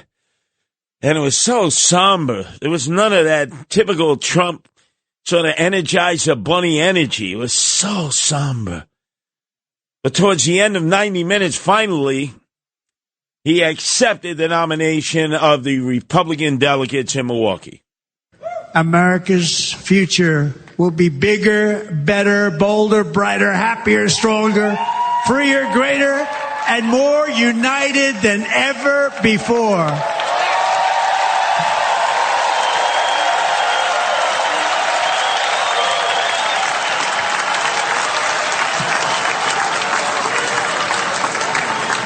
And quite simply put, we will very quickly make America great again. Thank you very much. Thank you very much, Wisconsin. God bless you. God bless you, Wisconsin, and God bless the United States of America, our great country. Thank you very much, everybody. Thank you. Thank God, 90 minutes. I mean, God, 40 minutes, maybe max. 90 minutes was torturous. Look, all the people who utilize idolatry when talking about Donald Trump as if he's the second coming of Jesus Christ who could walk on Lake Michigan, that's not me. That speech was way too long. When you consider one of the greatest speeches of all time was the Gettysburg Address by then President Lincoln in 1863, it lasted 2 minutes. The guy who spoke afterwards, a guy named Everett, spoke for 2 hours, and the crowd basically left after 20 minutes of this guy's talk. You got to know that enough is enough. And even Sid, number one sycophantody and lackey of Donald Trump, although he wasn't originally that way. Remember, in 2016, he was a Hillaryite. Oh, he wanted Hillary. But now he considers himself to be like an appendage to Donald Trump himself. Even he had to admit, upon my prodding, that it was way too long. But wouldn't you agree that that speech went on too long, Sid? Way too long. I'll say this. At this point, I've gone Pines Bernard, I think, God rest his soul. You're going to be hard-pressed to find anyone who loves and supports President Trump more than me. And I could not agree with you more. To be honest, I found myself kind of falling asleep by the end. So, yes, 30 minutes shorter would have been ideal. I love Trump. I love him. I sat there. I was there for 4 hours. I love the man, but I don't disagree. 30 minutes shorter may have been better. Wow, he actually agreed with me. I thought for sure he was going to chastise me and say, oh, I could have sat there for another hour. He was falling asleep. A lot of people were falling asleep. It was such a somber speech. And then when all of a sudden the so-called glitch hit, if you want to believe that, all of a sudden all the airlines were down. And Sid was freaking out because there were no flights that were leaving. And there he was sitting in the lobby of the hotels he was staying at. Now, it wasn't a Motel 6, and it wasn't a Super 8, but it wasn't far from it.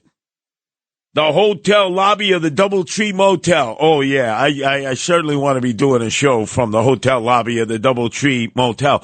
While the salesmen for the upcoming shredded cheddar cheese convention were gathering there, with their checkerboard jackets on and their cheese hats. Sid was freaking out. He couldn't get a flight. You know what had happened. Oh, they said, oh, no, there's a glitch. There's a glitch in the system. Don't worry about it. JetBlue will be flying real soon. Makwanamai. I think Sid is still stuck in Milwaukee. I don't think he made it out of Milwaukee. At least that's what I last heard. Did not make it out of Milwaukee. Can you imagine, Sid? He'll be going absolutely stock raving mad out of his mind. As much as when he comes on Monday and tries to make the best of it and says, oh, no, I really enjoyed it. And you know he hated Milwaukee. Number 3 in the crime stats for small cities in America. First, Baltimore, Body Bag City, USA. Number 2, Oaktown, Oakland, California. Number 3, Milwaukee, Wisconsin. But listen to Sid crying like a little baby. No. Yes. No, God damn it. What? Nobody cares about the train. Why doesn't anybody you care about got the trade? your number one morning show host in the world stuck in Milwaukee. Okay, so what flight are you on? Please, I'm on a JetBlue flight. But tell me which one, and I'll tell you if here. it's taken off. Hold on. All right, because if I don't get home, then there's a good chance I'm going to cry. Good chance he's going to cry. Everybody like trying a to get little out of baby, Milwaukee. like a little I'm not sure I'm baby. getting out of here. I have no idea. I got a 1:30 flight from JetBlue to Kennedy. If I don't get out of here, I'm going to cry. Like a little baby, like a little bambino. Oh, my God, he's a grown man. He wanted to get out of there so bad. But he's, if I understand correctly, he has decided to follow the Trump train and accompany the new vice presidential choice, J.D. Vance and Donald Trump, in their first political rally together in Grand Rapids, Michigan, which will be taking place in a few hours. And apparently he'll be with that goober, that guy he interviewed during the week from the Greater Michigan Network. Oh, my God, this guy was like, oh. When I mean you look at the definition of a goober, this guy was a goober. Oh, I have a network that goes from Muskegon, where I was smelling the lead smelting plant, to Kalamazoo, to Flint, to Saginaw. Oh, God. Oh, God. Crying like a little baby. And then there was a Willie Brooks, who was my chapter leader for many, many years. Oh, wait a second. You'll be taking a month of Sundays here if I got to wait for you, Broadway Bill Lee. You certainly didn't bring your A game. By the time you find a baby crying here, it'll be the break of dawn. Look at this. I got to wait until you find a baby crying. Unbelievable. Oh, you can't find that either. Man alive. Anyway, let's go to the calls. Got a lot of calls here, and calls will continue to come in here. Let's go to Jeff, who's calling from Queens. Your turn to be heard here at WABC, Jeff. I like that poker song. It took me back 50 years to the Elks Club in Hicksville. This guy, you've been to one of them parties when the same guy plays the accordion, and he's at like every party your parents drag you to? Oh, yeah, for the Polish poker band, they call that the squeeze box, the accordion. And we were Irish. I don't know how my dad wound up hanging out with them guys, but yeah, I remember. Jeff, oh man, that was good. Jeff, the greatest Polish polka band leader in the world, Jimmy Sturr from Florida, New York, all Irish, 15-time Grammy Award winner, playing Polish polka music all over the world, and he's Irish. Irish, yeah. We used to hang out with this guy Moishe. He's like the head Polak of the whole place. But my point was, I just wanted to say, it doesn't matter if this kid was wrapped tight, wrapped loose. The point is, he was there at that point with a gun. That's the only problem we have. And if you think this, and all the callers are great, and they call up and they think something smells, you look at a piece of ham, you smell it, it ain't right. We're not stupid. We're not dumb. It's not. Don't think we like. Same thing when Biden gave the speech. Everybody heard it. Like, don't tell us. All right, he was on cough medicine. He was out. No. He wasn't hungover. That would have been different. They continuously try to. I don't get it. I mean, we don't have factual stuff yet, but when everybody could see, something ain't right here.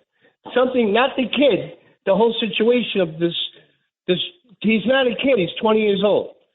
20 years old with an AR-15, and it's not the gun. It's this individual. But how did he get there? And the last comment I want to say is, are they getting soft? Like why did they shot him, right? They took him out. So why didn't they just tackle him the minute they saw him? Why did they follow him? Like, of course. I don't get that part either. Of course. Why didn't they just... They knew he was on the grounds for hours. He was flying a drone up there over the field there for hours in advance. But I will tell you this, Jeff, in honor of you, We want to go out with the Milwaukee Polka by Patty Page. Yeah. Love it. Hey, Milwaukee, Milwaukee, my baby's from Milwaukee, Milwaukee, Milwaukee, a native through and through. Milwaukee, Milwaukee, he's wild about Milwaukee. When we kiss, I'll tell you this, I love Milwaukee too. Milwaukee, Milwaukee, I thank you, oh Wisconsin, that you have Milwaukee. How lucky can you be? Milwaukee, Milwaukee, I light up like a Ronson. Each time he holds me in his arms, you mean so much to me. And when we do the Milwaukee polka, around, round, round we go flying. There's more romance when you dance this polka. You'll be surprised what it will do to you. Oh, when we do the Milwaukee polka, around, round, round we go spinning. Oh, what a thrill this Milwaukee polka. It's like rooting for the Braves every inning. Milwaukee, Milwaukee, my baby's from Milwaukee. Only positive thing I can say about Milwaukee, I've spent a lot of time there. North side, south side, up the 16th Street Viaduct, right into the hood. As I was introduced, my very first time having Hogshead cheese, mild, spicy. German deli, but it was black guys who introduced it to me. They're sitting around, hot summer day. Hogshead cheese on Ritz crackers with a nice cold Coca-Cola in the old bottle. Not the plastic, not the can, the old glass bottle. Man, there was nothing better in the world. Some of them guys be putting hot sauce on the Hogshead cheese. Man, and look at that Hogshead cheese and make you want to spin your stomach around as if it was in the dry cycle of a washing machine. But I got to tell you, I love the taste. Other than that, there was nothing about Milwaukee that was memorable to me. Oh, Liberace came out of there, but so did Jeffrey Dahmer, who would eat anybody he could get his hands on. Our number is 1-800-848-9222. That's 1-800-848-WABC. 77 WABC weekends mean the best talk during the day. The liberals now want to create all-out chaos. And the best music at night. With Cousin Brucey, Joe Piscopo, Tony Orlando, and Vinny Madunio. Curtis Lewa overnight. Don't fold like a cheap chemist. And so much more. WABC. Check this out. On the This is another side of midnight with Curtis Lewa. Now to the Bernard McGurk studios of 77 WABC. Here's Curtis Lewa.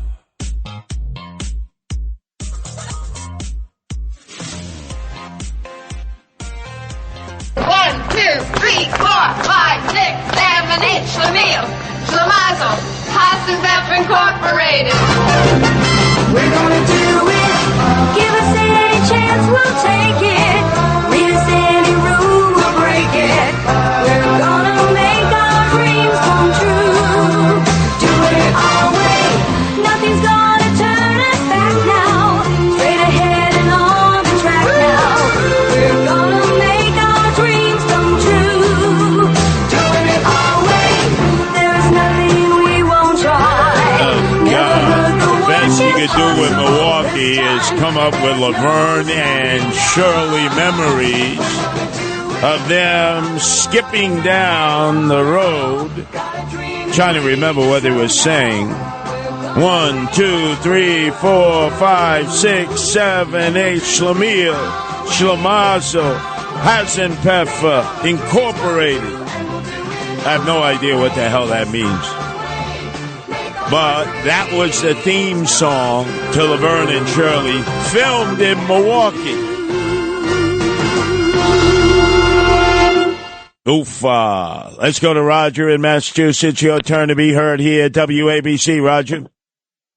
Yeah, hi. I have a couple of questions for the last couple of hours that maybe you can straighten out. And Diana from Brooklyn raised the issue when she said about they got off 8 shots. My question is, do you happen to know roughly how soon after the shooter did a shooting, how soon afterwards did the sniper kill him? A minute? 10 minutes? 15 minutes? Do you have any idea? And then where was the sniper? Was he already perched on a roof? Or what? In other words, how come it feels like they waited for him to get someone apparently waited for him to get the shots off, and then immediately killed him. Basically, like to say, in other words, so he wouldn't be able to talk or anything like that. Or in other words, it's almost as if the sniper shot him like immediately after he got off the 8 shots. It's like as if they knew that the guy was up there, and then immediately get rid of him afterwards and dispose of him. That's what it feels like, but I don't know. Was he shot immediately after they got the 8 shots off? Well, let's look at the timeline here, Roger. Originally, President Donald Trump was expected to come out on the stage and walk over to the podium at 5 o'clock. They delayed the start of the campaign appearance till 6. No complaints. Crowd was 50,000. They were patient. They were waiting.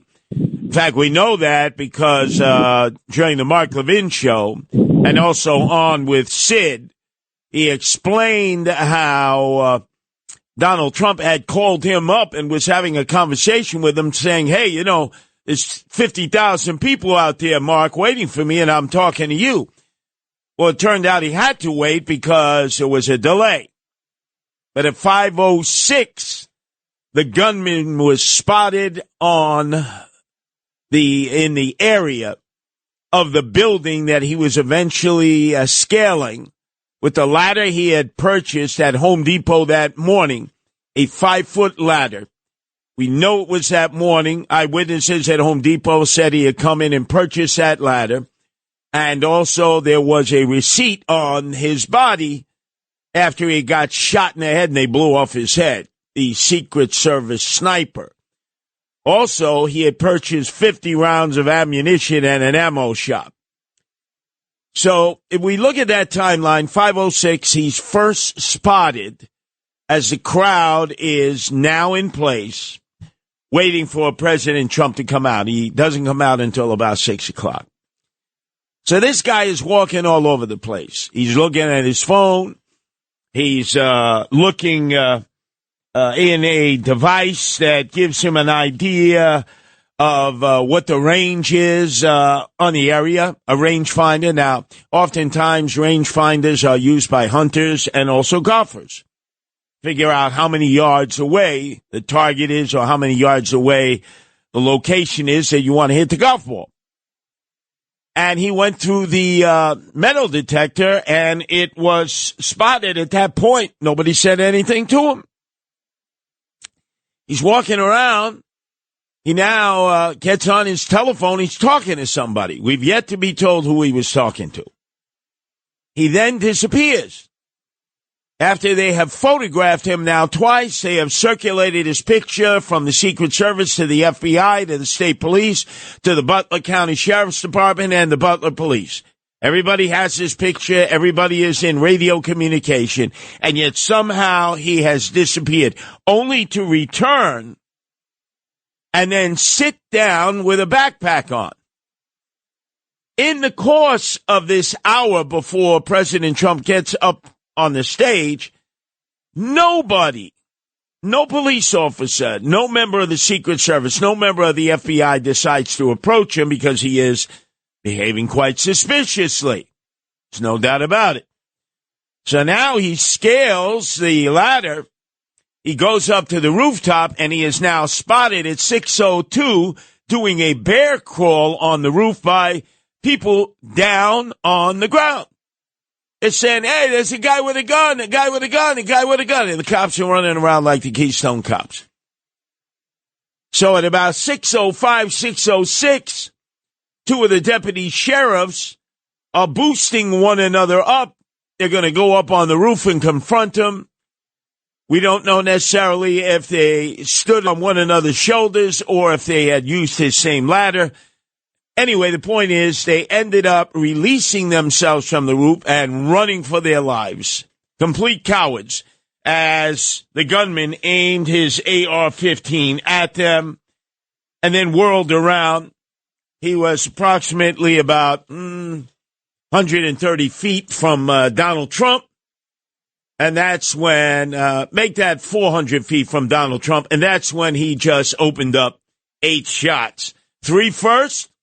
First one clipped Trump in the ear. And then another 5 shots, meaning a total of 8 shots.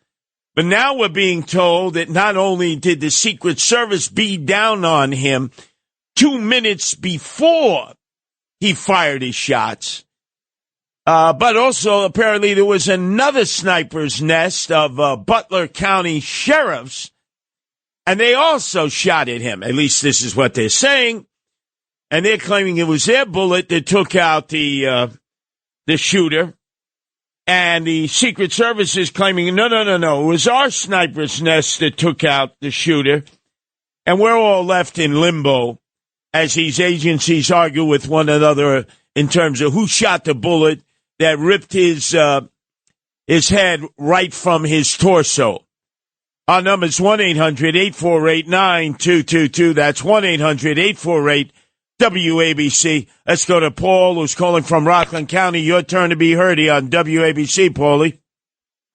Yes, Curtis. If Cheadle was back in Washington, who did she designate that day to be in charge of that venue? Nobody's asking that. We don't have a name. She had to designate somebody, and that person has a lot of questions to answer. And then you talk about the cooperation, let's say the state police, they should have been in charge of the approaching roads. Were they popping trunks looking for, a kid with a gun? And then the local police, they should have been in charge of the grounds. And as far as the rooftop goes, the deputy sheriffs, they should have been up there 3 hours before the event, 6 hours before the event. So I think the coordination between the different agencies is weak, but especially who did Cheadle designate? Who was her top man or woman in charge of the venue that day? And nobody's telling us that. Excellent point. You are absolutely correct. Nobody has been identified as being the shot caller at the scene on behalf of the Secret Service.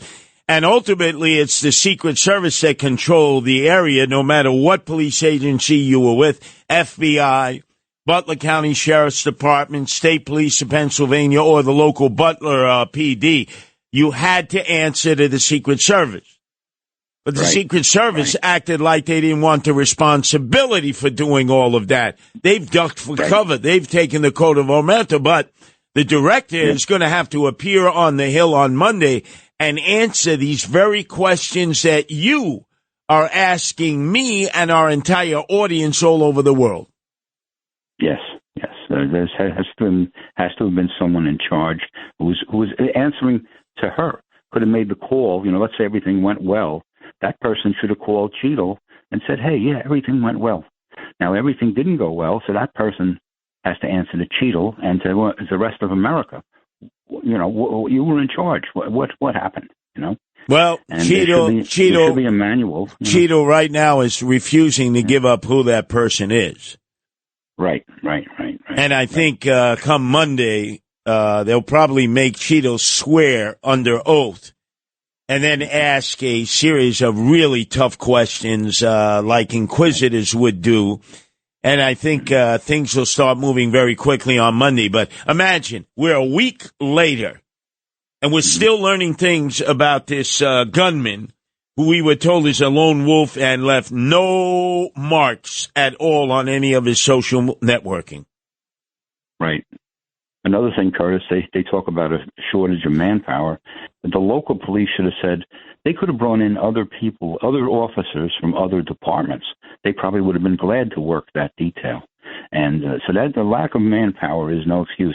Even if you hire private security, even if you bring in the cops from the neighboring towns to work the highways, there was, and it's just like, they say there's shortage of manpower. This is a once in a lifetime thing for Butler, and they should have been on top of it instead of just saying, "Oh, we don't have enough people." Well, their excuse, so you know, Paul, their latest excuse is they only had 7 Butler cops assigned to this event. I find that incomprehensible, as I think our audience does. How the hell could you only have assigned 7 people to the Trump event when you were attracting 50,000 plus people and knew they weren't going to be there for that long a period of time, but knew that they had people who were targeted by all kinds of criminals, and they should have been there. Better safe than sorry.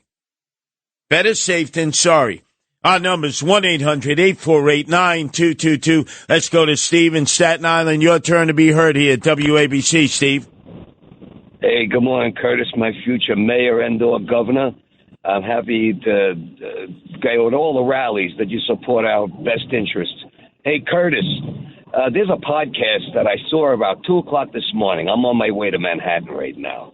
And I can't believe what I saw. They had photographs from where Donald Trump was speaking past the roof. There's this tower, a water tower. And it looks like another shooter on the water tower that somebody zoomed in on, which adds, of course, to the possibility that, hey, what's the conspiracy here?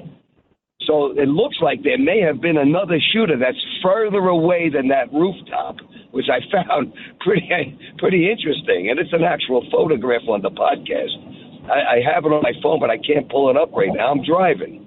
No. I've seen that. I've seen that also. And I must tell you, Steve, it's very plausible because clearly all the various law enforcement agencies led by the Secret Service did not clear out the entire area, did not check the entire area. So when you're saying that you saw this visual that seemed to show somebody standing on the water tower, possibly firing a weapon themselves, I would say very plausible because they did a job that allowed somebody to do this. And I believe it was purposeful. You want to be cynical? Yeah. Also have the fact that it was Joe Biden's wife that appointed this woman, Cheadle. You know. I mean, listen to Cheadle.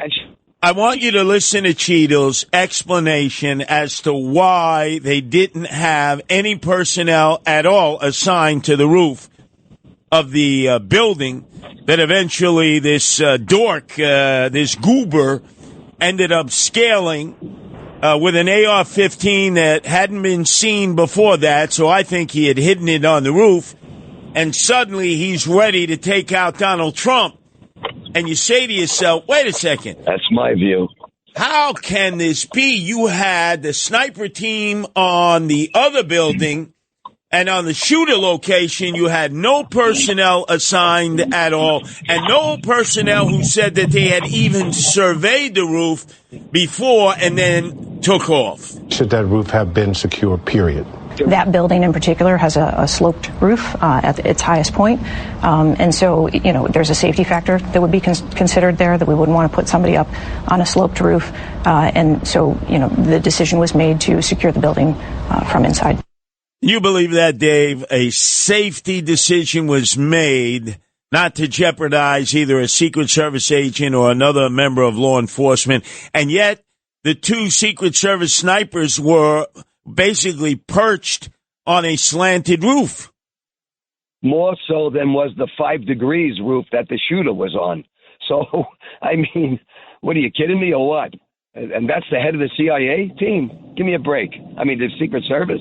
Give me a break. Well, that's why we must really zone in on who is that person on the water tank. What was that person doing up there? Did they have a weapon up there? Did they actually discharge their weapon from up there? We got to really get down in the nitty gritty and, cast lines everywhere on this. Well, you see what they did. You see what they did to just everybody. And do you have any faith that our law enforcement's not going to be in cahoots somewhere along the way? It's very frightening. I mean, we have to worry about the future lives of our children at this point. You better hope the Democrats don't stay in office or we're over. I'm telling you right now. Good point, Steve. Let's go to Dave in Pennsylvania. Your turn to be heard here at WABC, Dave. Hey, Curtis, a couple of things. First, I don't think you can chalk up that much incompetence to incompetence. And the second thing is, you can give this to Sid, is a conspiracy is one of those things that does not require our belief in it to exist.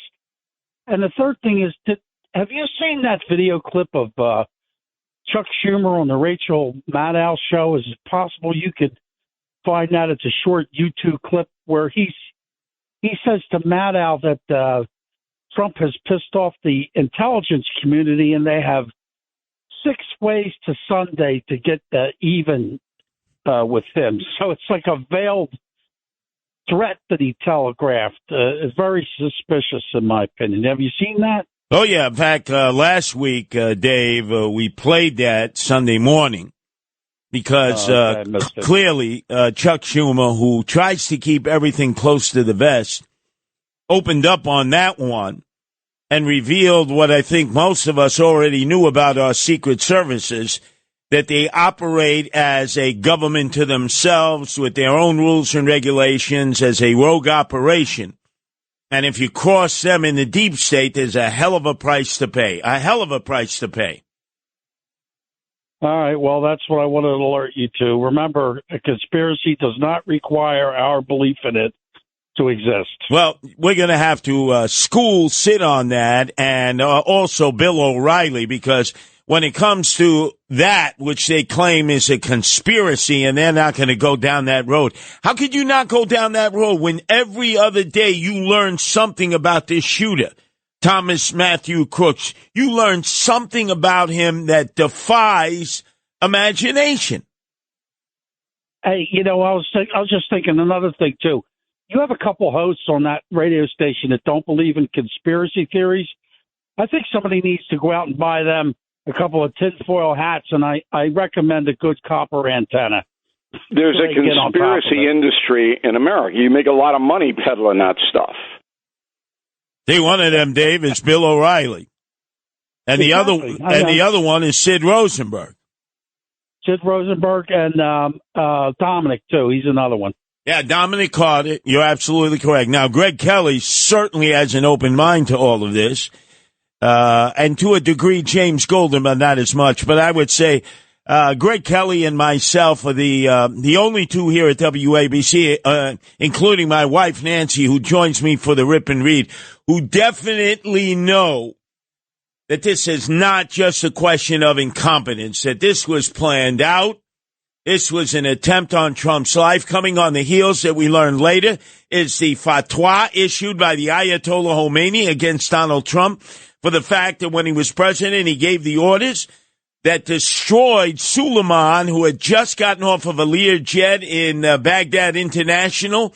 And it was Trump who gave them the okay to blast him into the hereafter with a drone rocket strike, which was very successful. But there are those that will never forgive that drone strike from taking place on the orders of Donald Trump. And so a fatwa has been issued, very much like the Ayatollah Khomeini had issued a fatwa against Salman Rushdie for publishing satanic verses. And it wasn't until one summer ago when he was viciously attacked by somebody from New Jersey who was carrying out that fatwa.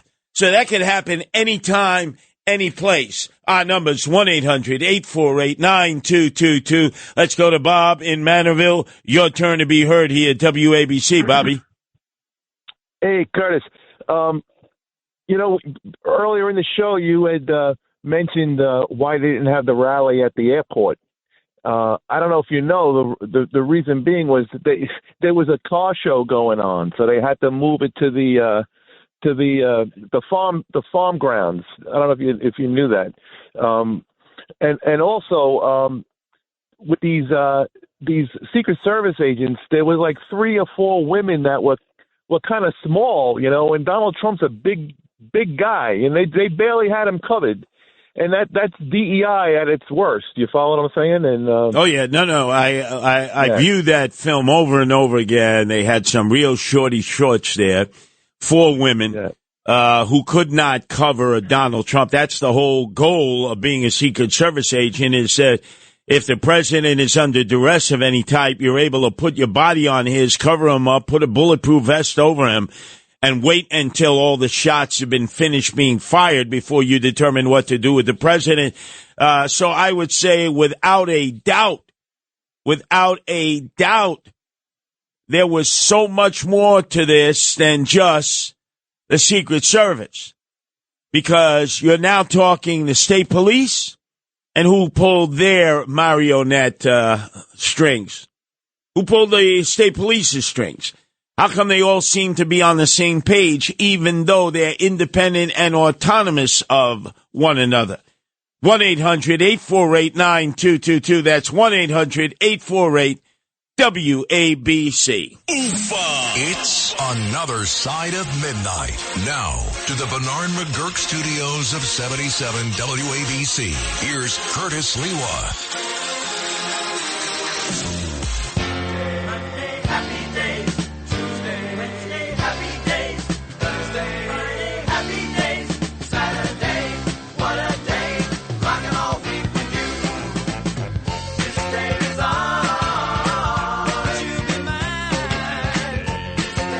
Oh, man.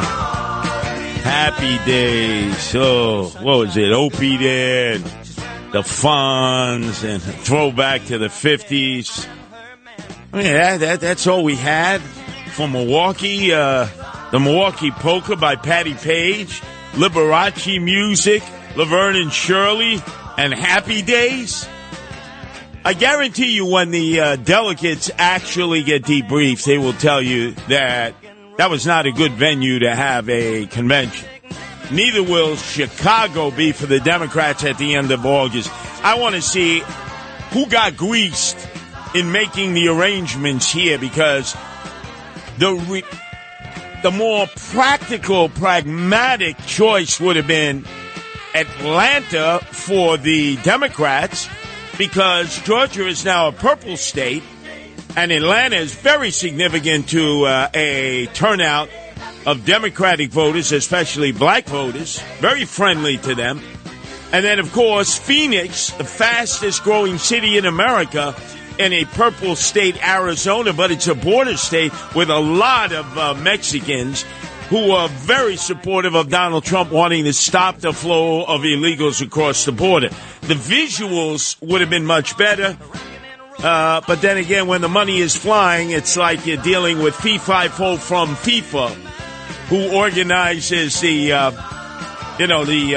soccer tournaments around the world. The fake, phony, fraudulent football they spell with a U. Kickball, kickball, kickball. And obviously the international Olympic community where, bribes are just a way of life. You could be a delegate from Bulgaria. They'll buy you a pair of new Florsheim shoes in order to buy your vote. Let's go to Steve, who's calling from Florida. Your turn to be heard here at WABC, Steve. Hello, Curtis. Good morning. This is your friend Steve, your manager. Anyway, let's get to... have you talked about the Fox News showing now a drone being flown over the Trump rally at the beginning by the suspect? Yes. In fact, hours before, this guy took to the field when hundreds of people had already gathered with security, was flying a drone around, and nobody from law enforcement came up and even questioned him. Nobody. Nothing. I have some new information. I don't know how true it is, but I've been looking up different investigators and all, and there are two fellas. One's on his own, and the other guy called them up and said, hey, I have pictures of a helicopter from what the news has been putting, and I've been zooming them, and now there's an open window. It opens outward on a building maybe 60 feet behind the other building further out, and he goes, I've been doing my homework, I've been researching, and it looks like the shot is actually from the open window. They don't know whether there were snipers in that window shooting at the suspect, or who knows if there was somebody else in that window shooting at Trump. They're thinking that it's more from another building rather than the kid that shot him, Crook. So they're thinking it's not Crook that shot. They're thinking Crook was set up to put there, and then they had a better shooter, actual sniper that knows how to shoot from, and somebody that's organized and had him do the actual shooting. Now, I have one more thing to say. Yes. Nobody has been talking about the $15 this kid donated. It's called PTP, Progress Turnout Project. Remember that name. This thing should be out. Progress Turnout Project. I've been reading a little bit about them, what I could find on the internet. They like their donations, money coming in. They're worth millions, multi-millions. And they like taking their money, boots on the ground, going knocking door to door to people's homes. And they said, we like using our money as we're boots on the ground, going door to door, Hey, they're trying to recruit Democrats. But there's some violent people that belong to an organization, what I was reading about. I mean, there's good people who belong to it also, but it's a big organization, Progress Turnout Project, and we need to hear about this more. They need to do some research. Progress Turnout. What's the last acronym? Project Turnout. They donated to Biden. They donated money to Biden, and they're an organization that goes door to door recruiting Democrats, and it's a big thing. They got to. They're trying to, and they like using the money. Door to door, money, whatever they get donations, they like using it. The way it was talked about was like they like using our money on the ground, whatever. I don't know. Well, definitely we'll do the deep dive on that, Steve. That'll be another chore for my wife Nancy, who joined me earlier at the start of the program. Sat through the first 4 hours, was extraordinarily helpful as an attorney explaining how the computer system all over the globe went down. She sided with me and was very conspiratorial, saying there's just no way. It was a malfunction of software that all of a sudden was being sent out to the customers of, what was that, CyberStrike, company, words to that effect. Let's go to Brian in Pennsylvania. Your turn to be heard here at WABC, Brian. Hey, Curtis, how are you? I got a question about that 5-foot ladder. Yep. How does a 5-foot ladder, how does he scale the side of a building with a 5-foot ladder? And how does he fit that? He got a Hyundai Sonata. How does he fit a ladder in there in that little car? And also a bicycle, because he was seen on the grounds after he had flown the drone. He had disappeared, then came back. Next time they saw him, he was on a bicycle surveying the area. How did he fit the 5-foot ladder into that Honda that he had and also that bicycle? So there are a lot of questions. And also you got to ask yourself, did he have any help in doing this? And supposedly BlackRock owns that building. You mean to tell me they don't have any surveillance cameras around that building and they didn't release any footage showing what happened that day? Well, the most interesting thing, in addition to BlackRock and the ownership of that building, which was without security on top of the roof, which is just incomprehensible, is that BlackRock had done a video in a classroom in the high school that the gunman went to years before that. He was featured in that, Thomas Matthew Crooks. It had since been put on the shelf, but all of a sudden, they made a big deal about it, BlackRock, that they were respecting the victims, meaning of those who had died, who attended the school. They respected the victims of not those who had attended the school, but rather those who were in the crowd who ended up getting shot, especially the firefighter who was protecting his daughters. So in order to respect the victims, they took down this video that they had done with Thomas Matthew Crooks in the school itself. And you would say, Brian, what the hell is BlackRock filming in Bethel Park School? That makes no sense at all. Yeah, I don't know, Curtis. Hopefully, more information comes out, but the more that comes out, it just gets crazier and crazier. Yeah, well, that's why they're trying to put a slam dunk to it, right? That's why they don't want anybody to go any further with an investigation. But guess what? It's not going to stop, because I and Nancy will continue to do the deep dive for all of you. WABC.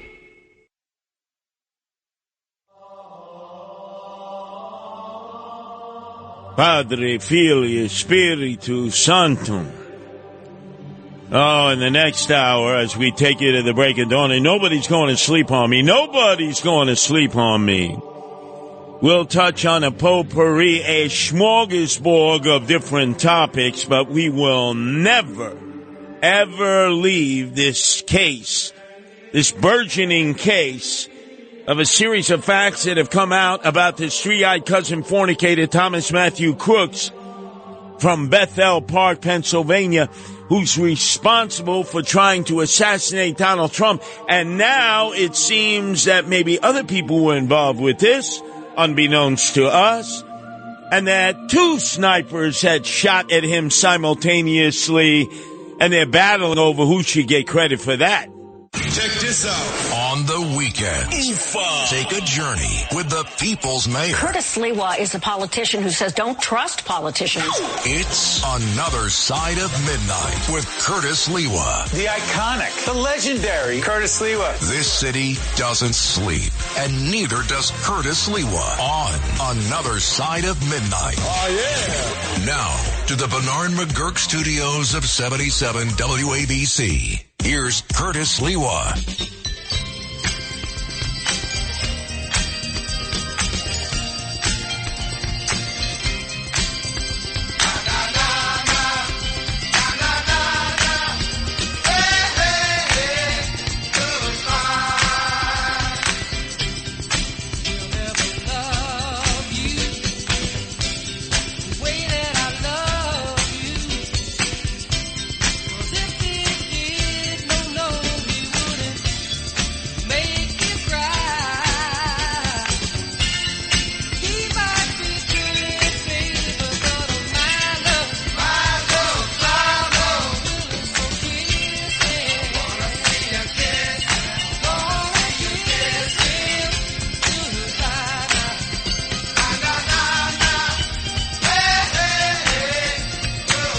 Oh, this song could apply to so many. In fact, the Cheeseheads of Wisconsin, the city of Milwaukee, basically saying bye-bye to all the delegates who came in and were housed in a green zone, almost like the green zone in Baghdad.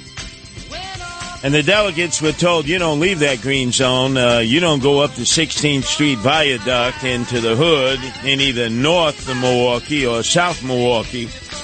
In fact, my chapter leader of the Guardian Angels in Milwaukee, been with me a long, long time from North Milwaukee, Willie Brooks, had this to say about the security or lack of security, even in the green zone where you had 5 police for every 1 delegate.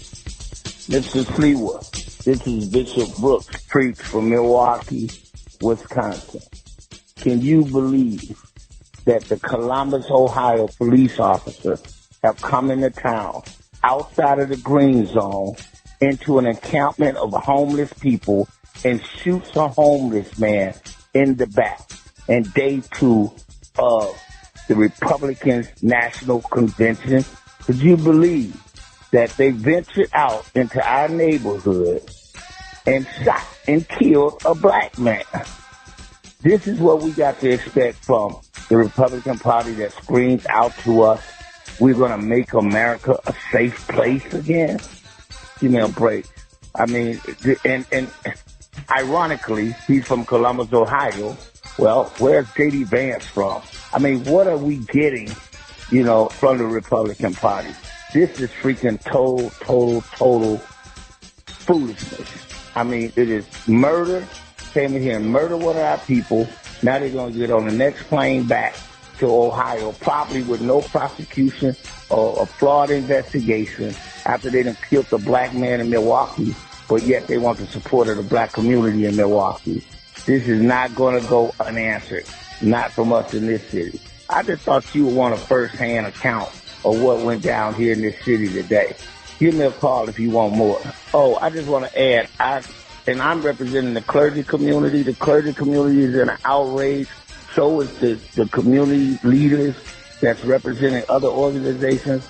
I mean, this thing is about to break wide open here because this clown couldn't keep his gun in his holster. I guess he got excited seeing black people. Oh, man. As you can see, I got guardian angels who are very diverse all over the world, 13 countries, 130 cities. That's the Reverend Willie Brooks there in North Milwaukee. You can see he's no Trump fan, that's for sure. He's definitely an Obama-Biden guy. But then again, we don't give you a political litmus test when you join the Guardian Angels. Not at all. But as you can see, Willie Brooks and a lot of the local folks couldn't wait for the delegates to pack up and leave. Although with the so-called glitch in the software, which I don't buy, that was a cyber attack, if ever there was a cyber attack, worst one in the history of the world. It slowed down the departures. But on a newsmaking day, you had the Secretary of State, Blinken, originally from Yonkers, giving real bad news about the Ayatollah Khomeini in Iran and their ability to have a nuclear weapon in as little as 2 weeks. How are you going to stop them? Well, by far, the preferable way to do it would be through diplomacy. Where we are now is not in a good place. Iran, because the nuclear agreement was thrown out, instead of being at least a year away from having the breakout capacity of producing fissile material for a nuclear weapon, is now probably 1 or 2 weeks away from doing that. And now that song, Nah Nah Hey Hey Goodbye, could apply to the news that we're hearing. Team Biden has sort of settled with the notion that Joe has got to go. And now they're negotiating with the schmuttaputz, Chuck E. Cheese Schumer, Hakeem Jeffries, who lusts to become Speaker of the House over my dead body. And Nancy Pelosi, who I thought was retired, man, you would never know she was retired. You would think she was the queen of the DNC. As they have basically told Joe and his family it's time for him to go. He's either going to go the right way, in which we can celebrate his 50 years of political history at the Democratic National Convention in Chicago in late August, or he's going to go the hard way, and they haven't yet explained what that would be. We're told that they're negotiating a severance package, and I guess how Hunter Biden will be compensated for having briefly been the consigliere to the most powerful man in the world, the man who carries a nuclear football, his daddy, Joe Biden. I still can't get over the fact that Hunter Biden is Joe Biden, the president of the United States consigliere, and is living at the White House now. Oofa. Our number is 1-800-848-9222. That's 1-800-848-WABC. And then Bobby Menendez was found guilty of all 16 felony charges waged against him by the U.S. Attorney of the Southern District, Damian Williams. Guilty on all charges. But this is what Bobby Menendez had to say on his way out of the courthouse, basically claiming, nah, I ain't going nowhere. Oh, yes, you are. You're going to jail, and it's called Otisville, upstate New York, and you might well be occupying the former jail cell of the corrupt one, former Speaker of the Assembly, Sheldon Silver, a.k.a. Maya Lansky, a.k.a. Hyman Roth. I have never violated my public oath. I have never been anything but a patriot of my country and for my country. I have never, ever been a foreign agent. Oh, yes, you have been. For Qatar and for Egypt, and for that, you're going away a long, long time. And as a result, Damian Williams, U.S. Attorney for the Southern District, who's got a few notches on his belt in terms of his prosecutions, will next be going after Eric Adams, swagger man with no plan, which is why Andrew Evil Eyes Cuomo, King Cuomo II, the son of Mario Faccia Bruta Cuomo, King Cuomo I, is salivating in his compound out in Southampton in the Hamptons because it's Fredo's mansion, Chris Cuomo, and they got their wartime consigliere sprung from jail after doing 6 years of political corruption on behalf of the Cuomo crime family. That's Joe Percoco. And boy, it looks like he's going to be making a run for mayor. At least that's what he's hinting. And I'm saying to him, man, get in the bullpen. Get in the ring. It's gladiator time, Cuomo. And Kilmeade, Brian Kilmeade, our colleague, that you can hear mid-mornings, definitely gets a sense of where this is heading. Next year, same time, same place. Guess who's coming back? As expected, Governor Andrew Cuomo's campaign, evidently his rehab tour is beginning. He spent $68,000 earlier this year to test his popularity with New York. And he's thinking about a New York City mayoral run. It looks like our current mayor's in a lot of trouble. The former three-term governor out in, a slew of controversy in August of 2021. So we paid this group, Expedition Strategy, $67,000 plus in January to see how he would do as mayor. Please remember what an egomaniac he is. Let's get Curtis Sliwa in there. Oh, yeah, Brian Kilmeade, my brother in solidarity, giving me a thumbs up to take out Andrew Evil Eyes Cuomo, King Cuomo II, the son of Mario Faccia Bruta Cuomo, King Cuomo I. Hey, I know you're listening, Andrew, on our FM affiliate, WLIR. FM stands for freaking morons, feeble-minded, fornicating madly, free marijuana, and, of course, Frank Morano. Let's get it on. Let's get it on, Andrew Evil Eyes Cuomo. No more pretending. No more dallying about, dancing around the edge. It's time to get into the gladiator pit, if you dare. But just know each and every day when you officially launch your campaign, I will be giving the Andrew Evil Eyes Cuomo salute on the most powerful radio station at night throughout the world, and by day the most powerful coast to coast in the nation, WABC. And this is the Andrew Evil Eyes Cuomo salute. Andrew, ascendeme.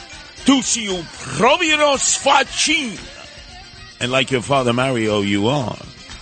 So get used to hearing that each and every day if he decides to take the plunge.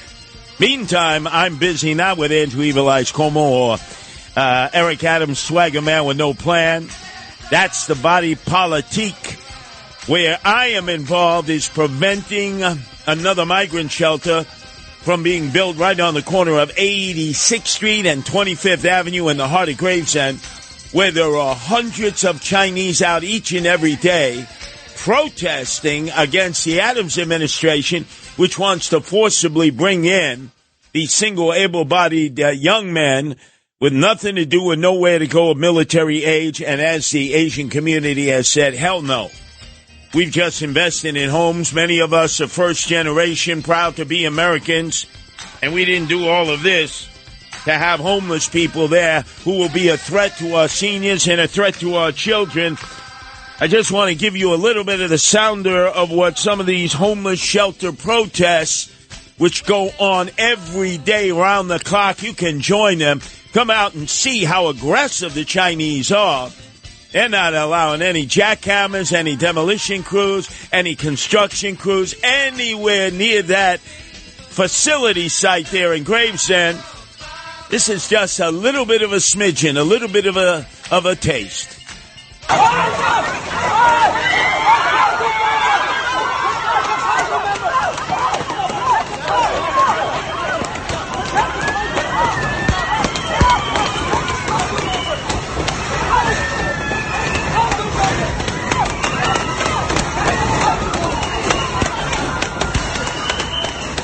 And you do not want to mess with these Chinese who are upset. They are giving Eric Adams, the swagger man, a hard time, who is saying, do your fair share. You got to take migrants. You got to take homeless men. No, they don't. And they are resisting just as Staten Island resisted which had a great coalition of Democrats and Republicans working together and great lawyers who went into court and stopped Eric Adams right in his tracks. And, of course, the rebels that I led, along with Scott LeBedo and John Tobacco, they, in fact, have their own coalition of Democrats and Republicans working together. They have lawyers at the ready. And they've got an ad hoc group of Chinese who is the largest rebel force that I have ever dealt with in dealing with these problems in the city of New York for the past 2 years. Our number is 1-800-848-9222. And then, of course, there was Dominic Carter, who was all for toots, all excited about the fact that in his last broadcast in Milwaukee, he couldn't wait to get out of there. He couldn't wait to be talking about how I was singing like a canary. No. Not that I was ratting anybody out. I don't mind that. I eat the Parmesan cheese, as I told people on the 86th Street and 3rd Avenue stroll on Friday night as I went up and down 3rd Avenue. Some of the Supreme Cuisines were saying, you're nothing but a rat, Lee, when I said, I love to eat the Parmesan cheese. And they were saying that's an ethnic slur. And I said, well, if I said I like to eat the cheddar cheese, is that an ethnic slur? And here's Dominic Carter, so happy that he finally got me to sing.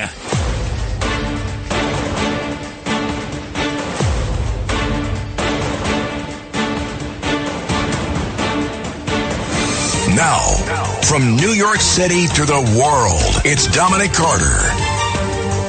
And we are back here in Milwaukee, Wisconsin. The convention, the RNC, ended last night. So you listen to this program, you know that every day, Guardian Angel Curtis Sliwa will join me with his take on whatever the hot item of the day happens to be. So I've worked with Curtis Sliwa for years. And the one thing I can never, ever, ever, ever, ever get him to do is to sing a tune with me, no matter how short. And he is constantly criticizing the fact that I can't sing. We know I can't sing, but that's not going to stop me.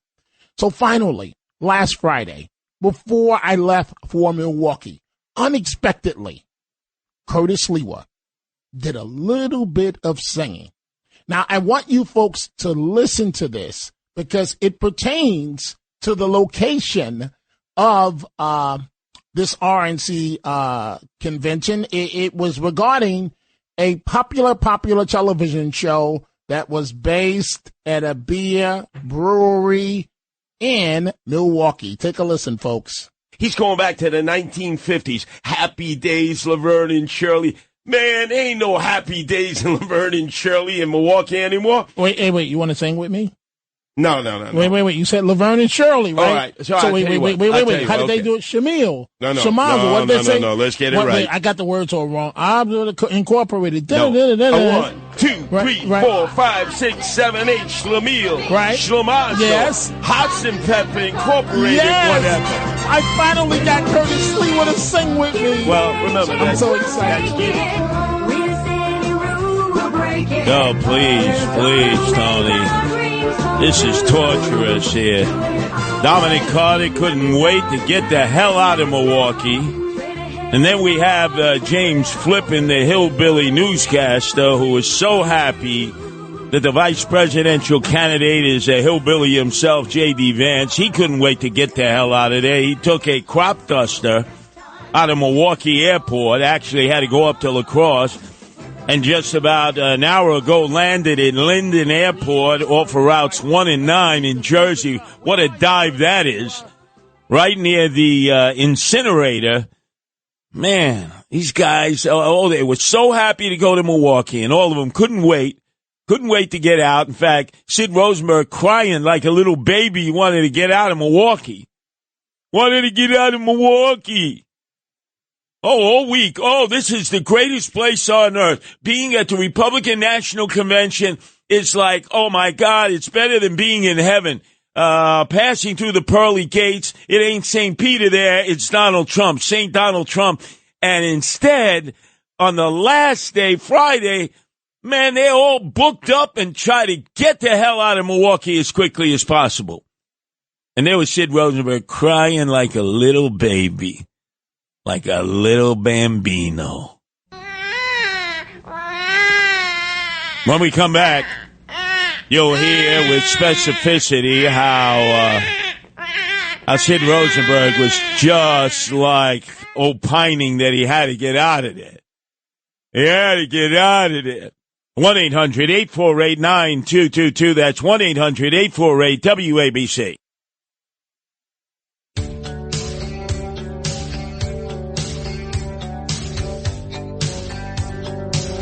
They couldn't wait to get out of Milwaukee. Before they went, they thought that it was that miracle on the lake. I warned them all. It's the mistake on Lake Michigan. They set up a green zone for all the delegates and the media. You couldn't walk outside that green zone like as if you were stuck in Baghdad. And the Shias and the Sunnis were outside, ISIS-K and ISIS, ready to cap you. I told them all to take the 16th Street Viaduct into the hood. But oh no, they wouldn't.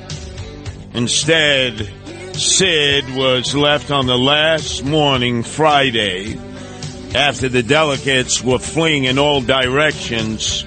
The broadcast, from what he said, was the greatest place in the world, the hotel lobby of the Doubletree Motel.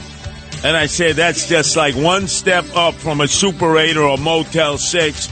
And he might as well have been chowing down at Waffle House across the street. Oh, my God. But here he was crying like a baby to get the hell out of Milwaukee. No. Yes. No, God damn it. What? Nobody cares about the train. Why doesn't anybody care about the train? You got your number one morning show host in the world stuck in Milwaukee. Okay, so what flight are you on? Please, I'm on a JetBlue flight. But tell me which one, and I'll tell you if it's taken off. Hold on. All right, because if I don't get home, then there's a good chance I'm going to cry. And he's crying like a baby. Everybody trying to get out of Milwaukee. I'm not sure I'm getting out of here. I have no idea. I got a 1:30 flight from JetBlue to Kennedy. If I don't get out of here, I'm going to cry.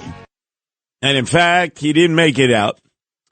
So he decided to change his plans. He will be following Trump and J.D. Vance to their first campaign event together in Grand Rapids, Michigan, where he introduced us to a goober, some Michigan guy who claims that he was host of the Michigan All-American Network, from Muskegon, which has a lead smelter plant, through Kalamazoo to Saginaw to Flint, Michigan.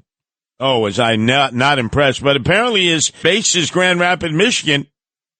So I think Sid will be broadcasting from Grand Rapids, Michigan on Monday because of what I claim was a cyber attack that took place, the largest that has ever occurred in Western civilization, in the capitalized world of money, banking, financial institutes, medical institutes, and airlines. In fact, here was Eric Adams insisting that it was not a cyber attack, insisting, even though he knows nothing about nothing. He, like every other elected official, wanted to calm everyone's nerves like they always do and say, hey, whatever we don't tell the public is in their best interest, because they would probably freak out and not be able to handle a crisis situation. So let's just lie to them and tell them that it was not a cyber attack, even though there is no way on Friday morning that he could have known that. No way at all. No way at all.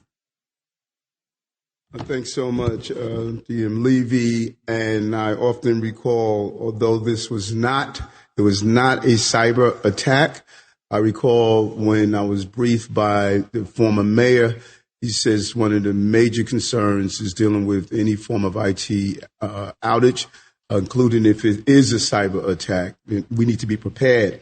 And with that in mind, Chief of Staff Camille Joseph-Volok has been hosting a series of drills We just recently did one to deal with any type of IT outage or slash cyber attack. And so it was good to see how quickly the team coordinated. How quickly the team. There were problems all day long, all day Friday. What the hell is he talking about?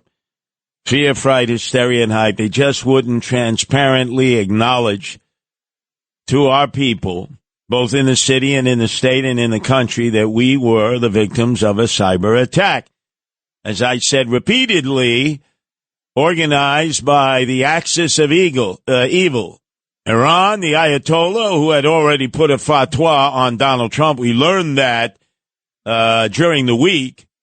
He wanted a death sentence on Donald Trump for whacking Suleiman 4 years ago, the general in charge of all the surrogate groups, the Houthis, Hamas, and Hezbollah. And in regards to that, I mean, think about it. All of a sudden, in that field of Butler, Pennsylvania, just last week, 7 days ago, we are to believe that some schlub, some Pisher, some Schmendrick, some Goober himself was able to spend hours on end doing surveillance, first by drone, then in riding around the area on a bicycle, then in walking the area, and then in putting a 5-foot ladder up behind this building that had no security on the roof whatsoever, climbing the building, being on top, bear crawling with an AR-15 rifle that appeared out of nowhere, and then eventually firing 8 shots in the direction of President Trump 400 feet away. And they're all like crashing into one another, coming up with 1,000 excuses. And the head of Secret Service will have to be on the Hill and give testimony on Monday, while Joe Biden is contemplating at his beach house in Delaware whether he stays or whether he goes, and what kind of a golden parachute, make that platinum parachute, is he going to get in order to leave office early. Our number is 1-800-848-9222. Let's go to Clark in Ohio. Your turn to be heard here on WABC, Clark. Clark in Ohio. Curtis, I didn't hear the beep. Yes. Oh, there goes the beep. Good morning, Curtis. Yes, Clark. How you doing today? No, I forget I said that. I'd like to talk about Pennsylvania. At first, I thought that thing was a hoax, but let's look at it this way. What did they have to do out there? They have nothing to do out there. But look, people can make a mistake here or there for any particular reason, whether it's on purpose or accident, and make an excuse for their existence. It doesn't really matter to me because it's far away now. But I'd like to speak of a certain occurrence that happened up in Blakesley, Pennsylvania on 940, where a person named William J. Sproul took my 88 Chevy Blazer and into a place with my license and registration. He wants to get in somewhere. Get in where what? Now he's down at 94. Get this, Wharton Street in Houston, Delaware. I didn't know there was a Houston in Delaware. They're trying to shift the South sideways from east to west on me with a wrong rhetoric. We have to get to the bottom of what's going on here. You see? See, I have tanks on the top of Pennsylvania and New York border pointing down towards Delaware. And I'm going to storm that island like I'm common valor. And anything in my way, I'm going to vaporize. You hear me? And when I hear Clark, I think of the movie The Thing, the first one, like the 13 channels we had back in the day with Lucha Libre. But anyhow, we're going to have to get in touch with them. I'm going to have to get in touch with my Area 51 partners and my European partners to do some international policing, and I have to get rid of the things that are making this world a bad place. Yeah. Mr. Putin, privyet. Okay, on my command. Have a good day, Curtis. What the hell was he talking about? Maybe we could get that hillbilly to translate, James Flippin, who's all for toots. J.D. Vance is now the vice presidential candidate for Donald Trump. It's hillbilly heaven here at WABC. Our number is 1-800-848-9222. If anybody out there understands what Clark said, please, I need a translator. I have no idea what he said in that 3-minute spiel. None whatsoever. Let's go to Vince in Long Island. Your turn to be heard here at WABC. Vince? Hey, Curtis. Yeah, I got a couple of things about the shooting. That guy the police officer who locked eyes with the shooter, I think he may have saved Trump's life. I think the timing shows that he diverted the guy just enough where if he hadn't diverted him, the guy was ready to shoot Trump when his head was in the right position to get blown off. And that diversion allowed Trump to turn his head a little bit. So that may have been a blessing in disguise. So wait a second, you mean the cops who lifted themselves up to the roof? Right. The gunman then turns with his AR-15, aims it at them, and they run scurrying down the ladder. Right. But I think from what I've heard, it's a possibility. He was getting ready to shoot Trump at that moment, and Trump would have been in the right position to get his head blown off. That diversion allowed Trump to turn his head a little bit, and he just got shot in the ear. All right, but Vince, don't you find it odd that we're living at a time where some police have acted like cowards and run away? Uvalde, they wouldn't go in and take out the gunman as he killed and slaughtered people in that school in Texas. Then in Parkland High School, again, Broward County Sheriff's deputies wouldn't go in and take out that Cruz crazy guy who was, again, shooting up the school. And now we have a situation where the two deputy sheriffs scurried away. They wouldn't confront the gunman. And now the sheriff of Butler County is saying they deserve the Congressional Medal of Honor because that was actually brave to do. Whatever happened to the charge of the Light Brigade? Through on this, Curtis. Again, my understanding, these guys, they were standing on somebody's shoulder, and it's like his hands were up on the edge of the roof, and he pokes his head up above, and he makes eye contact. The guy turns his gun on him. There's no courageous act he can do at that point. He's not going to get up on the roof. He's dangling there with his feet on somebody's shoulders. Right, but just imagine if, in fact, the guy with the AR-15 shot at the cop, that would have attracted the attention of the Secret Service snipers, and they would have taken him out before he even had a chance to shoot at Trump. You make a great point there, Curtis. And let me just move on to something else. Of course. In terms of the Secret Service coverage of the president, he gets hit, he drops down voluntarily. Secret Service jump all over him, right? Their duty at that point is to smother him, to cover him every which way from Sunday, and drag him off the stage. They allowed him to stand up, expose his head for all the world and maybe another shooter to see for like 9 or 10 seconds. That I think was a big dereliction of duty. Mm-hmm.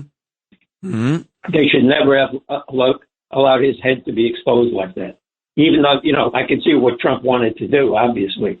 But their job is to cover him, to smother him. I think we lost Vince there on that connection. Let's go to Kathy in New Jersey. Your turn to be heard here on WABC, Kathy.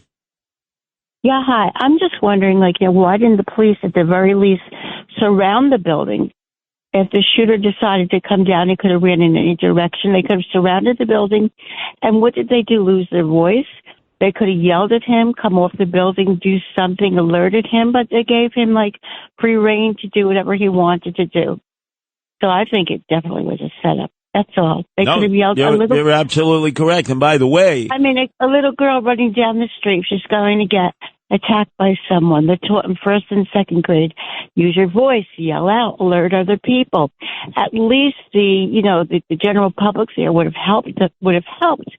This was, I see it no other way that this was staged, set up, and ready to go to give him every benefit whatsoever to make sure he took Trump out. Absolutely. That's That's basically, I mean, the reality is if Biden's out, who's going to protect Hunter? Never mind the rest of their deeds. They're facing jail. Fear is something that definitely motivates people to do whatever they need to do to protect themselves. I think by the grace of Almighty God, Trump is okay. This is a set-up deal. Every way I look at it, it definitely was. That's it. Yep, there's no doubt. But, Kathy, you would be accused of by O'Reilly of being conspiratorial. There's a conspiracy industry in America. You make a lot of money peddling that stuff. Kathy, have you made any money? No, I heard that the conspiracy. No, the conspiracy. I think, when you look at, the nature of people, those police officers, the Secret Service, whomever, I'm sure there were no registered Republicans. There must have been Democrats amongst them, and people have connections. You're not going to get them on tape or whatever. They meet here and there. Let's do this. Let's do that. And there are Democrats. They want Biden in, Trump out. Their job is the way they feed their families, whatever they're doing. Who knows, covering up their ill deeds. By the grace of Almighty God. And I just want to say one thing about Trump. Everybody says he's all these ulterior motives. I remember the first time that I heard him speak. I recall where I was in a restaurant. It was the first debate, and he stood up and they said, what's your position on life, pro-life? And he says, I am pro-life. Boldly, he said that. And I said to myself, my God. I said, those fetuses within the mom's bellies, however you want to phrase it, they can't vote. He risked everything. He risked the whole presidential campaign on the innocent and helpless. He's got my vote by the grace of Almighty God. He respects the Bible. He respects the Constitution. What more can you ask? I do appreciate that, Kathy. Let's quickly go to Sal in Brooklyn. Your turn to be heard here at WABC. Sal? Hey, Curtis, that guy Clark, I don't know him, but sounded like Joe Biden's speechwriter. So, Curtis, I want to just tell you that Secret Service lady, the head of it, I'm going to quickly illuminate and blow up her pathetic excuse for why the snipers couldn't go up there. First of all, if that roof was too pitched, then how does my 84-year-old mother get a cart up the ramp and shop, right? You want to hear you want to see, rather, Curtis, a scary pitch? Sure. The scary pitch was not that roof. That's not a scary pitch. Listen to the one that awful singer tried to hit at the All-Star game. That was a bad pitch. And let me tell you something, Curtis. That roof,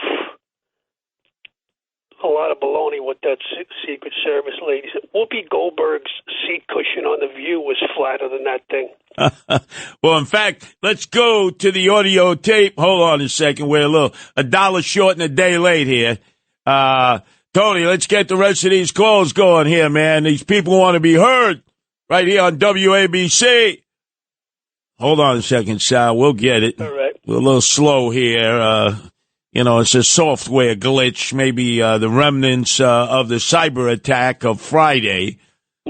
The very comments that you are referring to, the director of the Secret Service is going to have to be up in the Hill and testifying on Monday, which I think, after what she said the other day, is going to, it's going to be a chorus of negativity that has come our way, and I don't even think the Democrats are going to stand in the way of the Republicans for attacking her, and they will go at her, nonstop in terms of criticizing her. No doubt about it, Sal. That was the most ridiculous explanation of why the Secret Service didn't do their job, since they had to explain how it was that Jack Ruby ended up shooting and killing Lee Harvey Oswald in the basement of the Dallas Police headquarters when he was being transported back in 1963. Curtis, according to that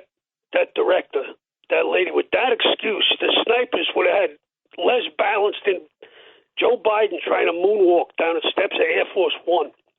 The buck stops with me. It was unacceptable, and it's something that shouldn't happen again. That's what she said. The buck stops with her, but she won't resign. Should that roof have been secure, period? That building in particular has a sloped roof at its highest point. And so, there's a safety factor that would be considered there, that we wouldn't want to put somebody up on a sloped roof. And so, the decision was made to secure the building from inside. Unbelievable stuff. Yeah, it's the new Mount Everest. People are going to be climbing it now and putting a flag in it, ridiculous. Hey, look, if you had snow on that thing, Curtis, you could make it a bunny trail so 3-year-olds could ski on it. That was what it is, Curtis, I just expect, even though I know the politicians and these heads use excuses, I know, and we kind of accept them, we know you're lying to us, but it was like she didn't even try it. It's so insulting to the American people. The buck stops with me. It was unacceptable, and it's something that shouldn't happen again. Hey, the buck stops with her, Sal, but she won't resign. Well, maybe public pressure. I don't know. I respect what they do, but, I mean, look, I just know that even as far as the height thing, when you're covering people, you ever see Floyd Mayweather, the boxer, Curtis? That guy has the biggest goon, 6'8" security guys around him. You can't even see him. Oh yeah, no. I had words with Floyd Mayweather in actually outside of Phoenix, a Super Bowl. He had those goons with him, but I think I'm going to divert Sid Rosenberg when he's in Grand Rapids following Trump and J.D. Vance to the boxing gym there where Floyd Mayweather was trained by his father to become the world champion. Of all places, it was Grand Rapids. 1-800-848-9222. This is another Side of Midnight with Curtis Lewa. Now to the Bernard McGurk studios of 77 WABC. Here's Curtis Lewa.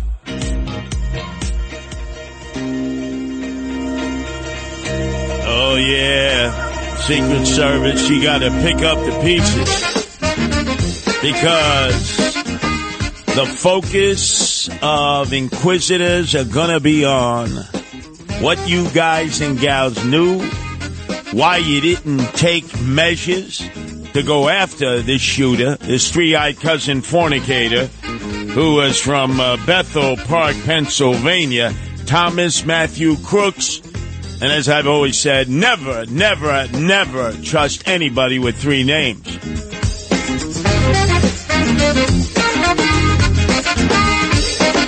To the break of dawn, but let's go to Peter in Virginia. Your turn to be heard here at WABC, Peter. Curtis. Yes, Peter. Yeah, the first time we met was over at the closing of Lenny's Pizzeria. And I'm listening to you. I sent you on Facebook. I copied something. There's a talk about a second shooter on the water tower. Have you heard of anything like that? Yeah, there seems to be somebody who was perched up there in different videos and photographs that were taken, and it suggests that maybe that person was a shooter too. Yes. So I sent it to you. It's a long article. And I don't know whether or not you or Nancy could open it up and do a deep dive on it, but I thought you might find that interesting. It's another theory. Who knows? Oh, yeah. No. Look, Nancy is already on it, and we will be probing it further in 24 hours.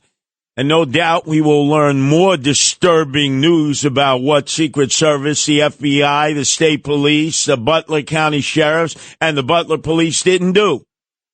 If you want to believe they were incompetent, as Sid Rosenberg and Bill O'Reilly said, I call them the Beavis and Butthead on this issue, or as I've said, in a conspiratorial way, done on purpose. Back, let's go to Andrew, who's calling all the way from Canada. Your turn to be heard here at WABC, Andrew. Curtis, it's an absolute honor. I've liked you for so many years now. Thank you for what you do. I'm calling from Elmont, as you know, the birthplace of Naismith, the inventor of basketball. And I want to say to you that I couldn't even listen to Sid yesterday morning. He's usually open-minded. And on Bill O'Reilly, he wrote a book, which is a conspiracy theory on the assassination of JFK. So what's he talking about? Trying to poo-poo assassination theories. People aren't. There's a conspiracy industry in America. You make a lot of money peddling that stuff. Exactly. And, I think Sid's going to come around to your way of thinking because the evidence is starting to mount. And at the same time, although, maybe related, maybe not, this CrowdStrike thing, these guys were up to their eyeballs in that whole Russiagate and Perkins Coie and Clinton. So there's a lot that's going to come out, and hopefully it will come out. Oh, yeah. Well, Andrew, Sid actually, although he refutes my theories about the Butler County gunman who tried to assassinate Trump, he agrees with me on what I said early on his show Friday morning was clearly a cyber attack. I am leaning more towards, believe it or not, what you're saying, Curtis, more than this was just some type of computer mistake. Again, I'm not going to buy the inside job on the Secret Service yet. I'm not buying that. But this morning, I tend to lean more on your side, Curtis. And many more people are as we continue. Let's go to Richard in Manhattan. Your turn to be heard here at WABC, Richard. Yeah, hi, Curtis. I was just my thought is that it's not a conspiracy because it doesn't have to be. It's more likely something like a straight line directive that came from the top, which is what I believe. How high, I don't know, but I know that the agents, they're virtually all patriotic, honorably discharged military officers. Because I was in the service, so I knew a lot of officers. There's a conspiracy industry in America. You make a lot of money peddling that stuff. There's a conspiracy industry in America. You make a lot of money peddling that stuff. Padre, Filio, Spiritu Sanctum. For so many of my colleagues, they couldn't wait to get to Milwaukee to cover the RNC convention, and then the moment Trump finished that arduous 90-minute speech that I could have done without. God, man. 30 minutes, Trump, and that would have been enough. But, boy, they were running for the doors trying to get flights out of Milwaukee with the cyber attack that took place. And it's clear I was correct on that because government is just trying to say, it's just a glitch, a software glitch, nothing to be worried about. Nothing to be worried about, seems to me. So much, Levy, and I often recall, although it was not a cyber attack. How would you know? How would you know? You know nothing about nothing, Eric Adams, swagger man with no plan.